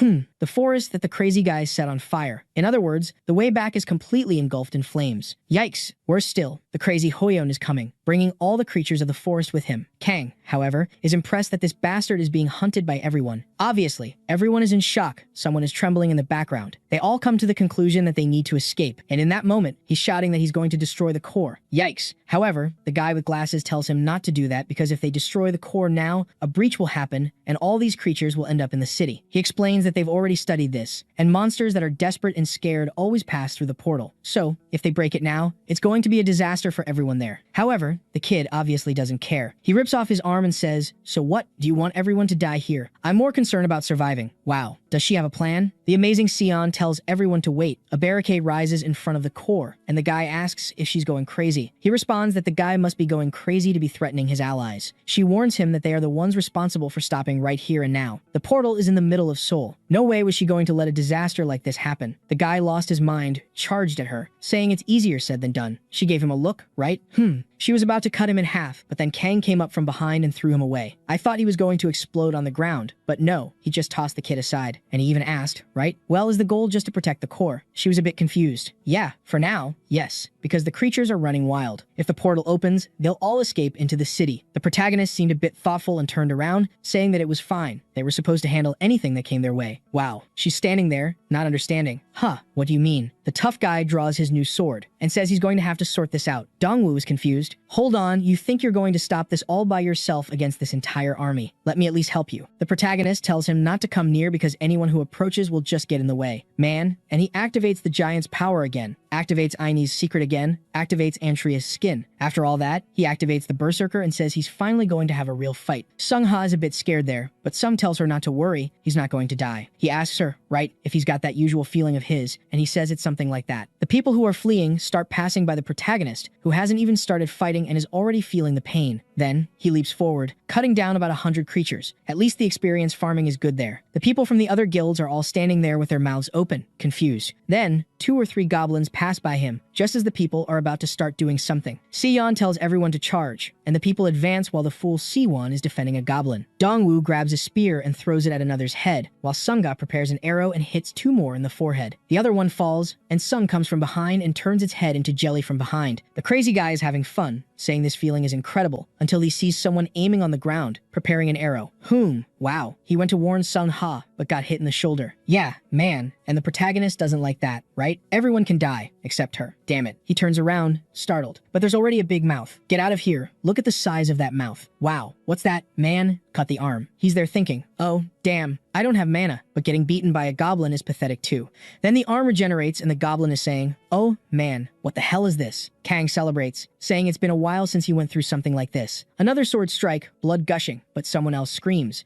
It's another goblin now going to bite Sung-ha. Where are the rest of the other guilds? Help. What? The protagonist had to save her again. Damn, but it's 3 versus 1,000 there too, huh? Another bipedal crocodile comes running, and wow, this one struck deep. Our protagonist suffered, and the worst part is that he's almost out of mana, so the situation is starting to get dangerous. He strengthened his head, the arm was cut. Now he strengthened his arm, and the chest was pierced. But it's not like he's the type to care about what happens to his body anyway. Since he's going to die, he's going to give it his all. Wow, did he create a mana explosion? What the heck is that? I don't know what he did, but only the bone remains. Attack on Titan? He's all giant Titan and asking if Sung-ha is okay. She went to ask if he's okay, but he just says yes, she doesn't have to worry. For now, they have to deal with the rest. He asks if her legs are okay and says it's time for them to go first. She should run and join the Dangan Guild and the rest of the team and evacuate while waiting for the signal. She obviously wants to know, right? But what about you? Are you staying here? The protagonist tells her to take a look. Does it look like he's going to die? The guy says this with a stab in his back. She's there, kind of not understanding. Wow. I don't know if it's out of respect or not, but she said she's going to follow orders and ran off.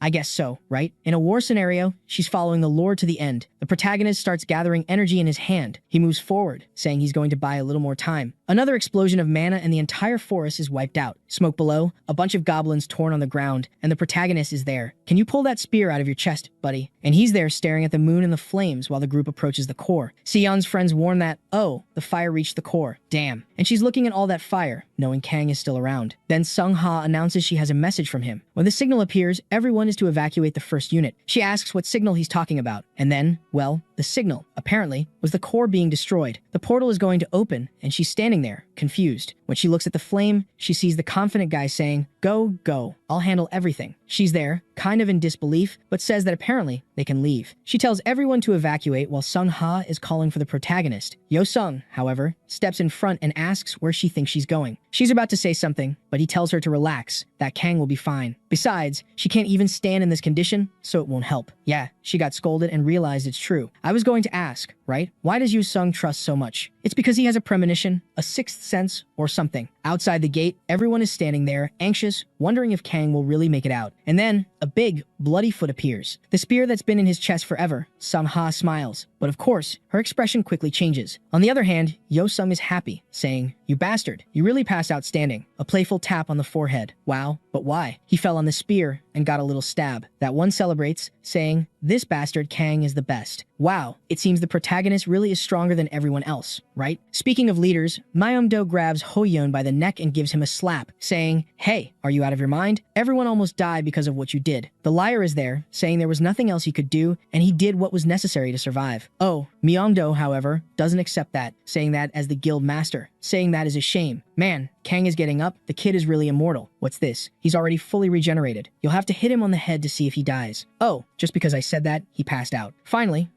man. We're waking up in the hospital, and look at the little one on the right, all healed up and happy. Kang gets up with his hand on his face, saying it hurts like hell. She cries and clings to him. Look at the protagonist, right? Just farming, the rascal. With that, the day ended when Korea completed a rank C dungeon for the first time. Wow, dungeons in this world are tough, right? There are still types like B, A, S, SS, dear God. The problem is that the price to clear this dungeon was numerous sacrifices. The Guardian Guild, which had already lost its leader at the start, was almost completely annihilated. Not to mention that other guilds also acted in ways that put everyone at risk. And the Fire Dragon Guild was at the center of this controversy. And with that, in a single mission, 2 of the top 10 disappeared. Everyone online is wondering, right? If they disappeared, who are the top 10 guilds now? Obviously, the heroism of our protagonist, who saved everyone from annihilation with 3 members, was enough to put badass in the top 10. Let's be honest. At least in the top 3 here, right? The jerks on the internet are still cursing, saying that's a lie. It's impossible for a 3-member guild to be at the top. Everyone is trash-talking our gang. Sung-ha is there, wanting to leave some comments, give that like on the video. But Yo-sung asks if she's not tired. She says she has to teach these people who don't understand online etiquette a lesson. And he tells her not to worry, but she's there, burning with anger. Yo-sung stopped. You know what? Where's Kang? He's taking too long. This place is kind of boring without him. It's probably because of some checkup, hospital stuff. But to be honest, I'm sure by the end of the first day, he was already 100% recovered. Sung-ha said his recovery is kind of abnormal. If you cut him in half, he'd probably grow 2 heads. Yo-sung laughs and says he agrees, but he's bored. He invites her to throw some daggers, which is the only thing to do. Meanwhile, Jaemun is there on the computer, suffering, with dark circles under his eyes. What are you doing? Oh, it seems there are people wanting to sponsor, a lot of people wanting to get involved with them. He has to keep organizing the dungeons, the missions they're going on. The poor guy has been working overtime for several days and feels like the rest of the bastards are just resting here. Then the protagonist finally appears and says, "Hey, I'm back, guys. Everyone, wow, finally Kang, you're back." He smiles, saying that apparently, yes, he's a total mess here. And he greets Jaemun. Jaemun is all happy to talk to the protagonist. Then he says, "Jaemun, listen, clean up this table and start working for real, man." The poor guy doesn't even know what to say, man. And for him, the other tables, damn it, were much dirtier. He's wanting to kill Kang now. The protagonist is even scared. Then he turns, saying, "Never mind, right? Clean when you have time. We'll talk later." Then the protagonist goes to Sung-ha and hands her the bow, saying he was hesitant to give it, but here it is. The bow of a great warrior, Vin Andy, rank C. Remember that rank C in this work here, apparently, is insane. And this one even comes with an additional ability to infuse magical arrows. She gets all cute, asking if he's really going to give her the sword. He says yes, obviously. She's the only one who will make use of it. It works better the more mana you have. Oh, and it seems you can shoot mana arrows, you know? You don't even need actual arrows. She thanks him, bowing while Yoo-sung is there. "Hey brother, the protagonist. Here you go, middle finger for you." They're there in joy and fun talking about drinking when someone approaches and sends a message to come in, asking if this is the Badass Guild office. They need to ask who it is, and look, it's him, Siwon, the useless coward. Yoo-sung wants to know who this crazy guy is. The protagonist, the description attracting only weird people. Must be some recruiter from some obscure cult, better not talk. Poor Siwon is in shock that no one even remembers him. How could everyone have forgotten him? Man, they weren't just together in that dungeon, they even ate together. Inside, he says, "Well, I'm Han Siwon, temporary master of the Guardian Guild." The protagonist, "Hey man, nice to meet you. I'm the master of the Badass Guild. Want a beer?" The guy is in shock that the floor is full of beer and the day has barely started. Why was Kang downing several cans in front of him? Meanwhile, Yoo-sung and Sung-ha are having fun throwing daggers. The guy can't understand how these bastards are good for nothing. The brother asks, "What are you doing here?" "We're very busy, man." He stops in anger and leans in, saying that first, he wants to express gratitude. It's thanks to Kang and his team that he was saved. The protagonist is a bit confused. Yoo-sung doesn't even remember that this guy was in shock. Look at how he remembers the guy saying, "I'm already at my limit. Please, carry me like the trash I am and save me." To which he responds, "Now I remember who you are. The useless trash I had to put in his place to stop him from being a nuisance." The guy replies, "Yeah, that was me." The protagonist says, "Oh man, it's been a while. Huh. So, what are you doing here?" Just as he's about to say something, the doorbell rings. The protagonist says, "Jaemun, go answer that. There are too many people being a pain." Jaemun goes over thinking, damn, Kang was closer. He should have opened it. But when he goes to touch the door, he calls for the guild master. He says it would be better for him to take a look at who's there. Oh boy, it's Dongwoo all shot up. Funny how he said, "Look who's here. Someone about to die." Bandages sent to the treasure. The protagonist stares, and the guy thanks them for taking care of him. Oh, actually, this isn't Dongwoo. This is Dongwon. Damn similar names. He asks, "Kang, do you remember me?" To which Kang replies, "Of course, man. You bought meat and beer for me. Of course, I remember." Siwon is there in shock. He remembers someone because of meat and doesn't remember him because of life or death. Then the protagonist wants to know, "What's up? What are you doing here? And why did they put baby oil on the guy's body? He's all shiny." Instead of answering, the guy stands up and says, "I have a favor to ask. Guildmaster, please save my brother." Kang is like, "Wait, what?" A while later, he asks, "What do you mean? Your brother was kidnapped?" He explains, "My brother's name is Sung-chan. Together, we were the masters of the Haesung Guild, a guild that my own brother founded." The protagonist, "Oh, enough. Don't tell that story. Just get to the point of what happened." Poor guy. Sanwa said it must be something with the Jungjin Guild, right? Probably. Oh, the one that caused the trouble, knocked on the door, and all that. And they even ask him to explain how he ended up like this. He says, "Well, there was a guild war with Jungjin. I told you, right, that these guys are taking some weird drug that enhances awakened powers. With this extra power, they attacked us, and there was nothing we could do. Most members are injured, and dozens of people died. In this story, the side characters die very easily, right? Like, in that guild, everyone got wiped out. In the end, they killed everyone and kidnapped his brother, who was the guild leader. Kang, wait, but where's the policeman? Obviously, they say. Well, the guild is an extraterritorial territory, right? Like it's not part of the city. And obviously, the police pretend they don't know anything when things happen inside. Kang, however, doesn't understand. Wait, but why are these guys going so far? Are you sworn enemies? Did they hit his mother? What happened? Dongwon explains, I don't know. Our relationship was never very good, but it wasn't terrible either. The only thing I'm sure of is that after they started taking this drug, their personalities completely changed. Strip a man of power and see who he really is, right, guys? Kang starts thinking that this drug is also becoming very suspicious. Besides, Siwon made that promise that he would help after the dungeon, right? So, let's take a look. We're arriving at the parking lot with Yu Sung saying that Poppy is going for revenge. Kang asks,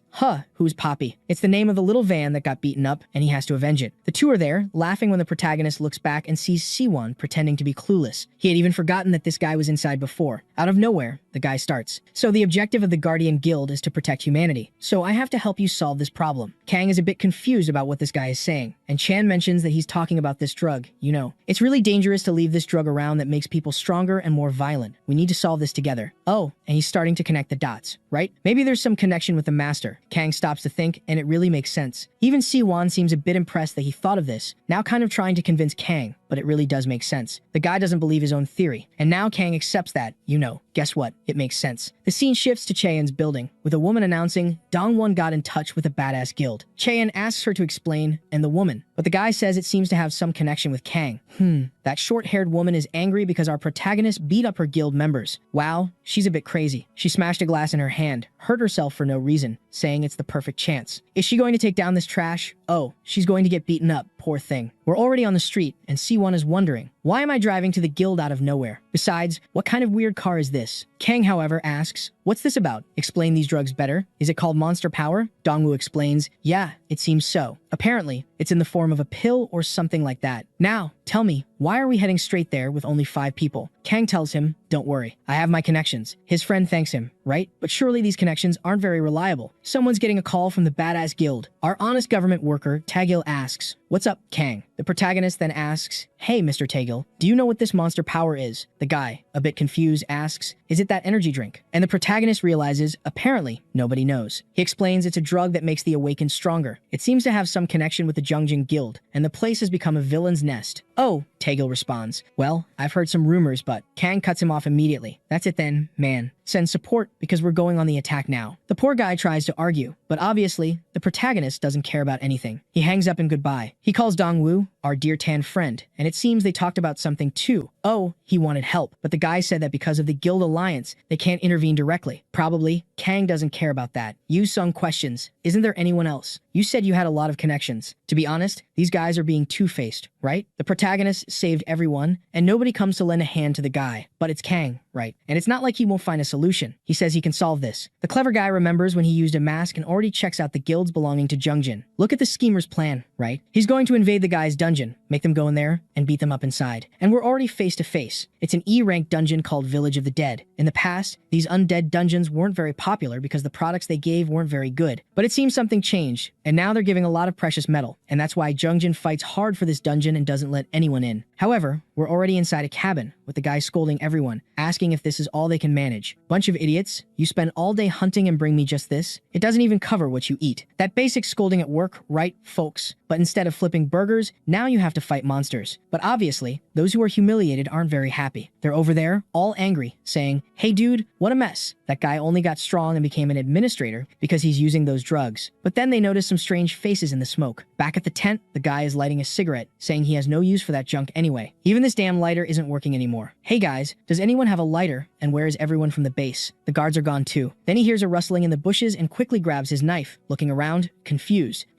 But right up there, whoa, there's an owl watching him. He gets startled. It seems like there's a lot of noise happening, not sure what's going on there on the screen. Apparently, it's the sound of some birds, but the guy is going crazy, slashing everywhere, laughing, shouting, demanding those bastards from this E-rank dungeon to show up. A while later, though, oh man, the guy's eyes are starting to look weird. He's really losing it. All he can see are some skeletons in the distance, and he wonders if he's going insane. Suddenly, the protagonist is in a jump scare. The leader is wondering, what is this? The villagers of the dead are all terrified. People comment that it seems like they've been through something terrible and no one is even responding. Chae-yin is confused, saying, whoa, but it's an E-rank dungeon. What kind of great danger could happen in a dungeon like this to leave these guys like that? Someone hands over a paper saying it needs to be delivered to the guild master. Chae-yin is more impressed by how terrible the handwriting is. The message, on the other hand, is clear. If you want this back, hand over Jo Sung-chan and all the monster power, the drugs. If not, I'll take your dungeons one by one. Damn, there's dungeon drug trafficking happening here in real time. The girl is confused, wanting to know what kind of criminal mess they're dealing with. Look, the little criminals there, all in the cabin, chilling, having a beer, playing games. The protagonist is complaining about the beer's temperature, saying he should learn an ice spell. Meanwhile, the two there are like, whoa, this trio's priorities are a bit confusing. Why wasn't he feeling any tension at this moment? Something's wrong there. He then says, hey guys, is it really okay for us to be here like this, so relaxed? The longer we stay, the more dangerous it gets, right? Kang says, come on, relax. I already sent a polite letter. Soon enough, they'll comply. Besides, I already told you, didn't I resolve something similar once before? But then, some guys arrive at the entrance, and the protagonist realizes it won't be that polite. The first one comes in, dragging someone by the neck and throws him in front of everyone. The guy calls him brother, so obviously, it's Dongwoo's brother. The protagonist, however, says, hey man, didn't you forget something? Where are the drugs? We're really in dungeon trafficking. The guy with the scratched nose says it's in his pocket and tells him to check. The protagonist goes over, sees 3 pills, and says no way. He ordered them to hand over everything. Apparently, they're asking for trouble. A guy in the back, however, asks if he's lost his mind. He must have no idea how expensive just 3 of those are. He tells him to respect the vice leader until he sees the vice leader is almost crapping himself. That's the guy who got beaten up that day on the street. The protagonist is like, whoa, hold on. Don't we know each other? The guy remembers the day he went straight at the protagonist and got beaten up while repeating to himself, don't be afraid, it's okay. I'm the vice leader of the Jongjin Guild. There's no reason to be scared. Everyone's here, I just need to call the team. Then he shouts, calling everyone and ordering them to destroy a bunch of people tearing through the cabin, coming from all sides. However, Kang smiled, saying their entrance was cool. The next day, Chae-yun, the girl with short hair, receives the news that all the members were returned in an incapacitated state. The people they sent to deal with that group in the dungeon were seriously shot down. Most are in a state where it's uncertain if they'll survive. Oh man, Chae-yun, however, demands to know why they're acting this way. She's losing it, wanting to know why Sanjin hasn't returned. What's happening? I don't know. I'm as confused as she is, apparently, right, because she's losing her mind. And the secretary there is getting a bit scared while Chae-yun orders her to respond. She was about to say she doesn't know exactly because she got axed. Or no, okay, she's at least just destroying the entire room, screaming like crazy. Chae-yun thinks this was expected. After taking this drug, everyone starts acting weird. The truth is, everyone goes crazy, that's for sure. Then, Chae-yun calls for her, orders to bring the drug and clean out the guild's vault and take everything there is. Was it to use the money to buy even more drugs? And she doesn't know that from now on, a real war is going to start. The protagonist hasn't even seen her yet, and the poor thing is almost dying of a heart attack, while wondering what the hell Kang Yun's goal is. She can't understand. His actions make no sense at all. First, she tries to think, well, hold on. He wanted us to release Jo Sung-chan, but why does he want all the drugs? And why is he messing with our guild? Clearly, he must have some purpose that I'm not understanding. She keeps racking her brain, but can't seem to find a single solution or reason. Does it make sense for her to start a war? Or is the war itself what he's after? Oh, poor thing. She's going to have a mental breakdown without even understanding what the protagonist is planning. At least she knows that at the pace things are going, they're going to be devoured. The scene shifts to the hospital. Someone says, your blood pressure is normal. Wow. But the guy is all bandaged up on the stretcher, and he says he now knows what Kang's goal is. Ah, that's the guy who entered the tent there, who had beaten and been beaten by him before. Kang beat him up, saying, wow, it's really you. I recognize you by the punch in the face. Hitting you right in the middle of your face is really satisfying. The poor guy is all twisted, crying, saying he understands that bastard Kang just wants an excuse to fight. The next chapter says Chae-yun got extremely furious with the badass and gathered all the members to declare war. Wow. And it says this war is going to mark Korea's history. But,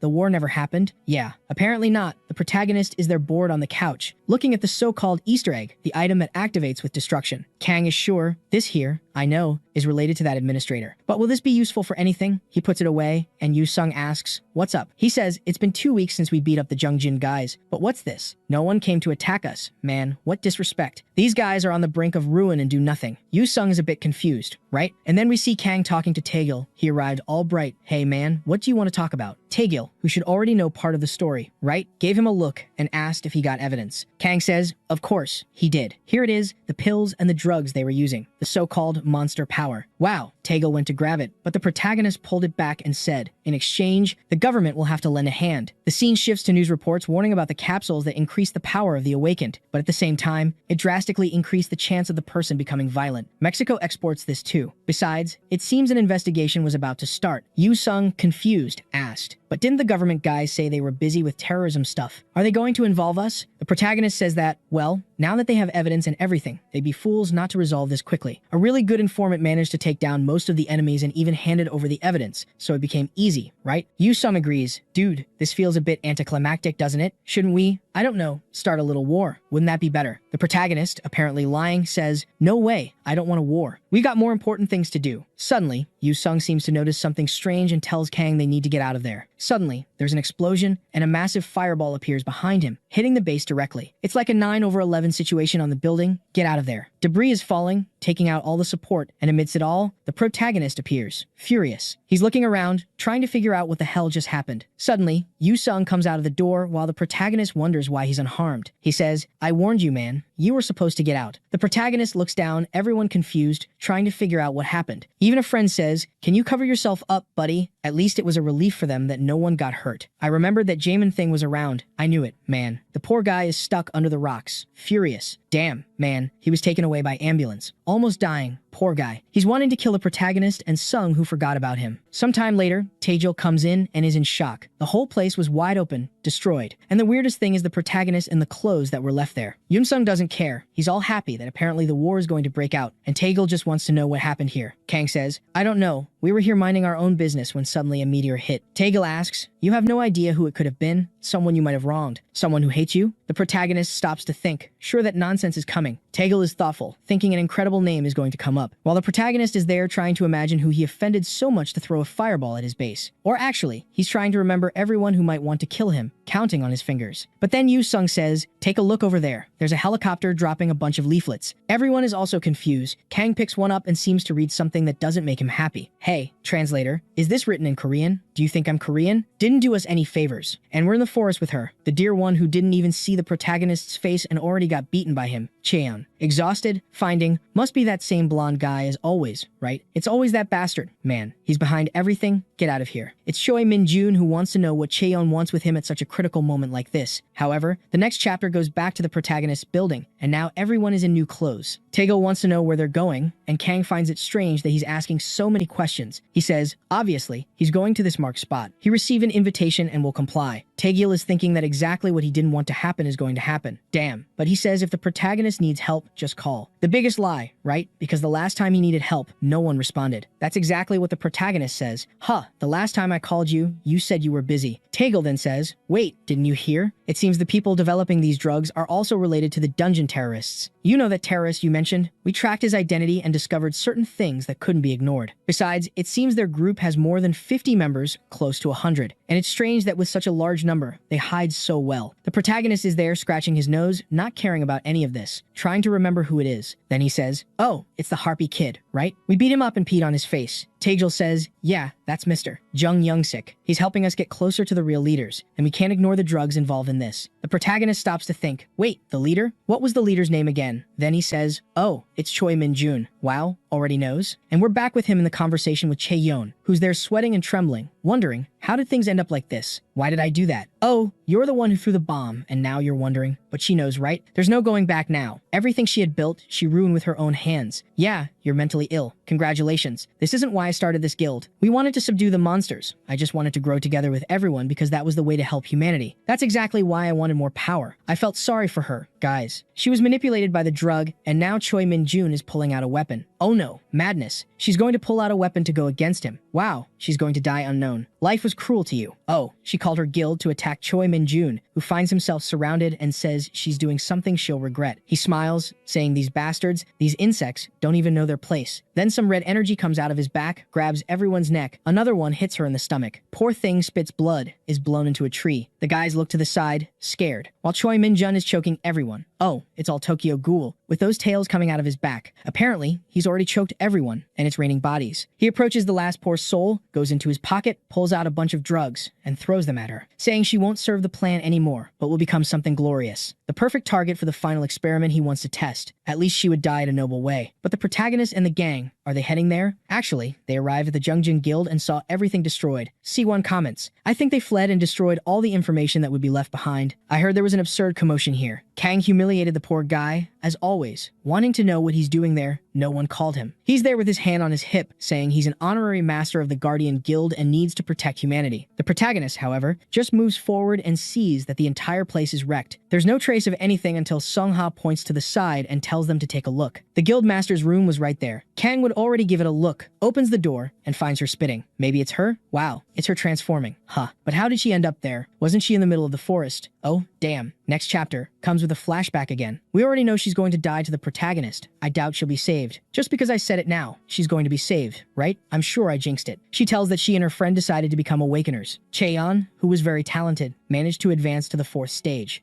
And at first, she didn't even intend to become that strong or anything like that. That's because, in normal life, she was just a simple office worker. However, her friend Jihei was quite different since she was a firefighter. She was even happy to awaken because now she would be able to save more people. Until she died to the monsters, right? Didn't last long. The world is really cruel. Cheon didn't even have the courage to attend the funeral and stayed outside because she was completely frustrated with herself. She was disappointed with her friend who couldn't even save herself. Damn. And she kept thinking that the reason Jihei died was because she was weak. Oh, okay. And that's why, at that moment, she made the decision that she, who had gained good powers, would carry her friend's will and become stronger, no matter what happened. The protagonist, however, is giving her a smack in the head, telling her to shut up. No one cares about her story. The poor thing falls to the ground there, confused, wondering what she did, while Kang says nothing justifies it.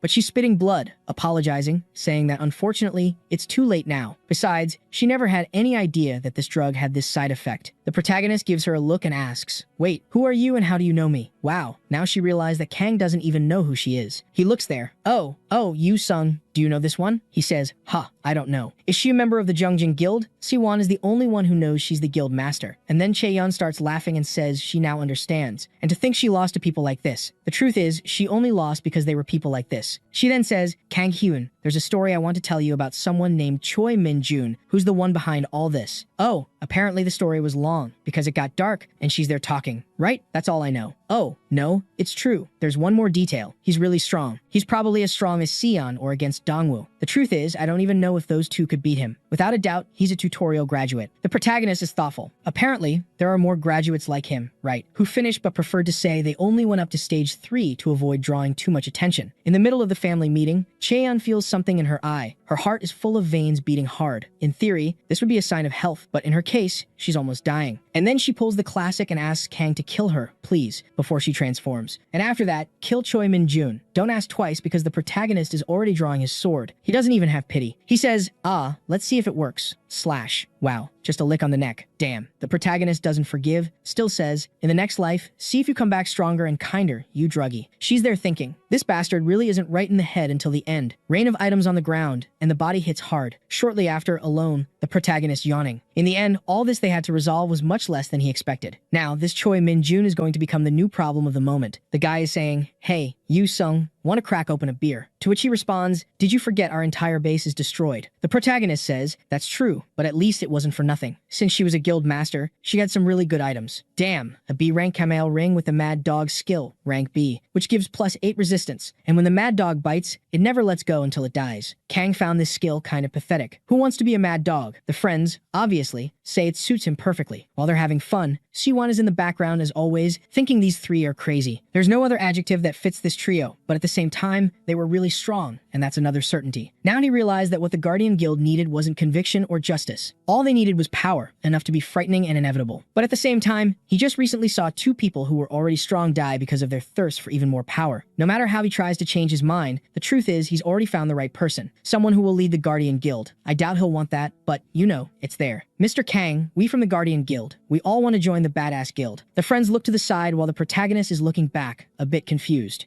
Obviously, Kang is leaving without much care, while the guy keeps insisting, saying, no, the Guardian Guild is awesome. We're ranked 2 inches national security. There's only a 3% difference between us and the guild. The protagonist doesn't care at all. The guy keeps pestering, saying he only has skilled members and that Kang would be perfect. Our protagonist turns around and tells him to shut up, saying, I already said I'm not interested. The guy insists, saying, no, but the guild is badass. At this point, the protagonist is losing his temper, saying that this guy is really annoying. Hey, you don't get it, I'm not interested. Siwon doesn't stop, saying, no, but our guild. Now the protagonist has clenched his fist and asks if he really wants to fight. The guy realizes he's about to get beaten up if he speaks again. He leaves, all sad. Our guild was the guardians of humanity. We lost. It's over for us. My friends are thinking, wow, what a weird guy. They don't feel sorry at all. Sung-ha says, I think it's better if we don't let anyone else into our office, right? But Sung says, what office? Girl, did you forget it exploded? The protagonist says, whatever, Taekyung will handle it. Soon we'll have another office. Let's relax for today. Suddenly, there's a bunch of people chasing Siwon. Kang is a bit confused, like, damn, another problem, and switches to the TV. Urgent news, citizens are losing their minds and attacking the whole city. In just 2 hours, hundreds of incidents have been reported across the nation. The government is considering the possibility of it being a skill user or the influence of some kind of monster. And apparently, they're not aiming at anyone in particular, right? They're hitting everything on the wall.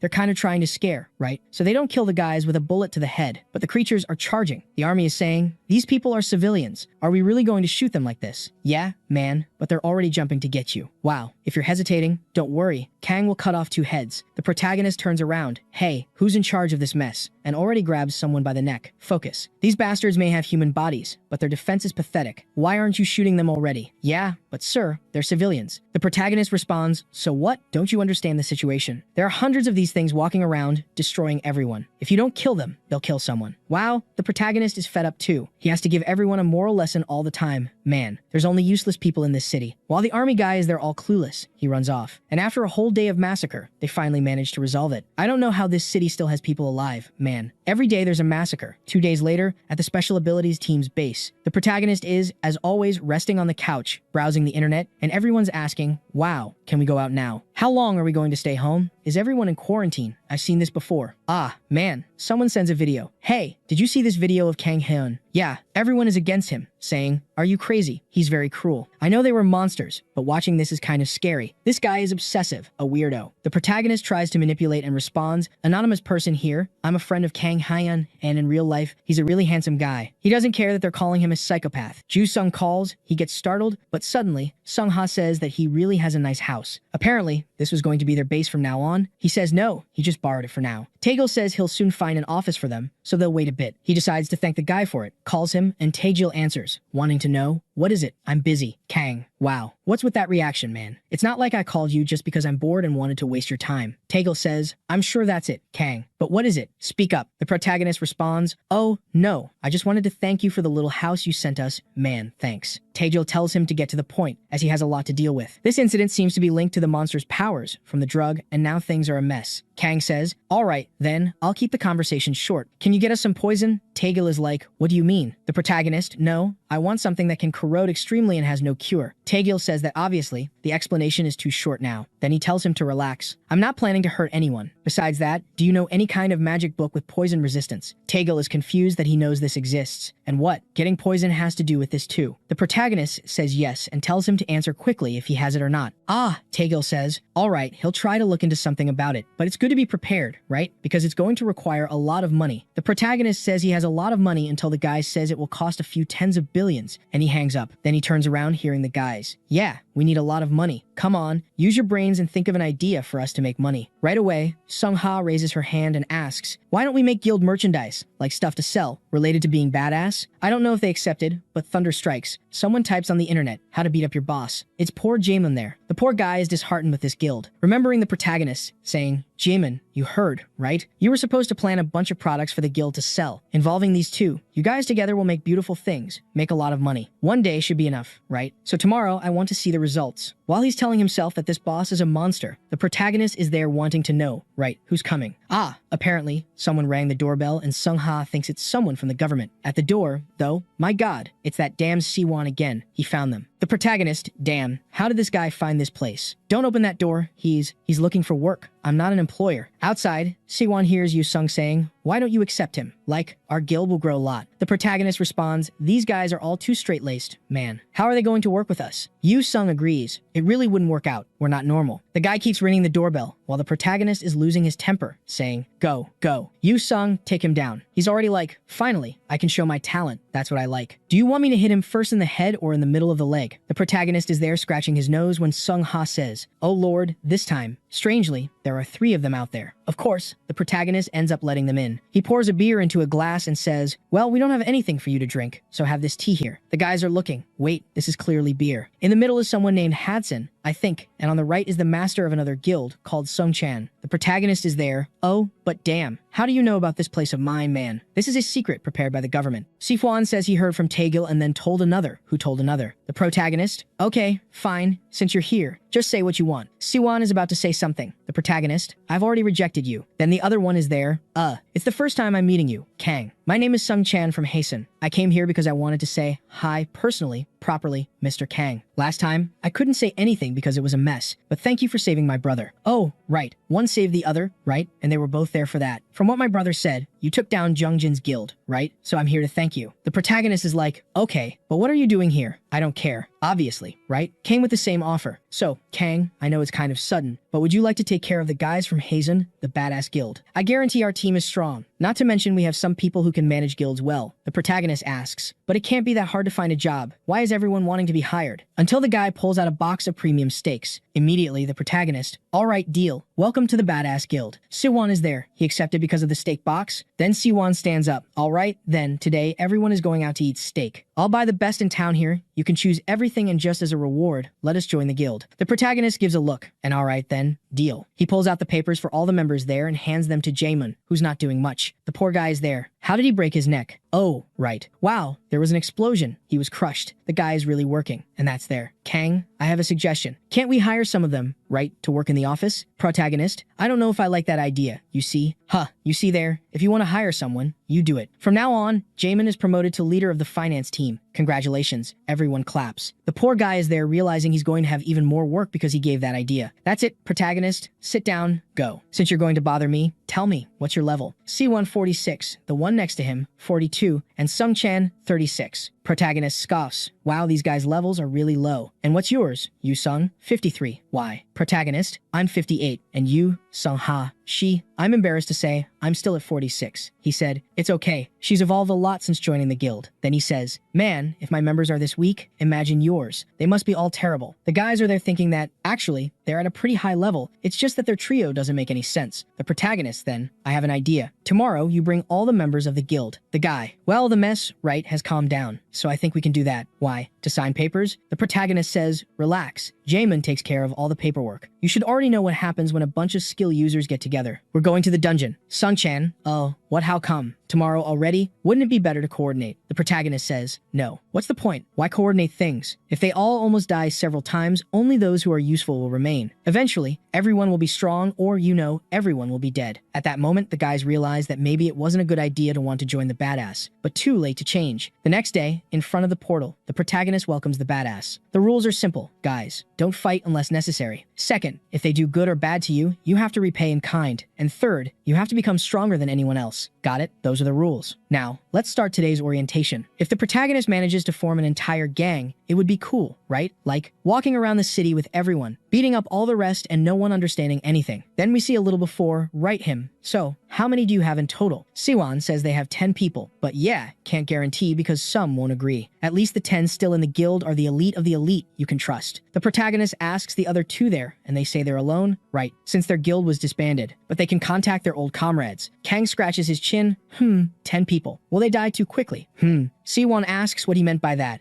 No, nothing. Just said that everyone is welcome. But let me ask, do you have any healer there in case someone, gets a little hurt? Siwon realizes that, right, his plan has something wrong, but says yes, they have a healer. Then he smiles and says, perfect, tomorrow he comes. We're already in front of the gate, everyone confused. But they said this was an orientation. Why are we here? What kind of orientation happens in a dungeon? Kang says, hey, guys, attention. From this moment on, everyone will fight inside the dungeon. You must be a little anxious, right, to be entering something like this without any planning. But don't worry, there will be 2 people there providing protection in case things get too crazy. Now, let's go. Dungeon rank D, Golem's tomb. Wow, rank D? Huh. It's not even rank E, so it's not that easy. We're already inside. The guy explodes on the wall. The friends look to the side, while the other faints. Kang shouts, "Get up and fight, man. How do you want to protect any civilian or protect someone acting like this? Too weak." Siwon is on the side. Kang, I think he's reached his limit, right? Shouldn't we let him rest? The protagonist turns, "Shut up if you want them to really get stronger. Stay quiet and just watch." Siwon realizes it's going to fall on him, while the protagonist calls, "Wear out that healer quickly." But the friend tries to explain, even the poor little healer is already at her limit with a bleeding nose, warning that she's running out of mana and will soon faint. Wow, the poor thing vomited from so much healing. Siwon tries to explain, "The girl is level 21. There's not much she can do." The protagonist tells him to shut up and asks, "Have you ever run out of mana?" He's a bit confused and Kang repeats, "I asked if you've ever run out of mana." Siwon says, "Of course, but that wasn't supposed to happen. It's her body telling her she's in danger." Kang turns, "That's exactly it. When you run out of mana, your vision starts to blur. Everything starts to darken, get blurry, and the muscles in your body start to, out of nowhere, tremble. The heart starts beating in a weird way, all uncoordinated. You run out of breath, the whole body stiffens. In other words, it's the perfect state for you to be in. One of the few moments you can improve your stats, even without leveling up." Some chan is there, but I've never heard of anything like that. It's understandable that someone might gain maybe a little more strength or stamina, but mana? The protagonist explains, that's why no healer levels up much. It's not because they don't participate in direct combat, but because they need to be forced to increase their stats, even when they don't want to. That's because the fastest way to become stronger is to reach the brink of death numerous times. Easy to say that when you have multiple lives, right? The people are responding to this, "Man, but we only have one life. It's over." Another golem stomps on the ground and comes to give a hammer blow to the poor guy holding the shield. Kang, however, steps in front and punches the arm, completely destroying it, and says, "I warned you, man. Don't worry, no one will die here today, even though almost everyone will die." Then Yusum is arriving, saying he brought another gang for them to have fun with. The poor guys there are all trembling, saying they're already at their limit, but get ready for combat. The protagonist is all happy, saying today is their resurrection day. On the internet, they're saying, "Hey, did you see that image Badass posted online? Looks like they recruited a bunch of people this time." Apparently, they recruited the guys from the Guardian Guild. At this rate, they'll really become one of the top 10. But the only strange thing is if those got involved in a mess, it seemed, right, that everyone was kind of beaten up. The guy agrees, saying, "Yeah, the strangest thing was everyone's facial expression." In the photo, there's the whole gang, which the protagonist already left the guys with bloodshot eyes and pure hatred. Scene changes to meat being fried and someone saying, "Siwon, I don't agree with this. This Kang Hyan, man, he's a lunatic. He has no sense of justice or anything in this kid. Master, seriously, man, we didn't leave our guild to suffer like this." Siwon said, "Pay attention to what you say. I'm not the guild leader anymore. Now I'm just the leader of this team, nothing more." The healer, however, is there crying, saying, "I can't take it anymore. At this rate, something terrible will happen. Someone will end up dying. Let's go back, guild master." The other friend says, "It's better for us to get out of this mess with Badass and rebuild our guild. For sure, starting over will be much better than staying here." Siwon puts his chopsticks on the table and says, "I know. His nature, his personality, it's all the worst possible and extremely unpredictable." The guy smiles and adds, "However, he's strong, much stronger than any other awakened I've seen. Of course, you can't expect noble ideas from a crazy guy like him. But right now, integrity and a sense of justice have no place in this world. If we, who were members of the Guard, don't get stronger, there won't be a place for us in this world. And here, at least, I'm sure we'll get stronger." In that rank C dungeon, I realized that to protect humanity, what you need first is not a strong heart, but strength in your fists. Justice without power carries no weight. That's why I'm telling you I won't force anyone. He stands up and asks them to please believe in him this one last time and follow him. After this heartfelt speech, everyone feels a bit shaken, right? And that's okay. 1 week, that's the time they'll give. And here we are already. 1 week later, rank E dungeon, Goblin Swamp. 2 of them are complaining, but one says, "Well, at least this is the safest rank E dungeon, right? It's just a bit annoying that there are so many creatures here, but at least they're not that strong. It's just strange that we split into so many groups." Oh, they're forming several groups, right? And there's just stumbled upon a bunch of dead goblins. So, there are a lot of people following this route, but the guy says, "How strange. Is someone advancing without marking their path? Wow. And there are mana stones everywhere here. This is crazy. Let's grab them. These are worth a lot. We got lucky, man." But there's a fight happening nearby. They say, "Hold on. The sounds are pretty close, right? Could there be people fighting nearby? Or maybe they'll want to come and grab the stones later. Let's take these and get out of here." But as they're leaving, suddenly 4 goblins appear on the right. The 2 are startled, saying there are a bunch of them here. But an attack comes and pierces the head of the first one. Wait a minute, I don't think these guys are from the guild, because there are some crazies arriving, shouting that the scream of a dying goblin is something wonderful. There's nothing better than bathing in its blood. They charge forward. Look at the buffs, getting healed, man. The protagonist is there. That's it. Finally, you're getting a bit arrogant. While they're in the fight, smashing the goblins' heads, the guys in the background are a bit confused, wanting to know right? What was that just passed by us? Man. Apparently, a week later, the Badass Guild expanded its size and a rumor started spreading among ability users. The Badass Guild was basically a giant Kang Hyan. The guys are at the bar, hitting each other, drinking, and eating meat. While Siwon wonders how things ended up like this, he asks that friend, so, a week ago, we talked, right, about,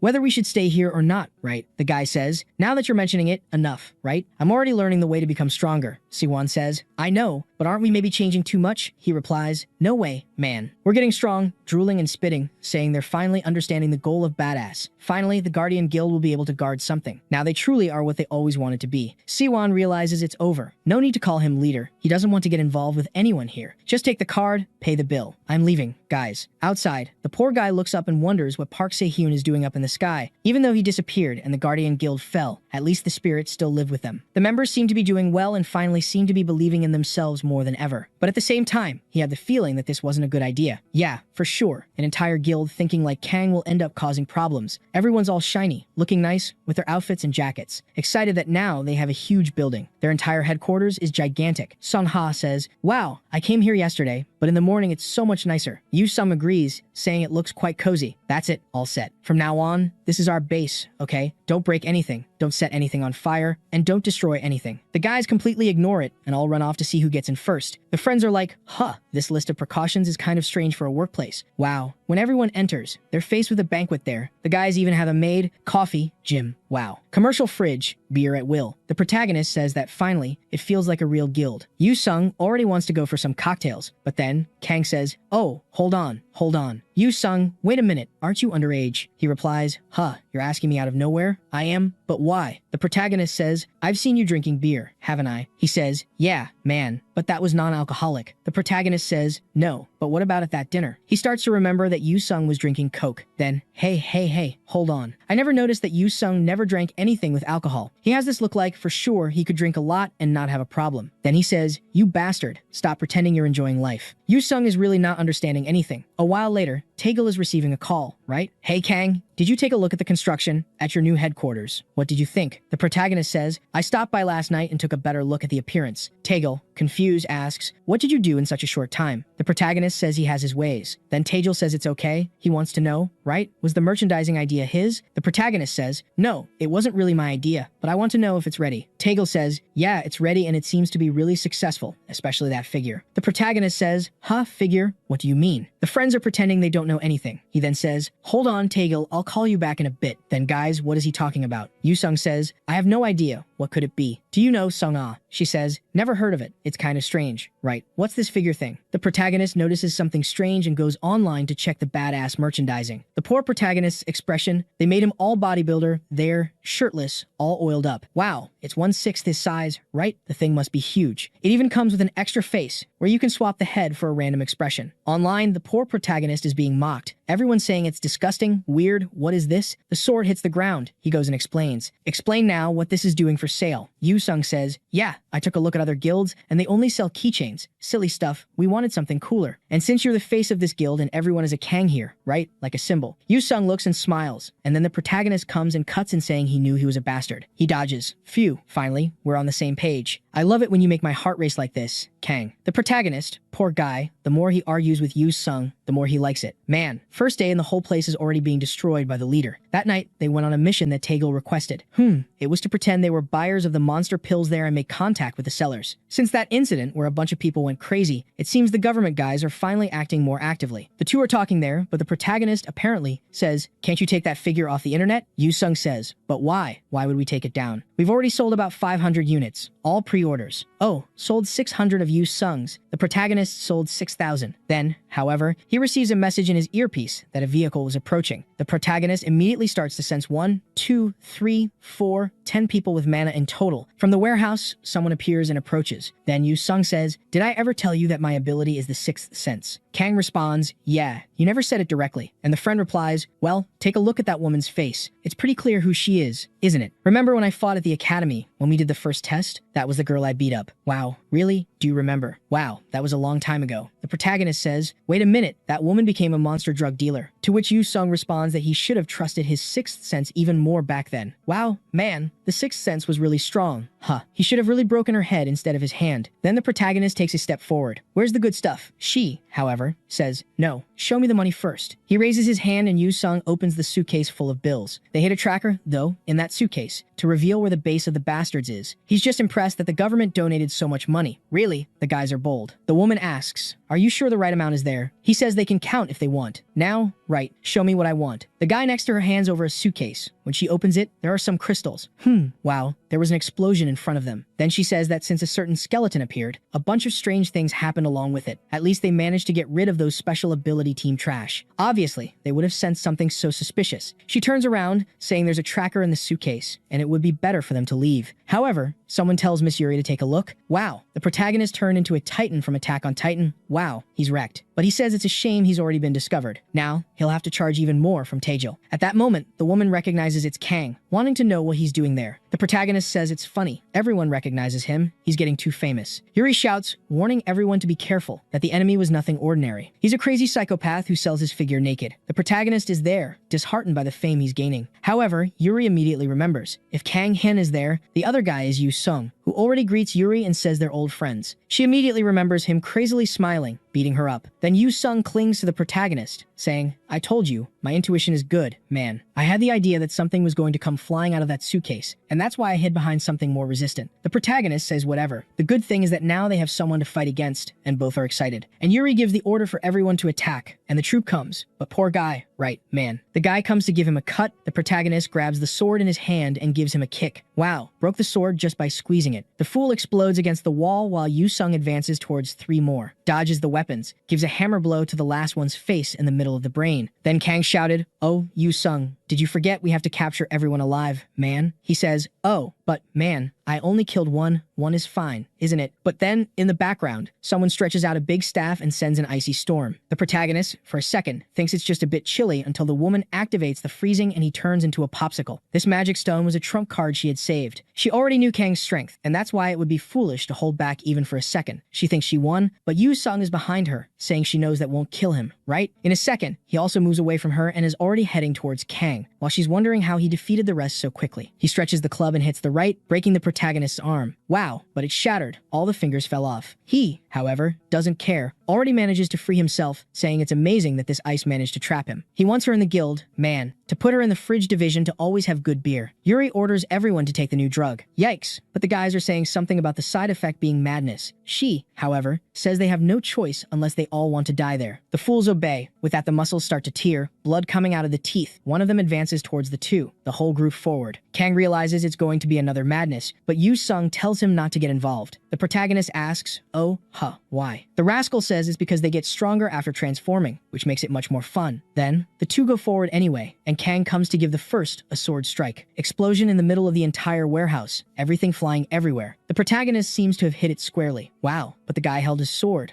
Even Kang is in shock, saying he didn't expect them to be really that resistant. Took that punch and was pushed away. Yu Sung is looking, wow, that's really strong. Someone shouts, saying it's his turn, and immediately everyone jumps in the direction. The first one pulls the grab back, gives a cut. Damn, right? He just dodges, takes a look, and moves to the side. Then, he's already on the back of another and falls hugging him. Wow. But the head does a 180 and bites him on the shoulder. He pulls a knife from the inventory, throws it in the direction of another coming, but the creature manages to catch it in midair. Even so, Sung frees himself from that jump in the direction and hits the knife he had caught, sticking it in the head at the same time he came from the side. When Sung looks, the creature is already on top, and Yuri says it's over there. But something pierces the creature's chest. Wow, look how she's arriving in style upside down. The arrows are hurting now. Yuri sees more people arriving, and it's getting complicated. Immediately, she orders the two guys next to her to attack Sung Ha. But the expression changes when, right, there's someone coming from the background. It's the protagonist activating all his buffs. Actually, he only activated 2 this time. He tells the wretch to stay put, while she's trembling, telling him to stay put there. But obviously, he's already advanced with a psychopath's smile. Blood gushes, everyone screams, and some time later, the sun rises. People are wondering what happened in that factory for everything to have fallen to the ground. Taegil arrives confused. Hold on, why did the entire factory collapse?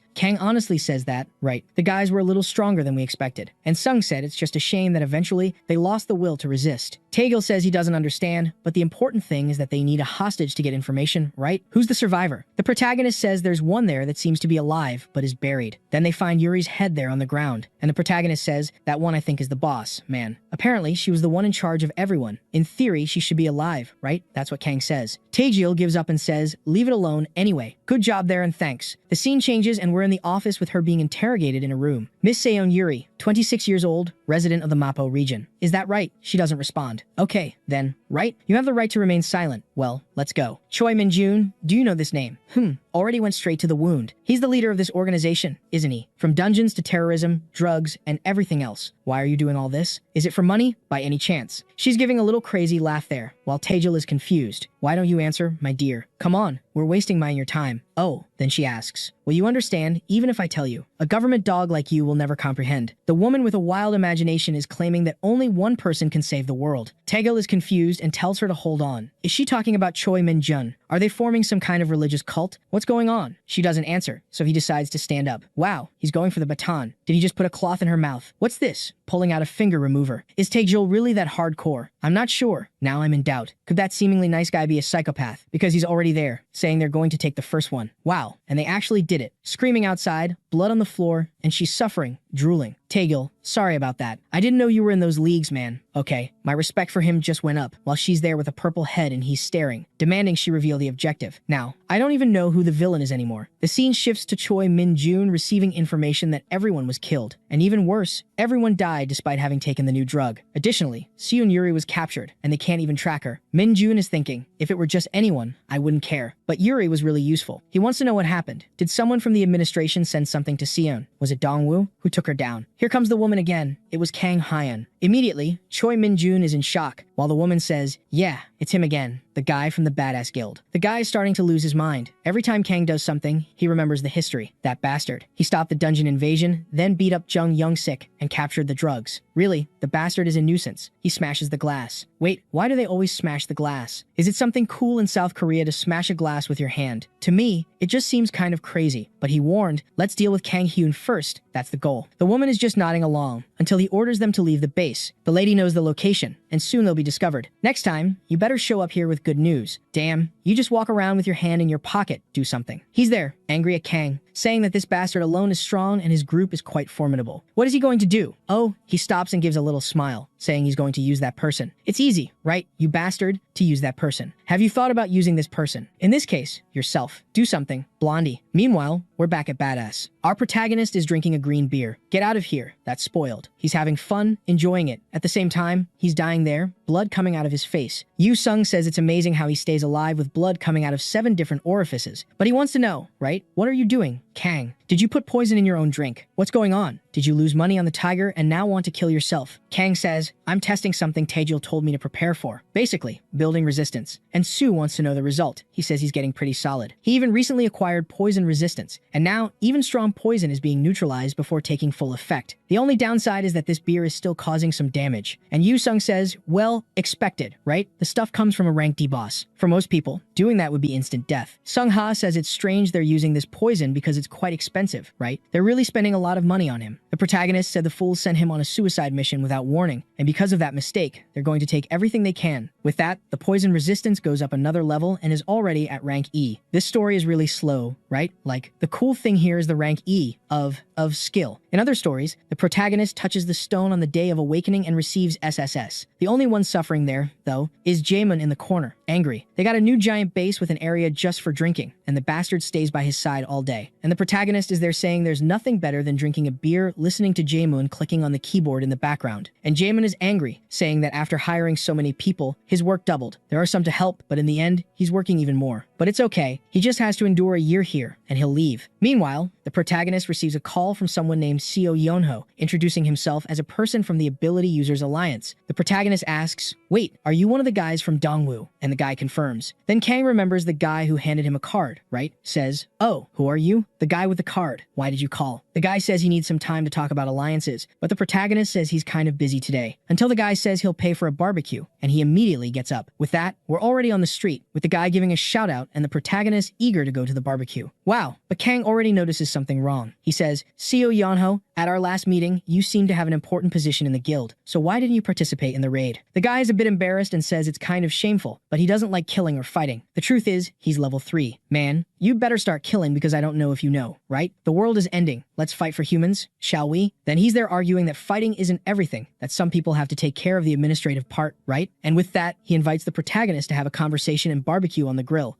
This place is peculiar, very reserved. The guy says there's a lot to talk about, but the protagonist doesn't care. He just wants to start the barbecue right away. Several beers later, the protagonist praised the guy on the grill. Apparently, he knows how to cook meat, but he wants to know, right? What's the deal with the alliance? Why do you want to meet me in person? Yeah, the obvious happens, right? There was something adulterated in the beer. Seo Yeonho, you went to poison the guy who was drinking poison all day. It's not going to end well for you. The protagonist is suffering, agonizing, and fainted, fell to the ground. And he's there with that villain face, saying that now they've solved the problem with Kang Hyun. Amel doesn't know where she got herself into. He's already getting up, telling the guys to take care of the body while warning that they were supposed to play with him before throwing him away. Play how? Oh, okay. They're going to beat him up. I thought it was going to be. Oh, never mind, right? That's the organization for getting rid of bodies. They're the butchers. There's not much secret to what they do, right? They cut you up until there's nothing left. Yeonho is hearing a lot of cracking, pounding. Oh, man. Thinking these guys are treating the body like a toy. A hand is coming and grabs his shoulder. The fool is going to turn around, saying not to touch his body with that Kang blood. But it's Kang staring at him, saying, "Hey, Yeonho, that steak was pretty good, huh? Let's say the seasoning was quite unique." Obviously, with poison resistance rank E, most have a very low effect on his body. And, man, the people were butchered inside. Kang smiled, saying he has so many questions to ask, but first, they're going to have to fight, right? Takes the first punch to the face. Shortly after, he's completely shot, and we're back to the grill. The guy is tied up, wanting to know how Kang found out. Were you pretending to collapse from the poison? What happened? You couldn't have acted so quickly. After all, we studied you, and we know you don't have that level of intelligence. The guy is tied up and mocking. The guy wants to know, right? Come on, Kang, tell me, man. How did you find me out? The guy doesn't care what he lost. He just wants to know how he lost. Kang says, well, when you said you were level 3, if you tell a giant lie like that, obviously I'm going to doubt everything else. Just by the amount of mana you're exuding, it's clear you're above 50. The guy is in shock that he managed to notice something like that. And suddenly, the guy, sorry, Kang. You know it was the organization? I had no choice. Kang says, oh, hold on, I'll ask about the organization later. For now, we're going to eat, okay? Yeonho ignores, while the protagonist is licking the meat. This guy is weird. He offers our guy to join them. The protagonist replies, did you hit your head? No, I hit your head. But anyway, I'm not going to negotiate with terrorists. Yeonho, however, says yes, he knows. His whole group seems like terrorists to outsiders. But if people truly understood, they're the only ones who know how humanity will manage not to perish. He screams desperately, saying they're trying to stop the end of everything, only they can save. Takes 2 chopsticks to the face. The protagonist says the bastard is ruining his appetite. But okay, if you want to talk, then let's hear it. Yeonho tells him to ask, and the protagonist says he has no questions, just scissors. He doesn't even know what he wants to find out, but he's sure if he cuts a few fingers, eventually, he'll say something. But while the protagonist is talking about cutting little fingers or big toes, the guy has something in his mouth, and when it breaks, he starts to go crazy, spitting out some purple stuff, dying. The protagonist drops the scissors and says this guy is really annoying. He doesn't care, already leaving the restaurant thinking, what's this business about humanity will perish if not with them? It's the same thing that, apparently, Yuri had said about the country being destroyed in 3 years. As far as I know, it should be 5 years. Besides, the way he was talking, it seemed less like a countdown, and not even related to dimensions. I know it's more than obvious that the difficulty of the dungeons keeps rising. Even rank C gates are now difficult to handle, and if gates above that start appearing, things will get complicated. But whatever, right? There's not much I can do, just train and get stronger, can't worry. At least I better warn Tagil about what happened. However, when he picks up the phone, he sees he missed 23 calls from Tagil and gets a bit confused. He answers with Tagil already shouting, why didn't he answer before? The protagonist says he's not his girlfriend, and with that, Tagil tells him to take something seriously and come to the base right away. The protagonist wants to know what happened, man, because Tagil just tells him to come quickly and check any news portal. The protagonist is puzzled, right? Come on, tell me what it is. The guy responds, I can't explain over the phone. Come quickly. Done. Hung up on him, and we switch to the base, with the guy stressed, with someone saying they've already said countless times they won't be able to handle the army. Scene changes. It seems that 2 days ago, the government and the military found the terrorists' hideout. They went there to wipe everyone out and even use special forces. Oh, but one man alone, right? That of Choi Min-jun, took everyone down. The protagonist arrives at the base, wanting to know what place this is. Tagil explains it's his secret base and not to tell anyone because he knows what kind of person Kang is. With that, he says, Kang, I already warned you. This is an extremely important meeting, so don't cause trouble. Kang says he knows, but he's impressed he's going to meet President Han Sung-hoon. And in the room, there's a bunch of military guys, already the old men, right? Who will be like, hey man, you're useless. But later, they'll be like, oh my god, I love Kang. Who doubts? And they're in shock. Oh, Taegil, you brought someone? You didn't say you were going to bring all the best ability users. And Taegil said everyone is very busy, and it was difficult. The military isn't very happy, saying, for God's sake, huh? You guys from the ability team aren't good for anything. Not even the emergency button works. Another responds, a situation like this shows there's no discipline. It's really a group of useless people. President Sung-hoon, however, tells them to be quiet. They've already tried to solve this with the military and failed. In this situation, as Taegil said, they need the Awakened to be the main force. Times have changed, and we have to change too. Yeah, but the military is saying, I agree. That's why the Awakened should obey the military. This guild thing doesn't work. They're basically authorized militias. But be careful. Huh. Now I thought Taegil was nice, but look at the villain's face. Thinking, these bastards already messed up everything once and didn't realize it. That's exactly why I warned they should have sent the Awakened. In the end, we lost the chance to take down Choi Min-jun, and he escaped. These guys here don't even care about the crisis. They just want to keep this little bit of power they've had since the Awakened appeared. Even so, it's ridiculous. Countless people died in this operation, and they're still shameless. Yeah, the problem for them and everyone is that they called Kang, who already says, what a mess. I really don't feel like listening to these idiots. Someone is going to question. He already punches the table, asking if they think the Awakened from his group are dogs to come and go when they want. What the hell is this about integrating with the Awakened? As far as I know, you guys did the operation and completely failed. You should be ashamed of everyone you let die. It's even embarrassing to say that the country's top generals are in this room. If I were one of you, I'd quit my position out of shame. Done. Caused a scene. And still, man, I haven't stopped. President. It must be really hard to coordinate a nation with so many idiots by your side. There's only useless people here, so I'm leaving. When you need something, send a message. Wow, he really left. Taegil, on the other hand, loved the feeling of trashing all the generals. It was extremely refreshing. Now he understands what it's like to be a mad dog. Finally, he's understanding Kang, who appears again, saying, hey, Taegil, what's the exit to this place here? I don't know. The fools are all silent. Obviously, the military, as soon as he left, went crazy, telling the president to go solve this. You can't let a guy come into the room and trash everyone. This was national dignity. They're going to have to. The president, however, is just there, almost laughing. Almost not, started laughing. Crazy in the head too. Saying that's enough. Can't have a meeting. Leave it for later. The next day, on the 5th floor of Badass, the protagonist calls a cheeky blonde for a duel. It's Yu Sung, who wants to know. You want to train against me? That's weird, huh? Kang says he needs some training. That's because, right, he knows Choi Min-jun might be a bigger threat than he imagined. First, this guy is definitely a graduate of the tutorial, and if the protagonist is going to fight him, he has to be stronger than he is now. He's been leveling up constantly, but just increasing attributes is too little. What he needs at this moment are real combat techniques. With that, he says, we're going to fight, but only with fighting techniques, no abilities. Yu Sung turns around. No, I don't want to. Without abilities, I don't fight. Without abilities, it's so boring. You don't even know how to fight Kang. You're just going to get beaten up. What's the fun in just beating you up? It won't be fun. The protagonist realizes the bastard is trying to provoke, but he retorts, oh, you're the one who's scared. Huh, blondie. Trying to run away from the beating you're going to take? Yu Sung, however, says, Kang, do you think I fall for these provocations nowadays? To convince me, you'll have to use some other strategy. At this moment, I'm not gaining anything from a boring fight, so how about we make a bet? Huh. If you win, I'll do whatever you want, as long as it's possible. But if I win, we'll launch the Kang V 2 figures and, with that, also the right to like this video that helps Mamoru make more juicy content for his viewers. Activate the cheeky little bell, and I am out.